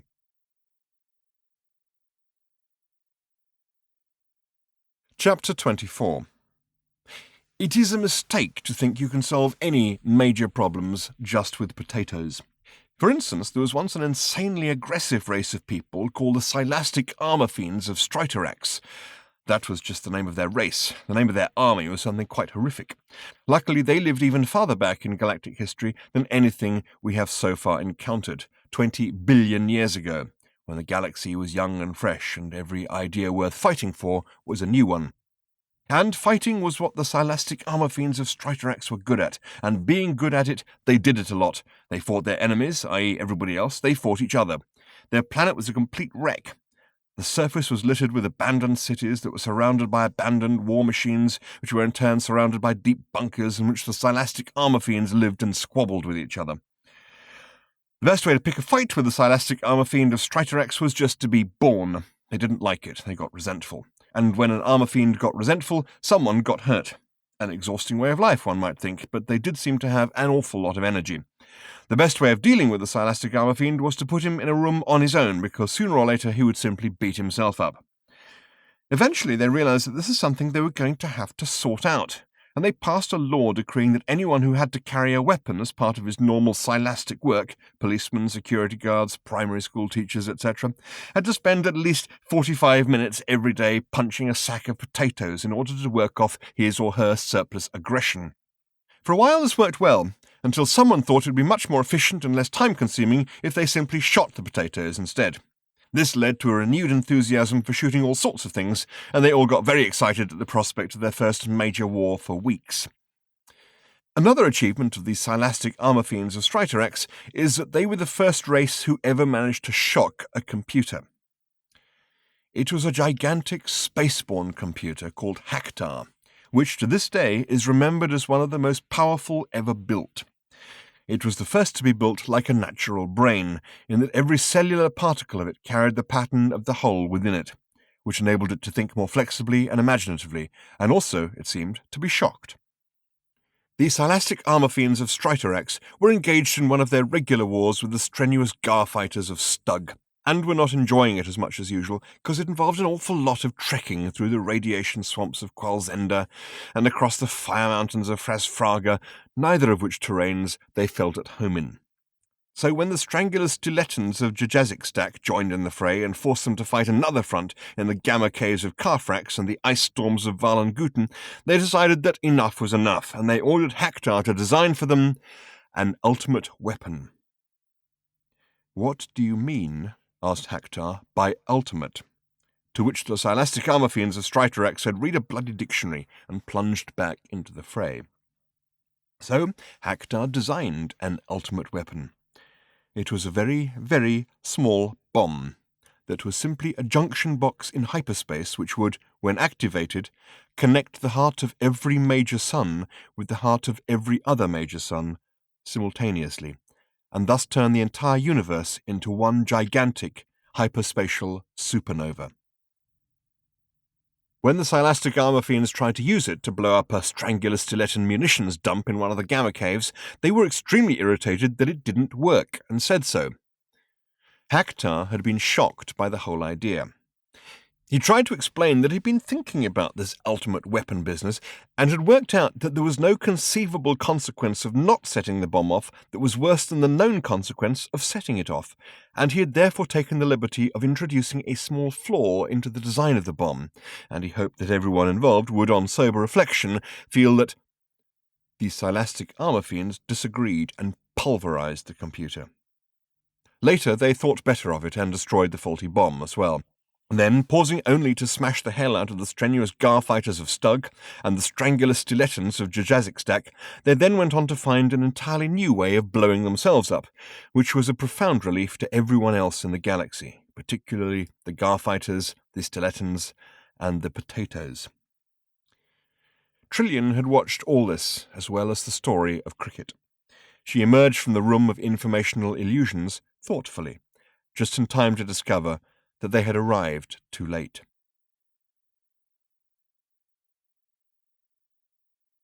Chapter 25. Even as the starship Bistromath flickered into objective being on the top of a small cliff on the mile-wide asteroid that pursued a lonely and eternal path in orbit around the enclosed star system of Cricket, its crew was aware that they were in time only to be witnesses to an unstoppable historic event. They didn't realize they were going to see two. They stood, cold, lonely, and helpless on the cliff edge, and watched the activity below. Lances of light wheeled in sinister arcs against the void from a point only about 100 yards below and in front of them. They stared into the blinding event. An extension of the ship's field enabled them to stand there by once again exploiting the mind's predisposition to have tricks played on it. The problems of falling up off the tiny mass of the asteroid or of not being able to breathe simply became somebody else's. The white cricket warship was parked among the stark grey crags of the asteroid, alternately flaring under arc lights or disappearing in shadow. The black shadows cast by the hard rocks danced together in wild choreography as the arc lights swept around them. The 11 white robots were bearing in procession the wicket key out into the middle of a circle of swinging lights. The wicket key had been rebuilt. Its components shone and glittered. The steel pillar, or Marvin's leg, of strength and power, the golden bale, or heart of the infinite improbability drive, of prosperity, the perspex pillar, or Argabuthon scepter of justice, of science and reason, the silver bale, or Rory Award for the most gratuitous use of the word fuck in a serious screenplay, and the now reconstituted wooden pillar, or ashes of a burnt stump signifying the death of English cricket, of nature and spirituality. "I suppose there is nothing we can do at this point?" asked Arthur nervously. "No," sighed Slarty Bartfast. The expression of disappointment that crossed Arthur's face was a complete failure, and since he was standing obscured by shadow, he allowed it to collapse into one of relief. "Pity," he said. "We have no weapons," said Slarty Bartfast, stupidly. "Damn," said Arthur very quietly. Ford said nothing. Trillian said nothing, but in a peculiarly thoughtful and distinct way. She was staring at that blankness of the space beyond the asteroid. The asteroid circled the dust cloud that surrounded the slow time envelope that enclosed the world on which lived the people of cricket, the masters of cricket and their killer robots. The helpless group had no way of knowing whether or not the cricket robots were aware of their presence. They could only assume that they must be, but they felt, quite rightly in the circumstances, that they had nothing to fear. They had an historic task to perform, and their audience could be regarded with contempt. "Terribly impotent feeling, isn't it?" said Arthur, but the others ignored him. In the centre of the area of light that the robots were approaching, a square-shaped crack appeared in the ground. The crack defined itself more and more distinctly, and soon it became clear that a block of the ground, about 6 feet square, was slowly rising. At the same time, they became aware of some other movement, but it was also subliminal, and for a moment or two it was not clear what it was that was moving. Then it became clear. The asteroid was moving. It was moving in toward the dust cloud, as if being hauled inexorably by some celestial angler in its depths. They were to make in real life the journey through the cloud that they had already made in the room of informational illusions. They stood frozen in silence. Trillian frowned. An age seemed to pass. Events seemed to pass with spinning slowness, as the leading edge of the asteroid passed into the vague and soft outer perimeter of the cloud. And soon they were engulfed in a thin and dancing obscurity. They passed on through it, on and on, dimly aware of vague shapes and walls, indistinguishable in the darkness except in the corner of the eye. The dust dimmed the shafts of brilliant light. The shafts of brilliant light twinkled on the myriad specks of dust. Trillian again regarded the passage from within her own frowning thoughts. And they were through it. Whether it had taken a minute or half an hour, they weren't sure, but they were through it and confronted with a fresh blankness, as if space were pinched out of existence in front of them. And now things moved quickly. A blinding shaft of light seemed almost to explode from out of the block that had risen 3 feet out of the ground, and out of that rose a smaller perspex block, dazzling with interior dancing colours. The block was slotted with deep grooves, 3 upright and 2 across, clearly designed to accept the wicket key.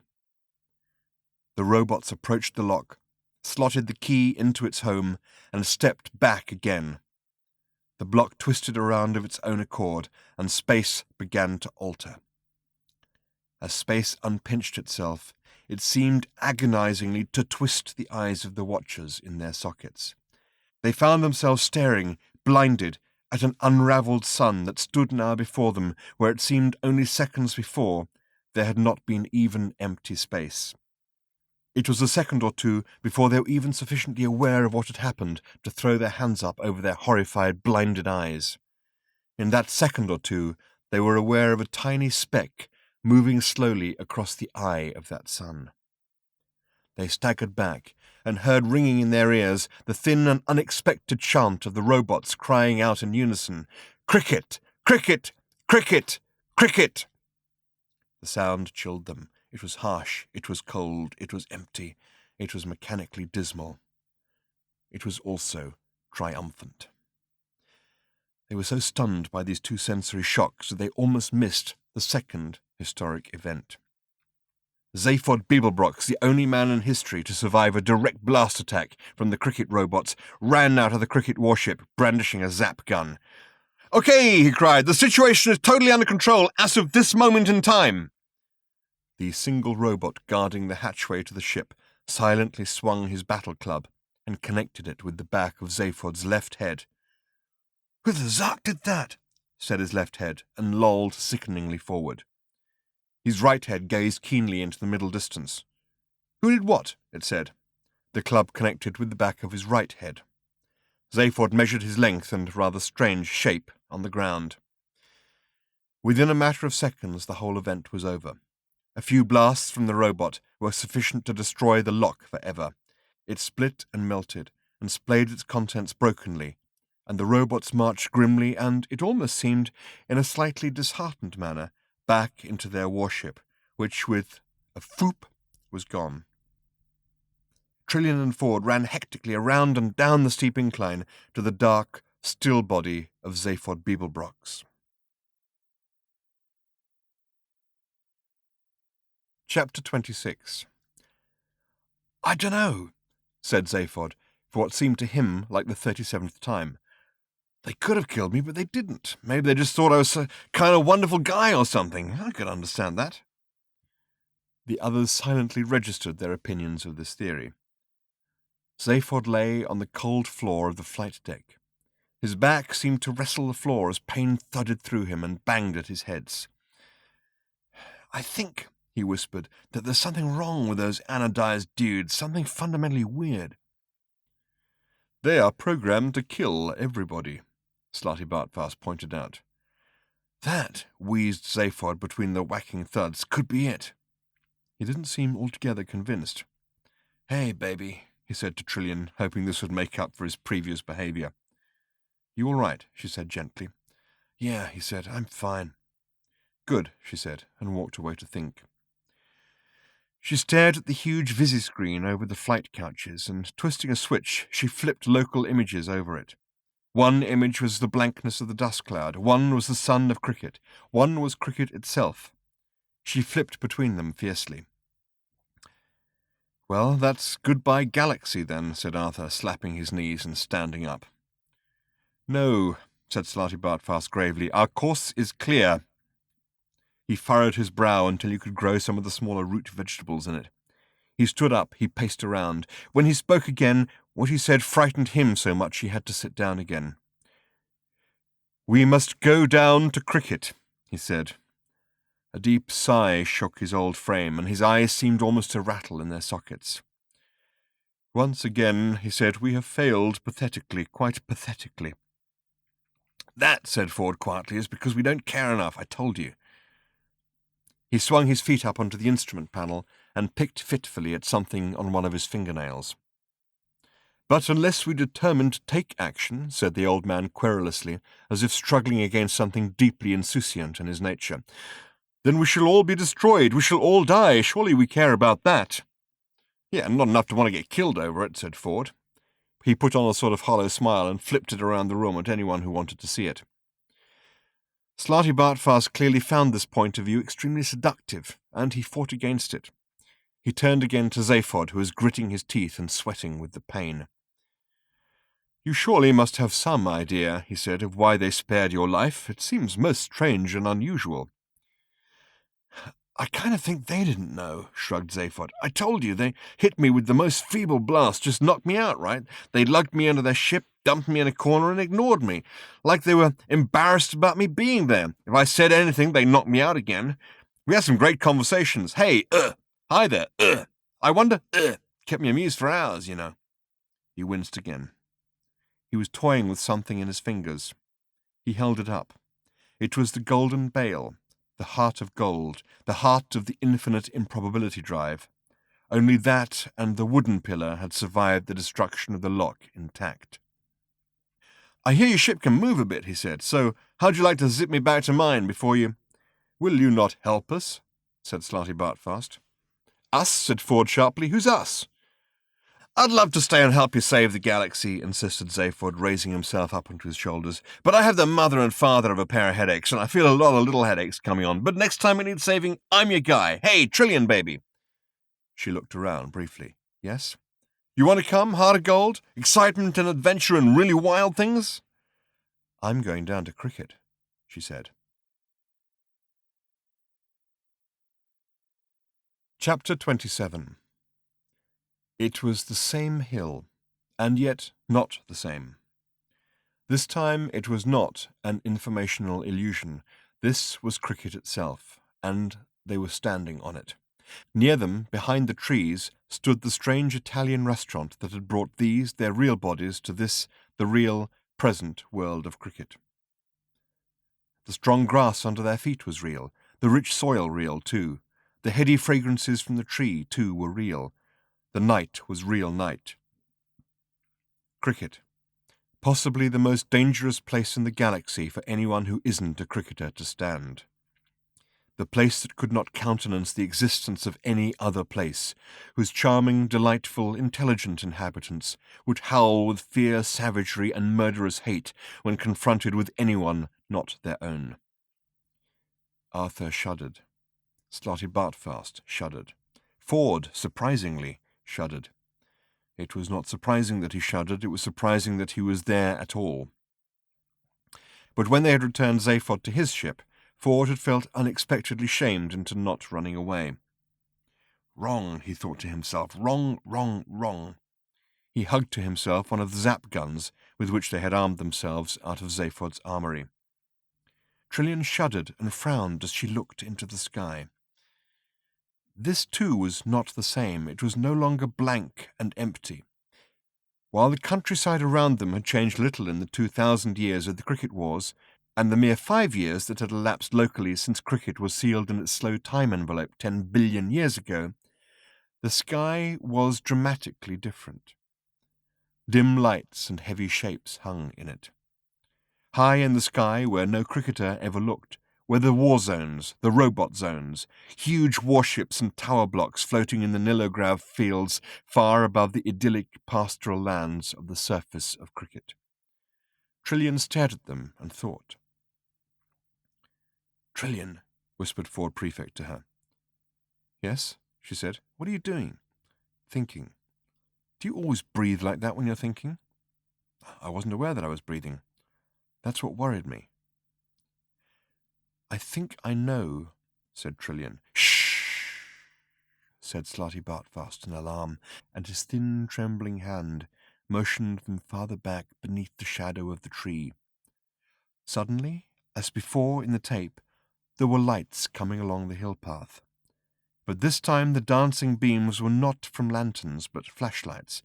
Not in itself a dramatic change, but every detail made their hearts thump with fear. This time there were no lilting, whimsical songs about flowers and farming and dead dogs, but hushed voices in urgent debate. A light moved in the sky with slow weight. Arthur was clenched with the claustrophobic terror, and the warm wind caught at his throat. Within seconds a second party became visible, approaching from the other side of the dark hill. They were moving swiftly and purposefully, their flashlights swinging and probing around them. The parties were clearly converging, and not merely with each other. They were converging deliberately on the spot where Arthur and the others were standing. Arthur heard the slight rustle as Ford Prefect raised his zap gun to his shoulder, and the slight whimpering cough as Slarty Bartfast raised his. He felt the cold, unfamiliar weight of his own gun, and with shaking hands he raised it. His fingers fumbled to release the safety catch and engage the extreme danger catch, as Ford had shown him. He was shaking so much that if he'd fired at anybody at that moment, he probably would have burnt his signature on them. Only Trillian didn't raise her gun. She raised her eyebrows, lowered them again, and bit her lip in thought.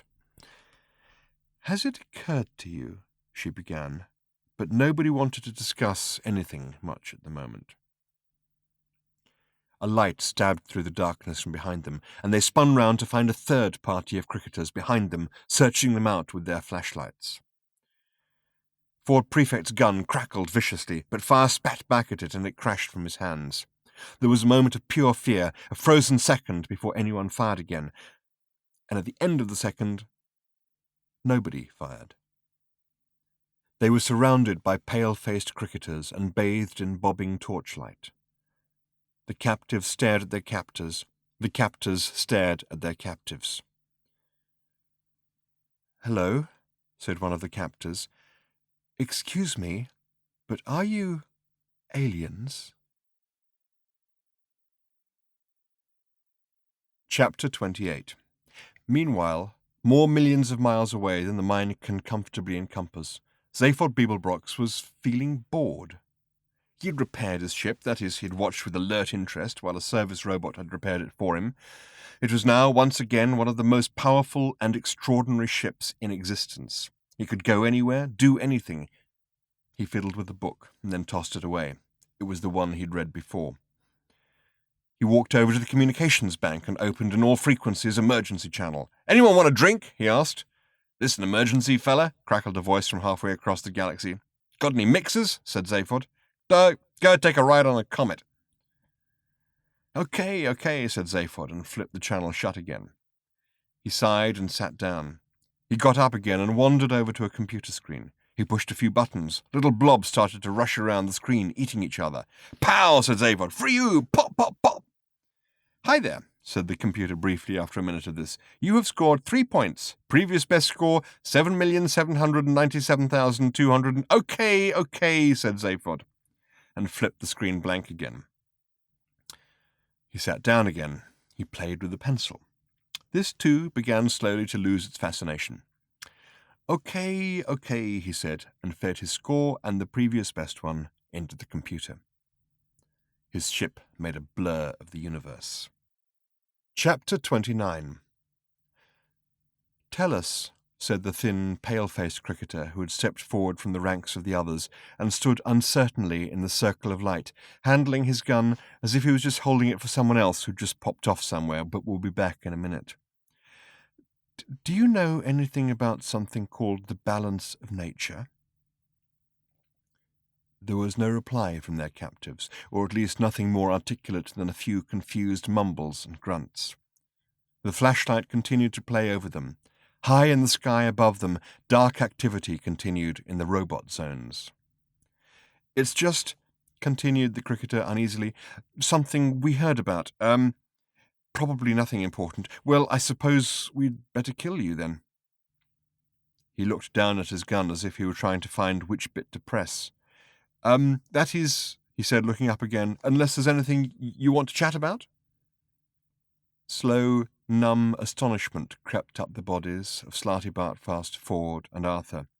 Very soon it would reach their brains, which were at the moment solely occupied with moving their jawbones up and down. Trillian was shaking her head as if trying to finish a jigsaw puzzle by shaking the box.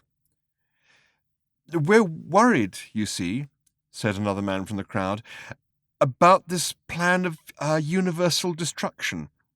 "Yes," added another, "and the balance of nature. It just seemed to us that if the whole of the rest of the universe is destroyed, it'll somehow upset the balance. We're quite keen on ecology, you see." His voice trailed away unhappily. "And sport," said another loudly. This got a cheer of approval from the others. "Yes," agreed the first, and sport." He looked back at his fellows uneasily and scratched fitfully at his cheek. He seemed to be wrestling with some deep inner confusion, as if everything he wanted to say and everything he thought were entirely different things between which he could see no possible connection.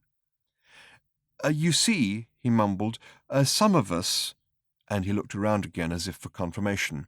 The others made encouraging noises. Some of us, he continued, are quite keen to have sporting links with the rest of the galaxy, and though I can see the argument about keeping sport out of politics, I think that if we want to have sporting links with the rest of the galaxy, which we do, then it's probably a mistake to destroy it, and indeed the rest of the universe. His voice trailed away again.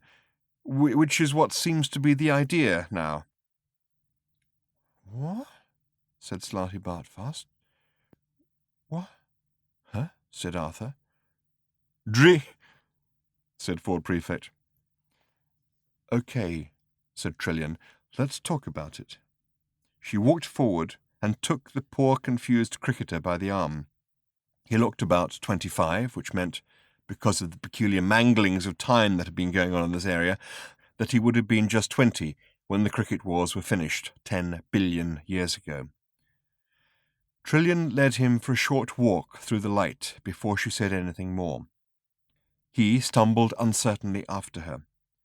The encircling flashlight beams were drooping slightly now, as if they were abdicating to the strange, quiet girl who, alone in this universe of dark confusion, seemed to know what she was doing. She turned and faced him, and lightly held both his arms. He was a picture of bewildered misery. "Tell me," she said. He said nothing for a moment, while his gaze darted from one of her eyes to the other. He said, we have to be alone, I think." He screwed up his face and then dropped his head forward, shaking it like someone trying to shake a coin out of a money box. He looked up again. "We have this bomb now, you see," he said. "It's just a little one." "I know," she said. He goggled at her as if she'd said something very strange about beetroots. "Honestly," he said, "it's very, very little." "I know," she said again. "But they say," his voice trailed on, "they say it can destroy everything that exists, and we have to do that, you see, I think. Will that make us alone? I don't know. It seems to be our function, though," he said, and dropped his head again. "Whatever that means," said a hollow voice from the crowd. Trillian slowly put her arms around the poor, bewildered young cricketer, and patted his trembling head on her shoulder.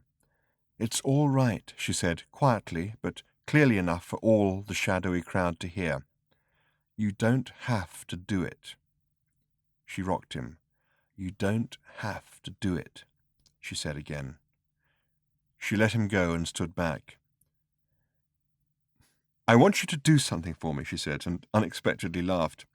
"I want," she said, and laughed again. She put her hand over her mouth and then said with a straight face, "I want you to take me to your leader." And she pointed into the war zones in the sky. She seemed somehow to know that their leader would be there. Her laughter seemed to discharge something in the atmosphere. From somewhere at the back of the crowd, a single voice started to sing a tune that would have enabled Paul McCartney, had he written it, to buy the world. Chapter 30. Zaphod Beeblebrox crawled bravely along a tunnel like the hell of a guy he was. He was very confused, but continued crawling doggedly anyway because he was that brave. He was confused by something he had just seen, but not half as confused as he was going to be by something he was about to hear, so it would be best at this point to explain exactly where he was. He was in the robot war zones, many miles above the surface of the planet Cricket. The atmosphere was thin here, and relatively unprotected from any rays or anything that space might care to hurl in this direction. He had parked the starship Heart of Gold among the huge, jostling, dim hulks that crowded the sky here above Cricket, and had entered what appeared to be the biggest and most important of the sky buildings, armed with nothing but a zap gun and something for his headaches. He had found himself in a long, wide, and badly lit corridor, in which he was able to hide until he worked out what he was going to do next. He hid because every now and then one of the cricket robots would walk along it, and although he had so far led some kind of charmed life at their hands, it had nevertheless been an extremely painful one, and he had no desire to stretch what he was only half inclined to call his good fortune. He had ducked at one point into a room leading off the corridor, and had discovered it to be a huge and again dimly lit chamber. In fact, it was a museum with just one exhibit, the wreckage of a spacecraft. It was terribly burnt and mangled, and now that he'd caught up with some of the galactic history he'd missed through his failed attempts to have sex with the girl in the cybercubicle next to him at school, he was able to put in an intelligent guess that this was the wrecked spaceship that had drifted through the dust cloud all those billions of years ago and started this whole business off. But, and this is where he had become confused, there was something not at all right about it. It was genuinely wrecked, it was genuinely burnt, but a fairly brief inspection by an experienced eye revealed that it was not a genuine spacecraft. It was as if it were a full-scale model of one, a solid blueprint. In other words, it was a very useful thing to have around if you suddenly decided to build a spaceship yourself and didn't know how to do it. It was not, however, anything that would ever fly anywhere itself. He was still puzzling over this, in fact he'd only just started to puzzle over it, when he became aware that a door had slid open in another part of the chamber, and another couple of cricket robots had entered, looking a little glum. Zaphod did not want to tangle with them, and deciding that just as discretion was the better part of valour, so was cowardice the better part of discretion, he valiantly hid himself in a cupboard. The cupboard, in fact, turned out to be the top part of a shaft that led down through an inspection hatch into a wide ventilation tunnel. He let himself down into it and started to crawl along it. He didn't like it. It was cold, dark, and profoundly uncomfortable, and it frightened him. At the first opportunity, which was another shaft 100 yards further along, he climbed back up out of it. This time he emerged into a smaller chamber, which appeared to be a computer intelligence center. He emerged in a dark, narrow space between a large computer bank and the wall. He quickly learned that he was not alone in the chamber, and started to leave again when he began to listen with interest to what the other occupants were saying. "It's the robots, sir," said one voice. "There's something wrong with them." "What exactly?" These were the voices of 2 War Command cricketers. All the war commanders lived up in the sky in the robot war zones, and were largely immune to the whimsical doubts and uncertainties that were afflicting their fellows down on the surface of the planet. "Well, sir, I think it's just as well that they're being phased out of the war effort, and that we are now going to detonate the supernova bomb. In the very short time since we were released from the envelope, get to the point. The robots aren't enjoying it, sir." "What?" "The war, sir. It seems to be getting them down. There's a certain world weariness about them, or perhaps I should say universe weariness." "Well, that's all right. They're meant to be helping to destroy it." "Oh, yes, well, they're finding it difficult, sir. They're afflicted with a certain lassitude. They're just finding it hard to get behind the job. They lack oomph." "What are you trying to say?" "Well, I think they're very depressed about something, sir." "What on cricket are you talking about?" "Well, in the few skirmishes they've had recently, it seems that they go into battle, raise their weapons to fire, and suddenly think, why bother? What, cosmically speaking, is it all about? And they just seem to get a little tired and a little grim." "And then what do? Quadratic equations mostly, sir, fiendishly difficult ones by all accounts, and then they sulk." "Sulk?" "Yes, sir." "Who ever heard of a robot sulking?" "I don't know, sir." "What was that noise?" It was the noise of Zaphod leaving, with his heads spinning.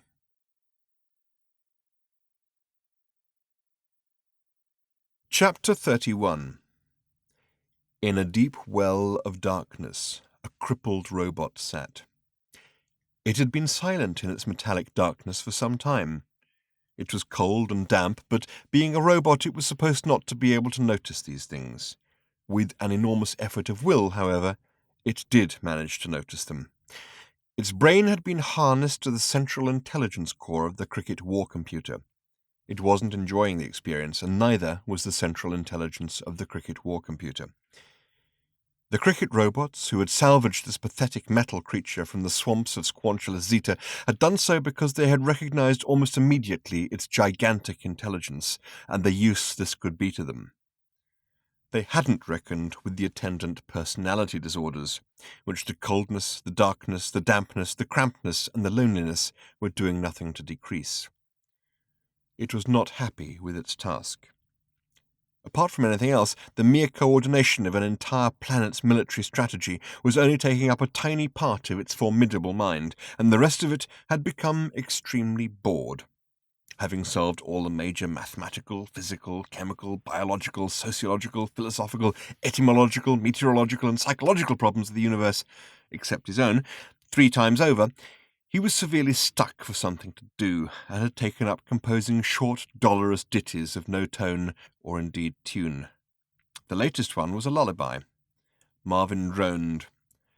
"Now the world has gone to bed, darkness won't engulf my head. I can see by infrared.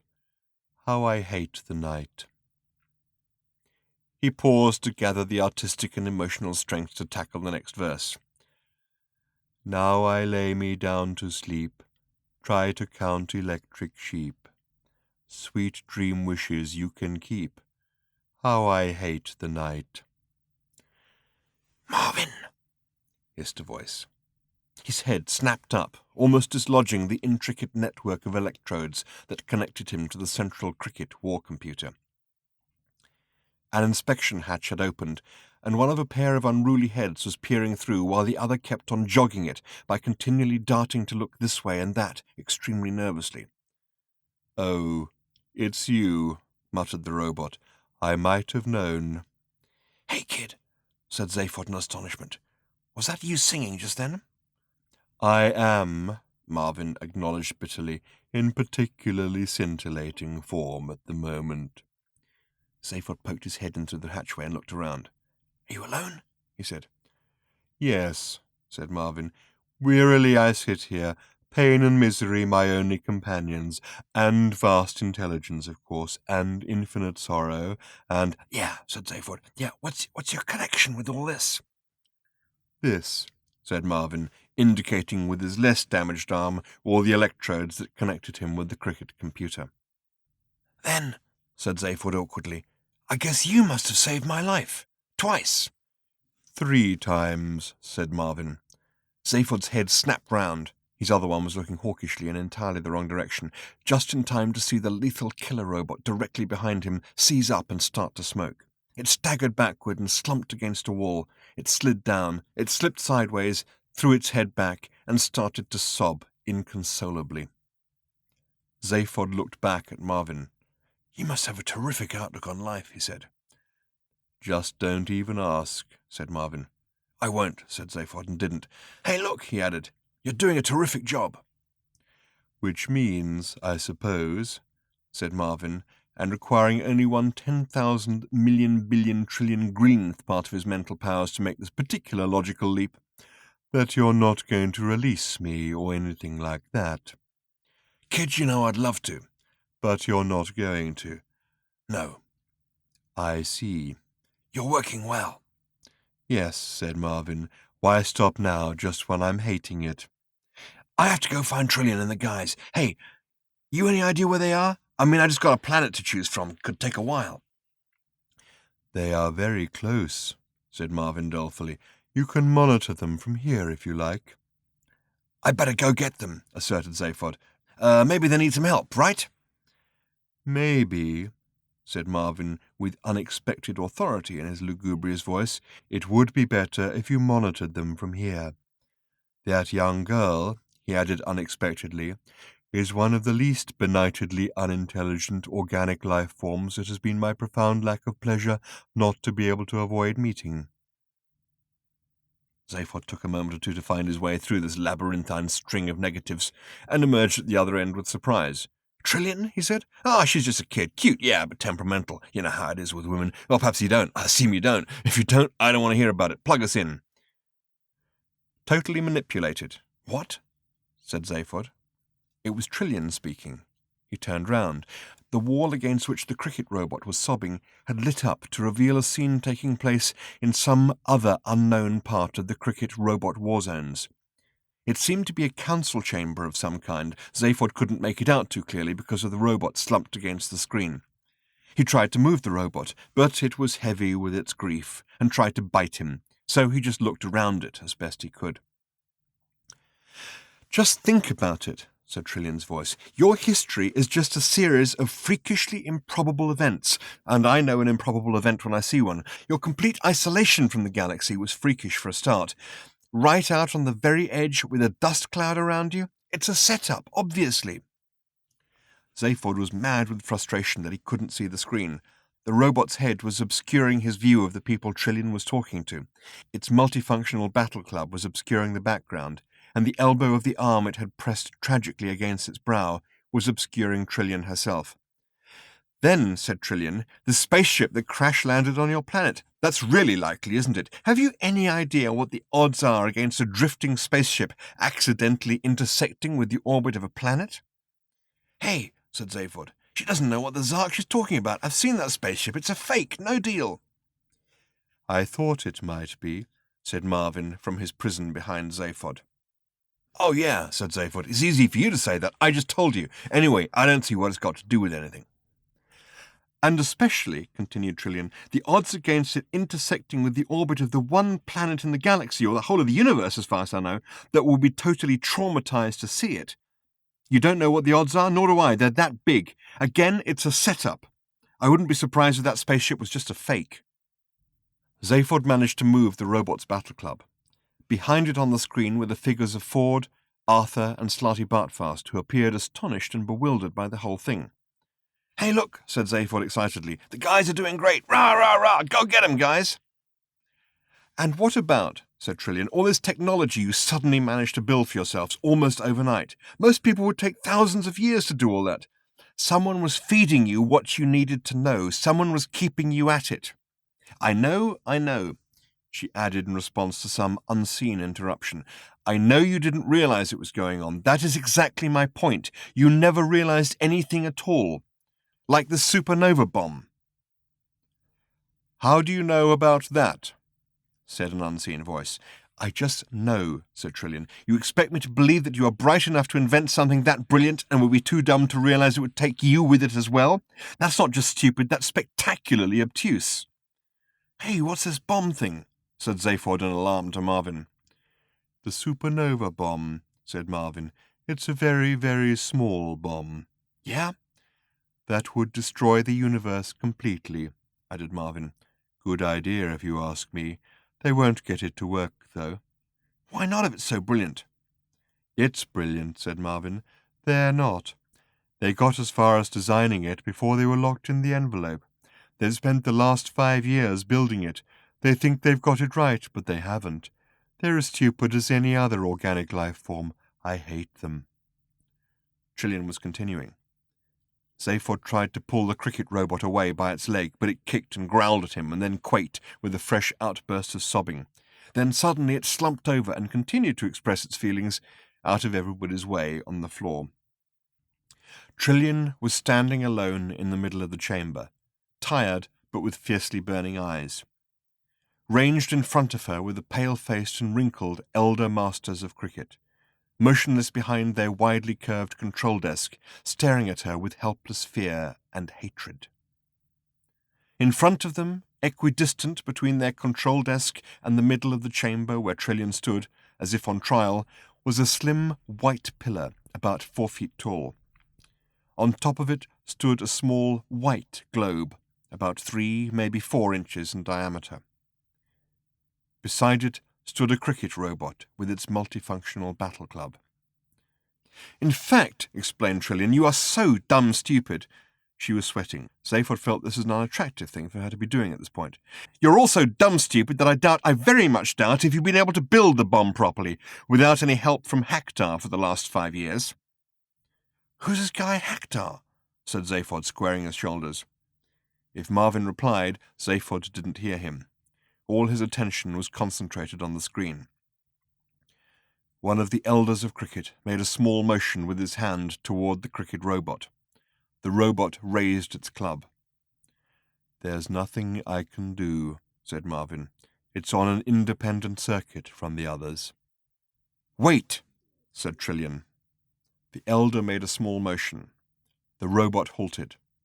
Trillian suddenly seemed very doubtful of her own judgment. "How do you know all this?" said Zaphod to Marvin at this point. "Computer records," said Marvin. "I have access." "You're very different, aren't you?" said Trillian to the elder masters, "from your fellow worldlings down on the ground. You've spent all your lives up here, unprotected by the atmosphere. You've been vulnerable. The rest of your race is very frightened, you know. They don't want you to do this. You're out of touch. Why don't you check up?" The cricket elder grew impatient. He made a gesture to the robot that was precisely the opposite of the gesture he had last made to it. The robot swung its battle club. It hit the small white globe. The small white globe was the supernova bomb. It was a very, very small bomb that was designed to bring the entire universe to an end. The supernova bomb flew through the air. It hit the back wall of the council chamber and dented it very badly. "So how does she know all this?" said Zaphod. Marvin kept a sullen silence. Probably just bluffing," said Zaphod. "Poor kid, I should never have left her alone." Chapter 32. "Haktar," called Trillian. "What are you up to?" There was no reply from the enclosing darkness. Trillian waited nervously. She was sure that she couldn't be wrong. She peered into the gloom from which she had been expecting some kind of response, but there was only cold silence. "Haktar," she called again, "I would like you to meet my friend Arthur Dent. I wanted to go off with the Thunder God, but he wouldn't let me, and I appreciate that. He made me realize where my affections really lay.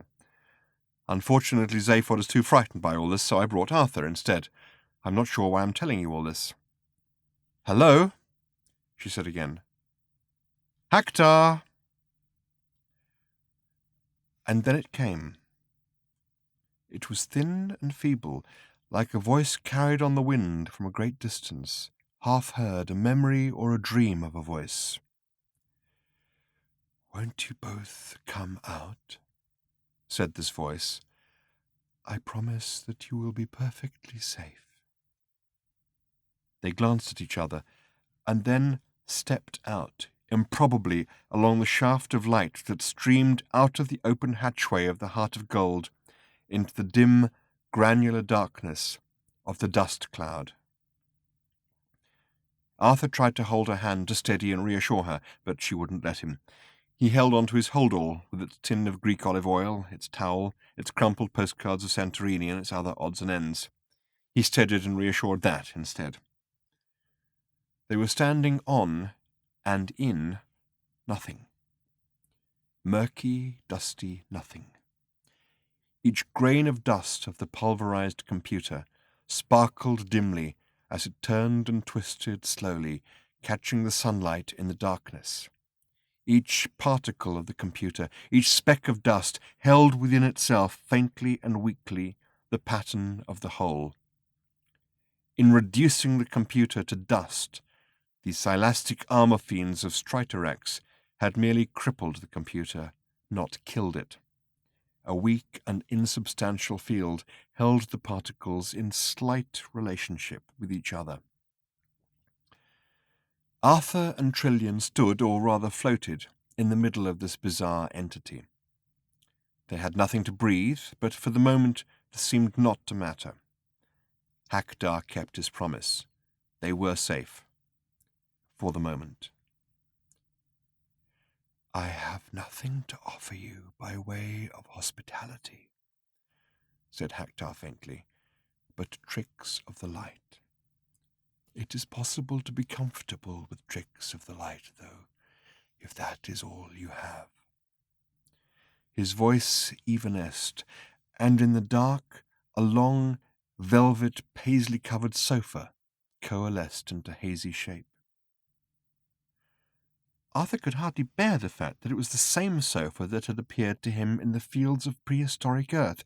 He wanted to shout and shake with rage that the universe kept doing these insanely bewildering things to him.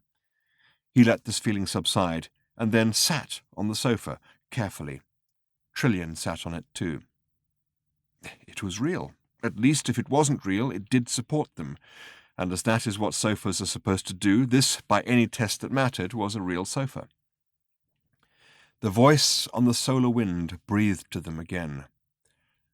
"I hope you are comfortable," it said. They nodded. "And I would like to congratulate you on the accuracy of your deductions." Arthur quickly pointed out that he hadn't deduced anything much himself. Trillian was the one. She had simply asked him along because he was interested in life, the universe, and everything. "That is something in which I, too, am interested," breathed Hector. "Well," said Arthur, "we should have a chat about it sometime, over a cup of tea." There slowly materialized in front of them a small wooden table on which sat a silver teapot, a bone china milk jug, a bone china sugar bowl, and 2 bone china cups and saucers. Arthur reached forward, but they were just a trick of the light. He leaned back on the sofa, which was an illusion his body was prepared to accept as comfortable. "Why," said Trillian, "do you feel you have to destroy the universe?" She found it a little difficult talking into nothingness, with nothing on which to focus. Hector obviously noticed this. He chuckled a ghostly chuckle. "If it's going to be that sort of session," he said, "we may as well have the right sort of setting." And now there materialized in front of them something new. It was the dim, hazy image of a couch, a psychiatrist's couch. The leather with which it was upholstered was shiny and sumptuous, but again, it was only a trick of the light. Around them, to complete the setting, was the hazy suggestion of wood-panelled walls, and then on the couch appeared the image of Hector himself, and it was an eye-twisting image. The couch looked normal size for a psychiatrist's couch, about 5 or 6 feet long. The computer looked normal size for a black spaceborne computer satellite, about 1,000 miles across. The illusion that one was sitting on top of the other was the thing that made the eyes twist. "All right," said Trillian firmly. She stood up from the sofa. She felt that she was being asked to feel too comfortable and to accept too many illusions. "Very good," she said. "Can you construct real things, too? I mean solid objects?" Again, there was the pause before the answer, as if the pulverized mind of Hector had to collect its thoughts from the millions and millions of miles over which it was scattered. "Ah," he sighed, "you are thinking of the spaceship." Thoughts seemed to drift by them and through them like waves through the ether. "Yes," he acknowledged, "I can, but it takes enormous effort and time. All I can do in my particle state, you see, is encourage and suggest, encourage and suggest, and suggest." The image of Hector on the couch seemed to billow and waver as if finding it hard to maintain itself. It gathered new strength. "I can encourage and suggest," it said, "tiny pieces of space debris, the odd minute meteor, a few molecules here, a few hydrogen atoms there, to move together. I encourage them together. I can tease them into shape, but it takes many eons." "So did you make," asked Trillian again, "the model of the wrecked spacecraft?" Yes," murmured Hector. "I have made a few things. I can move them about. I made the spacecraft. It seemed best to do." Something at this point made Arthur pick up his hold-all from where he had left it on the sofa and grasp it tightly. The mist of Hector's ancient, shattered mind swirled about them as if uneasy dreams were moving through it. "I repented, you see," he murmured dolefully. "I repented of sabotaging my own design for the Silastic armor fiends. It was not my place to make such decisions. I was created to fulfill a function, and I failed in it. I negated my own existence." Haktar sighed, and they waited in silence for him to continue his story. "You were right," he said at length. "I deliberately nurtured the planet of cricket till they would arrive at the same state of mind as the Silastic armor fiends, and require of me the design of the bomb I failed to make the first time. I wrapped myself around the planet and coddled it. Under the influence of events I was able to engineer, and influences I was able to generate, they learnt to hate like maniacs. I had to make them live in the sky. On the ground my influences were too weak. Without me, of course, when they were locked away from me in the envelope of slow time, their responses became very confused, and they were unable to manage. Ah well, he added. I was only trying to fulfill my function. And very gradually, very, very slowly, the images in the cloud began to fade, gently to melt away. And then suddenly they stopped fading. "There was also the matter of revenge, of course," said Haktar, with a sharpness that was new in his voice. "Remember," he said, "that I was pulverized, and then left in a crippled and semi-impotent state for billions of years. I honestly would rather like to wipe out the universe. You would feel the same way, believe me." He paused as eddies swept through the dust. "But primarily," he said in his former wistful tone, "I was trying to fulfill my function. Ah, well." Trillian said, "Does it worry you that you have failed?" "Have I failed?" whispered Haktar. The image of the computer on the psychiatrist's couch began slowly to fade again. "Ah, well, the fading voice intoned again. "No, failure doesn't bother me now." "You know what we have to do," said Trillian, her voice cold and businesslike. "Yes," said Haktar. "You're going to disperse me. You are going to destroy my consciousness. Please be my guest. After all these eons, oblivion is all I crave. If I haven't already fulfilled my function, then it's too late now. Thank you, and good night." The sofa vanished. The tea table vanished. The couch and the computer vanished. The walls were gone. Arthur and Trillian made their curious way back into the Heart of Gold. "Well, that," said Arthur, "would appear to be that." The flames danced higher in front of him and then subsided. A few last licks and they were gone, leaving him with just a pile of ashes, where a few minutes previously there had been the wooden pillar of nature and spirituality. He scooped them off the hob of the Heart of Gold's Gamma barbecue, put them in a paper bag, and walked back onto the bridge. "I think we should take them back," he said. "I feel that very strongly." He had already had an argument with Snarty Bartfuss on this matter, and eventually the old man had got annoyed and left. He had returned to his own ship, the Beastromath, had a furious row with the waiter, and disappeared off into an entirely subjective idea of what space was.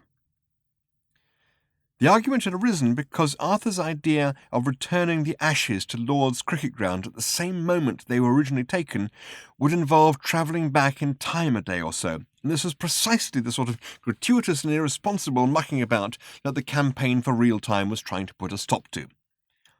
Yes, Arthur had said, but you try and explain that to the MCC, and would hear no more against the idea.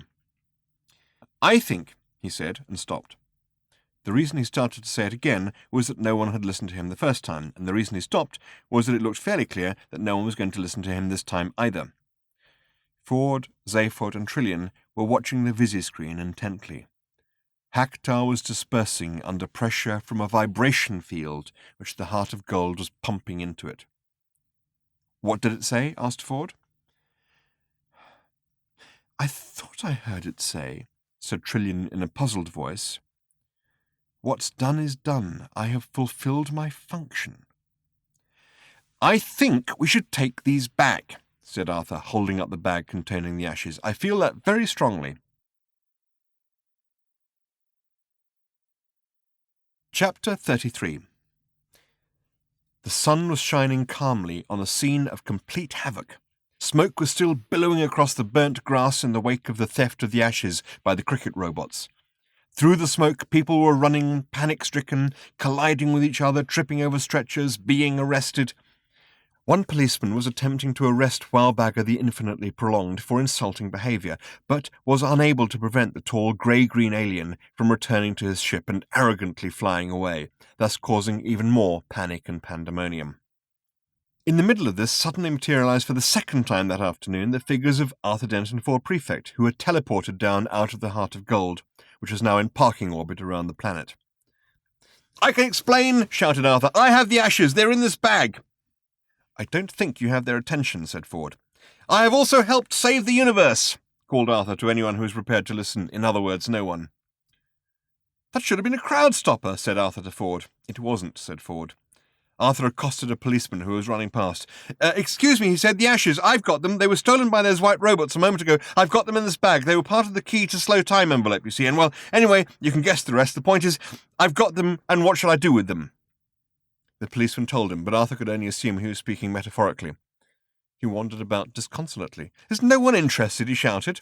A man rushed past him and jogged his elbow. He dropped the paper bag, and it spilt its contents all over the ground. Arthur stared down at it with a tight-set mouth. Ford looked at him. "Want to go now?" he said. Arthur heaved a heavy sigh. He looked around at the planet Earth for what he was now certain would be the last time. "Okay," he said. At that moment he caught sight through the clearing smoke of one of the wickets still standing in spite of everything. "Hold on a moment," he said to Ford. "When I was a boy—" "Can you tell me later?" said Ford.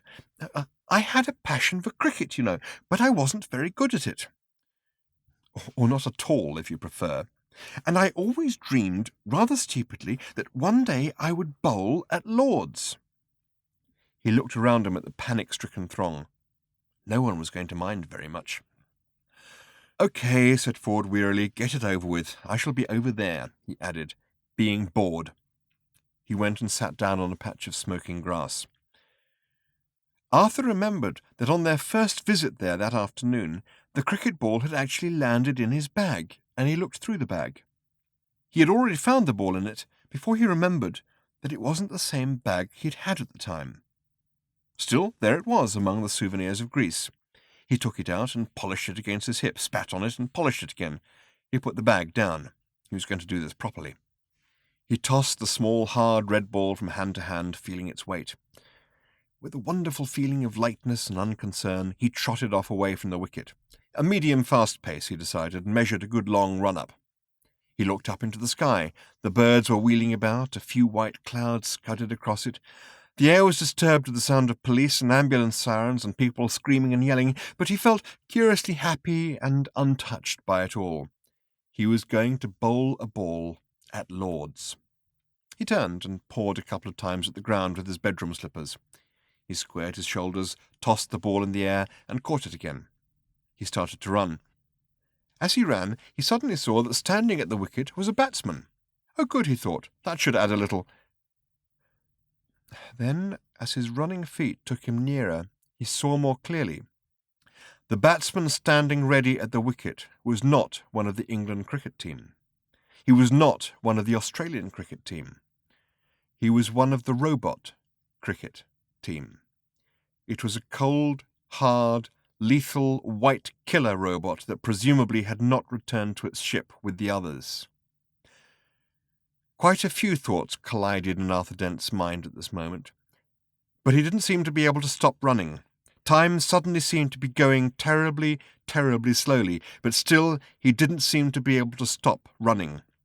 Moving as though through syrup, he slowly turned his troubled head and looked at his own hand, the hand that was holding the small, hard, red ball. His feet were pounding slowly onward, unstoppably, as he stared at the ball gripped in his helpless hand. It was emitting a deep red glow and flashing intermittently. And still his feet were pounding inexorably forward. He looked at the cricket robot again, standing implacably still and purposeful in front of him, battle club raised in readiness. Its eyes were burning with a deep, cold, fascinating light, and Arthur could not move his own eyes from them. He seemed to be looking down a tunnel at them. Nothing on either side seemed to exist. Some of the thoughts that were colliding in his mind at this time were these. He felt a hell of a fool. He felt that he should have listened rather more carefully to a number of things he had heard said, phrases that now pounded round his mind as his feet pounded onward to the point where he would inevitably release the ball to the cricket robot, who would inevitably strike it. He remembered Haktar saying, "Have I failed? Failure doesn't bother me." He remembered the account of Haktar's dying words, "What's done is done. I have fulfilled my function." He remembered Haktar saying that he had managed to make a few things. He remembered the sudden movement in his holdall that had made him grip it tightly to himself when he was in the dust cloud. He remembered that he had travelled back in time a couple of days to come to Lord's again. He also remembered that he wasn't a very good bowler. He felt his arm coming round, gripping tightly onto the ball that he now knew for certain was the supernova bomb, which Haktar had built himself and planted on him, the bomb which would cause the universe to come to an abrupt and premature end. He hoped and prayed that there wasn't an afterlife. Then he realized there was a contradiction involved here, and he merely hoped that there wasn't an afterlife. He would feel very, very embarrassed meeting everybody. He hoped that his bowling was as bad as he remembered it to be, because that seemed to be the only thing now standing between this moment and universal oblivion. He felt his legs pounding, he felt his arm coming round, he felt his feet connecting with the holdall he'd stupidly left lying on the ground in front of him, he felt himself falling heavily forward, but having his mind so terribly full of other things at this point, he completely forgot about hitting the ground, and didn't. Still holding the ball firmly in his right hand, he soared up into the air, whimpering with surprise. He wheeled and whirled through the air, spinning out of control. He twisted down toward the ground, flinging himself hectically through the air, at the same time hurling the bomb harmlessly off into the distance. He hurtled toward the astounded robot from behind. It still had its multifunctional battle club raised, but had suddenly been deprived of anything to hit. With a sudden mad outburst of strength, he wrested the battle club from the grip of the startled robot, executed a dazzling banking turn in the air, hurtled back down in a furious power dive, and with one crazy swing, knocked the robot's head from the robot's shoulders. "Are you coming now?" said Ford.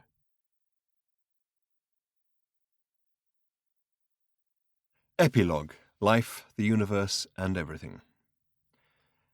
And at the end they travelled again. There was a time when Arthur Dent would not.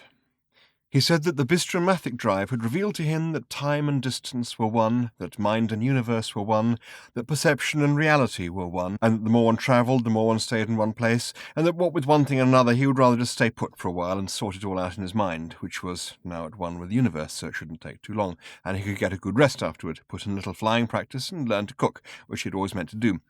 The can of Greek olive oil was now his most prized possession, and he said that the way it had unexpectedly turned up in his life had again given him a certain sense of the oneness of things, which made him feel that... He yawned and fell asleep. In the morning, as they prepared to take him to some quiet and idyllic planet, where they wouldn't mind his talking like that, they suddenly picked up a computer-driven distress call and diverted to investigate. A small but apparently undamaged spacecraft of the Merida class seemed to be dancing a strange little jig through the void. A brief computer scan revealed that the ship was fine, its computer was fine, but that its pilot was mad. Half mad, the man insisted as they carried him raving aboard. He was a journalist with the Sidereal Daily Mentioner. They sedated him and sent Marvin in to keep him company until he promised to try and talk sense. I was covering a trial, he said at last, on Argabuthon. He pushed himself up onto his thin and wasted shoulders. His eyes stared wildly. His white hair seemed to be waving at someone it knew in the next room. Easy, said Ford. Trillian put a soothing hand on his shoulder. The man sank back down again and stared at the ceiling of the ship's sick bay.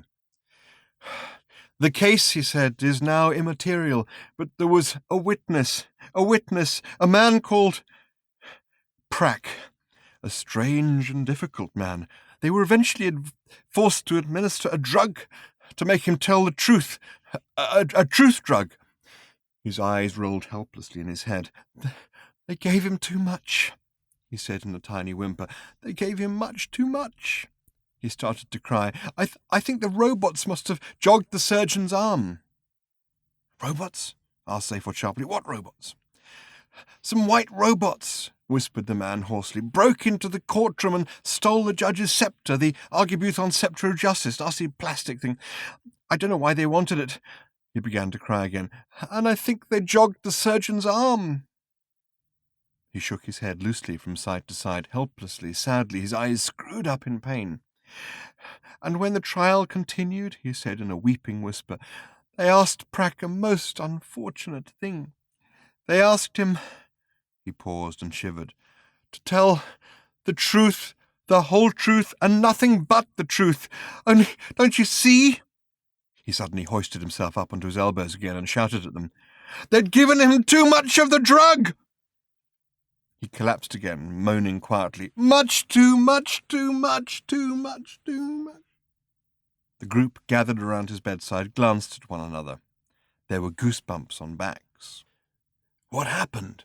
Said Zaphod at last. Oh, he told it all right, said the man savagely. For all I know, he's still telling it now. Strange, terrible things. Terrible, terrible, he screamed. They tried to calm him, but he struggled to his elbows again. Terrible things, incomprehensible things, he shouted. Things that would drive a man mad. He stared wildly at them. Or in my case, he said, half mad. I'm a journalist.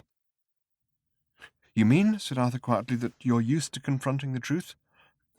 No, said the man with a puzzled frown. I mean that I made an excuse and left early. He collapsed into a coma from which he recovered only once and briefly. On that one occasion they discovered from him the following. When it became clear what was happening, and as it became clear that Prack could not be stopped, that here was truth in its absolute and final form, the court was cleared. Not only cleared, it was sealed up with Prack still in it. Steel walls were erected around it, and just to be on the safe side, barbed wire, electric fences, crocodile swamps, and 3 major armies were installed, so that no one would ever have to hear Prack speak. Oh, that's a pity, said Arthur. I'd quite like to hear what he has to say. Presumably he would know what the answer to the ultimate question is. It's always bothered me that we never found out. Think of a number, said the computer. Any number. Arthur told the computer the telephone number of King's Cross Railway Station passenger inquiries, on the grounds that it must have some function, and this might turn out to be it. The computer injected the number into the ship's reconstituted improbability drive. In relativity, matter tells space how to curve, and space tells matter how to move. The heart of gold told space to get knotted, and parch itself neatly within the inner steel perimeter of the Argabuthon Chamber of Law. The courtroom was an austere place, a large, dark chamber, clearly designed for justice rather than for instance pleasure.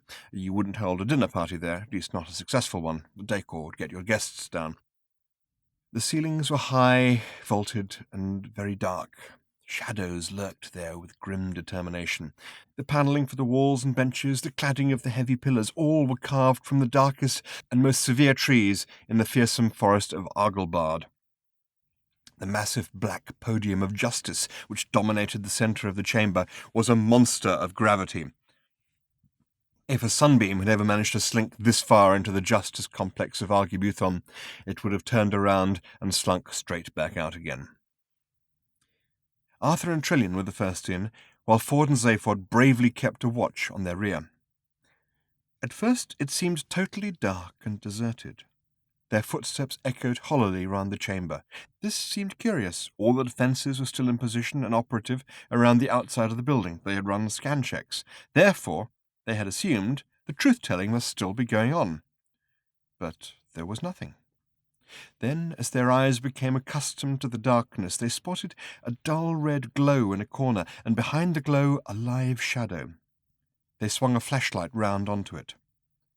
Prack was sitting on a bench, smoking a listless cigarette. Hi, he said, with a little half-wave. His voice echoed through the chamber.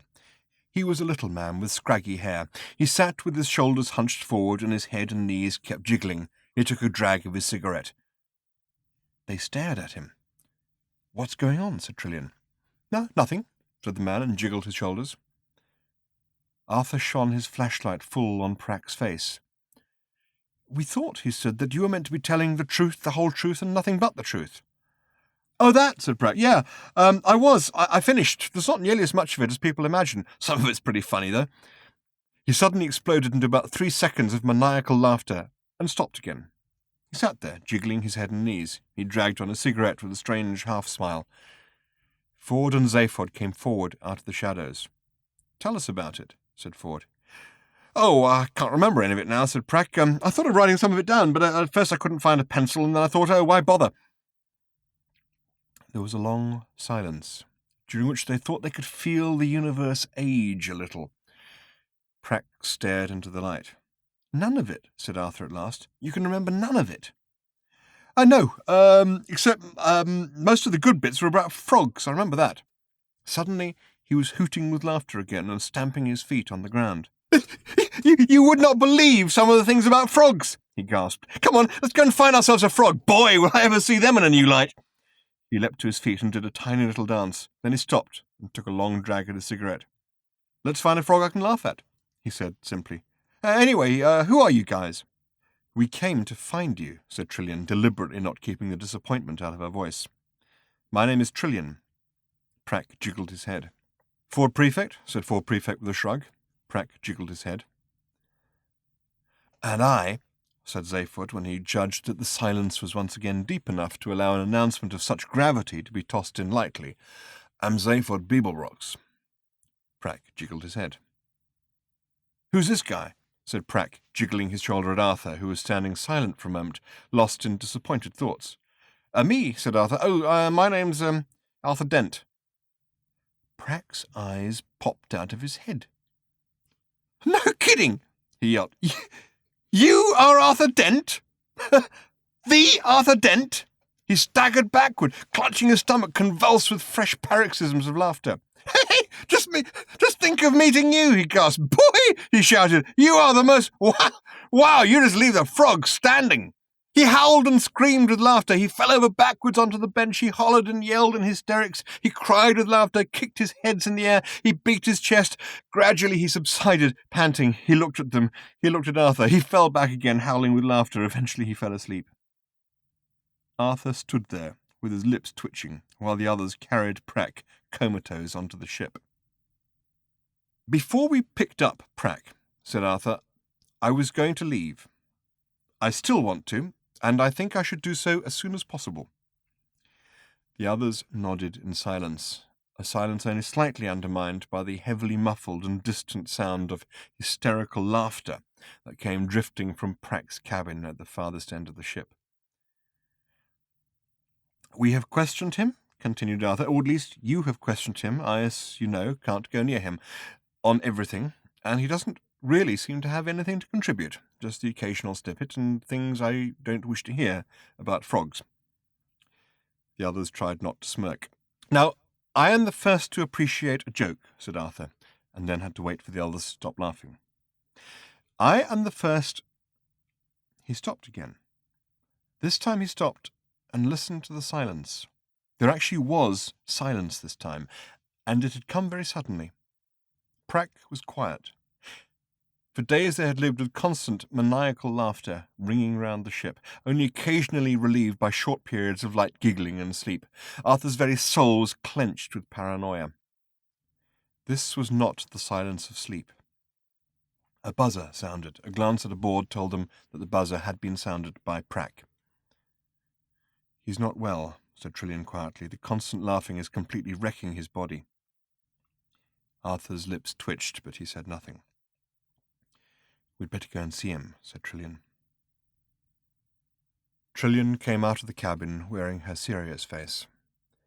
"He wants you to go in," she said to Arthur, who was wearing his glum and tight-lipped one. He thrust his hands deep into his dressing-gown pockets and tried to think of something to say which wouldn't sound petty. It seemed terribly unfair, but he couldn't. "Please," said Trillian.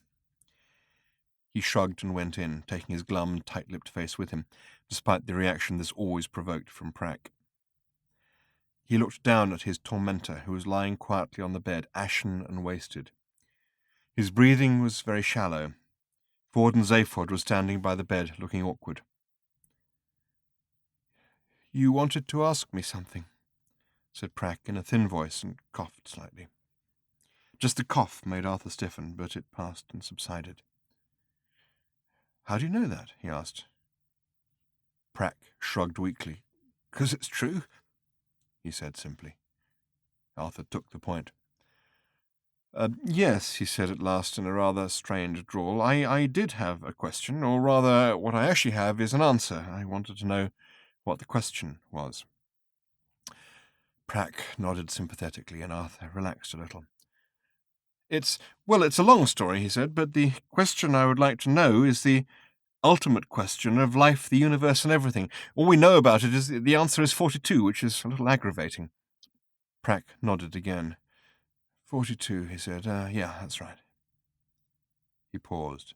Shadows of thought and memory crossed his face, like the shadows of clouds crossing the land. "I'm afraid," he said at last, "that the question and the answer are mutually exclusive. Knowledge of one logically precludes knowledge of the other. It's impossible that both can ever be known about the same universe." He paused again. Disappointment crept into Arthur's face and snuggled down into its accustomed place. "Except," said Prack, struggling to sort a thought out, "if it happened, it seems that the question and the answer would just cancel each other out and take the universe with them, which would then be replaced by something even more bizarrely inexplicable. It's possible this has already happened," he added with a weak smile, "but there is a certain amount of uncertainty about it." A light giggle brushed through him. Arthur sat down on a stool. "Oh well," he said with resignation. "I was just hoping there would be some sort of reason." "Do you know," said Prack, "the story of the reason?" Arthur said that he didn't, and Prack said that he knew that he didn't. He told it. "One night," he said, "a spaceship appeared in the sky of a planet that had never seen one before. The planet was Dalforsus. The ship was this one, the Heart of Gold. It appeared as a brilliant new star moving silently across the heavens. Primitive tribesmen who were sitting huddled on the cold hillsides looked up from their steaming night drinks and pointed with trembling fingers and swore that they had seen a sign from their gods that meant that they must now arise at last and go and slay the evil princes of the plains. In the high turrets of their palaces, the princes of the plains looked up and saw the shining star, and received it unmistakably as a sign from their gods that they must go and attack the accursed tribesmen of the cold hillsides.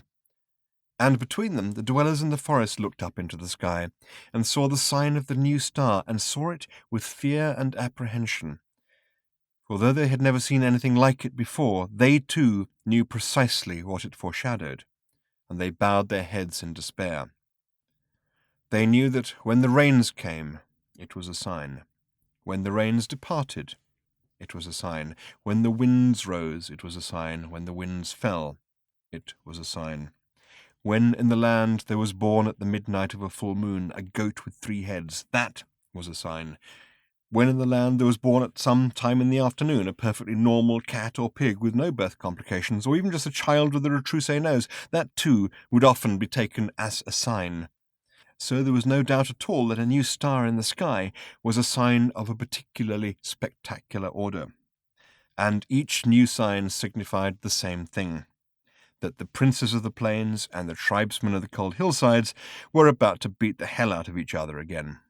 This in itself wouldn't be so bad, except that the princes of the plains and the tribesmen of the cold hillsides always elected to beat the hell out of each other in the forest. And it was always the dwellers in the forest who came off the worst in these exchanges, though as far as they could see, it had never had anything to do with them. And sometimes, after some of the worst of these outrages, the dwellers in the forest would send a messenger to either the leader of the princes of the plains or the leader of the tribesmen of the cold hillsides, and demand to know the reason for this intolerable behavior.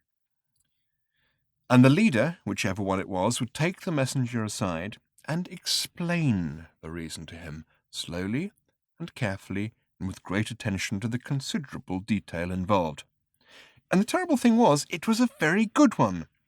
It was very clear, very rational, and tough. The messenger would hang his head and feel sad and foolish that he had not realized what a tough and complex place the real world was, and what difficulties and paradoxes had to be embraced if one was to live in it. "Now do you understand?" the leader would say.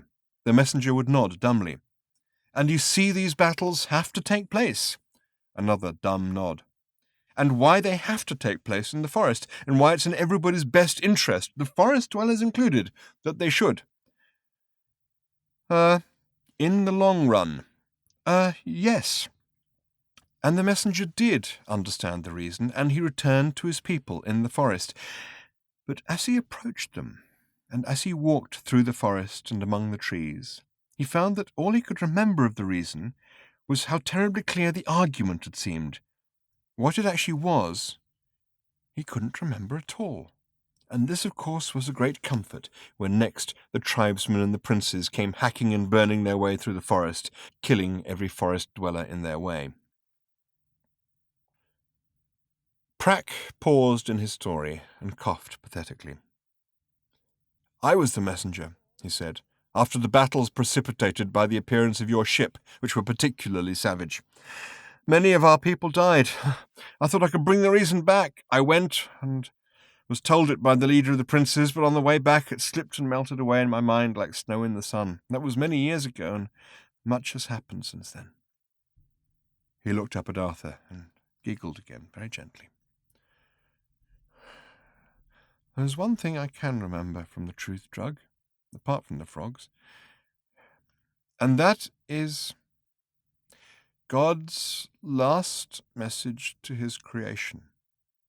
Would you like to hear it?" For a moment they didn't know whether to take him seriously. "It's true," he said. "For real. I mean it." His chest heaved weakly, and he struggled for breath. His head lolled slightly. "I wasn't very impressed with it when I first knew what it was," he said, "but now I think back to how impressed I was by the prince's reason and how soon afterwards I couldn't recall it at all, I think it might be a lot more helpful. Would you like to know what it is, would you?" They nodded dumbly. "I bet you would. If you're that interested, I suggest you go and look for it. It is written in 30-foot-high letters of fire on top of the Quentulus Quasgar Mountains in the land of Sevelby-Upstree on the planet Preliumtan, third out from the sun Zars in galactic sector QQ7 active J Gamma. It is guarded by the majestic Vantrashell of Lob." There was a long silence following this announcement, which was finally broken by Arthur. "Sorry, it's where?" he said. "It is written," repeated Prack, "in 30-foot-high letters of fire on top of the Quentulus Quasgar Mountains in the land of Sevelby-Upstree on the planet Preliumtan, third out from the—" "Sorry," said Arthur, "which mountains?" "The Quentulus Quasgar Mountains in the land of Sevelby-Upstree on the planet—" "Which land was that? I didn't quite catch it." "Sevelby-Upstree on the planet—" "Sevelby what?" "Oh, for heaven's sake," said Prack, and died testily. In the following days, Arthur thought a little about this message, but in the end he decided that he was not going to allow himself to be drawn by it, and insisted on following his original plan of finding a nice little world somewhere to settle down and lead a quiet, retired life. Having saved the universe twice in one day, he thought that he could take things a little easier from now on. They dropped him off on the planet Cricket, which was now once again a pleasant, idyllic, pastoral world, even if the songs did occasionally get on his nerves. He spent a lot of time flying. He learnt to communicate with birds and discovered that their conversation was fantastically boring. It was all to do with wind speed, wingspans, power-to-weight ratios, and a fair bit about berries. Unfortunately, he discovered, once you've learned bird speak, you quickly come to realize that the air is full of it the whole time, just inane bird chatter. There is no getting away from it. For that reason, Arthur eventually gave up the sport and learned to live on the ground and love it, despite the inane chatter he heard down there as well. One day, he was walking through the fields humming a ravishing tune he'd heard recently, when a silver spaceship descended from the sky and landed in front of him. A hatchway opened, a ramp extended, and a tall grey-green alien marched out and approached him. "Arthur Phillip," it said, then glanced sharply at him and down at his clipboard. It frowned. It looked up at him again. "I've done you before, haven't I?" it said.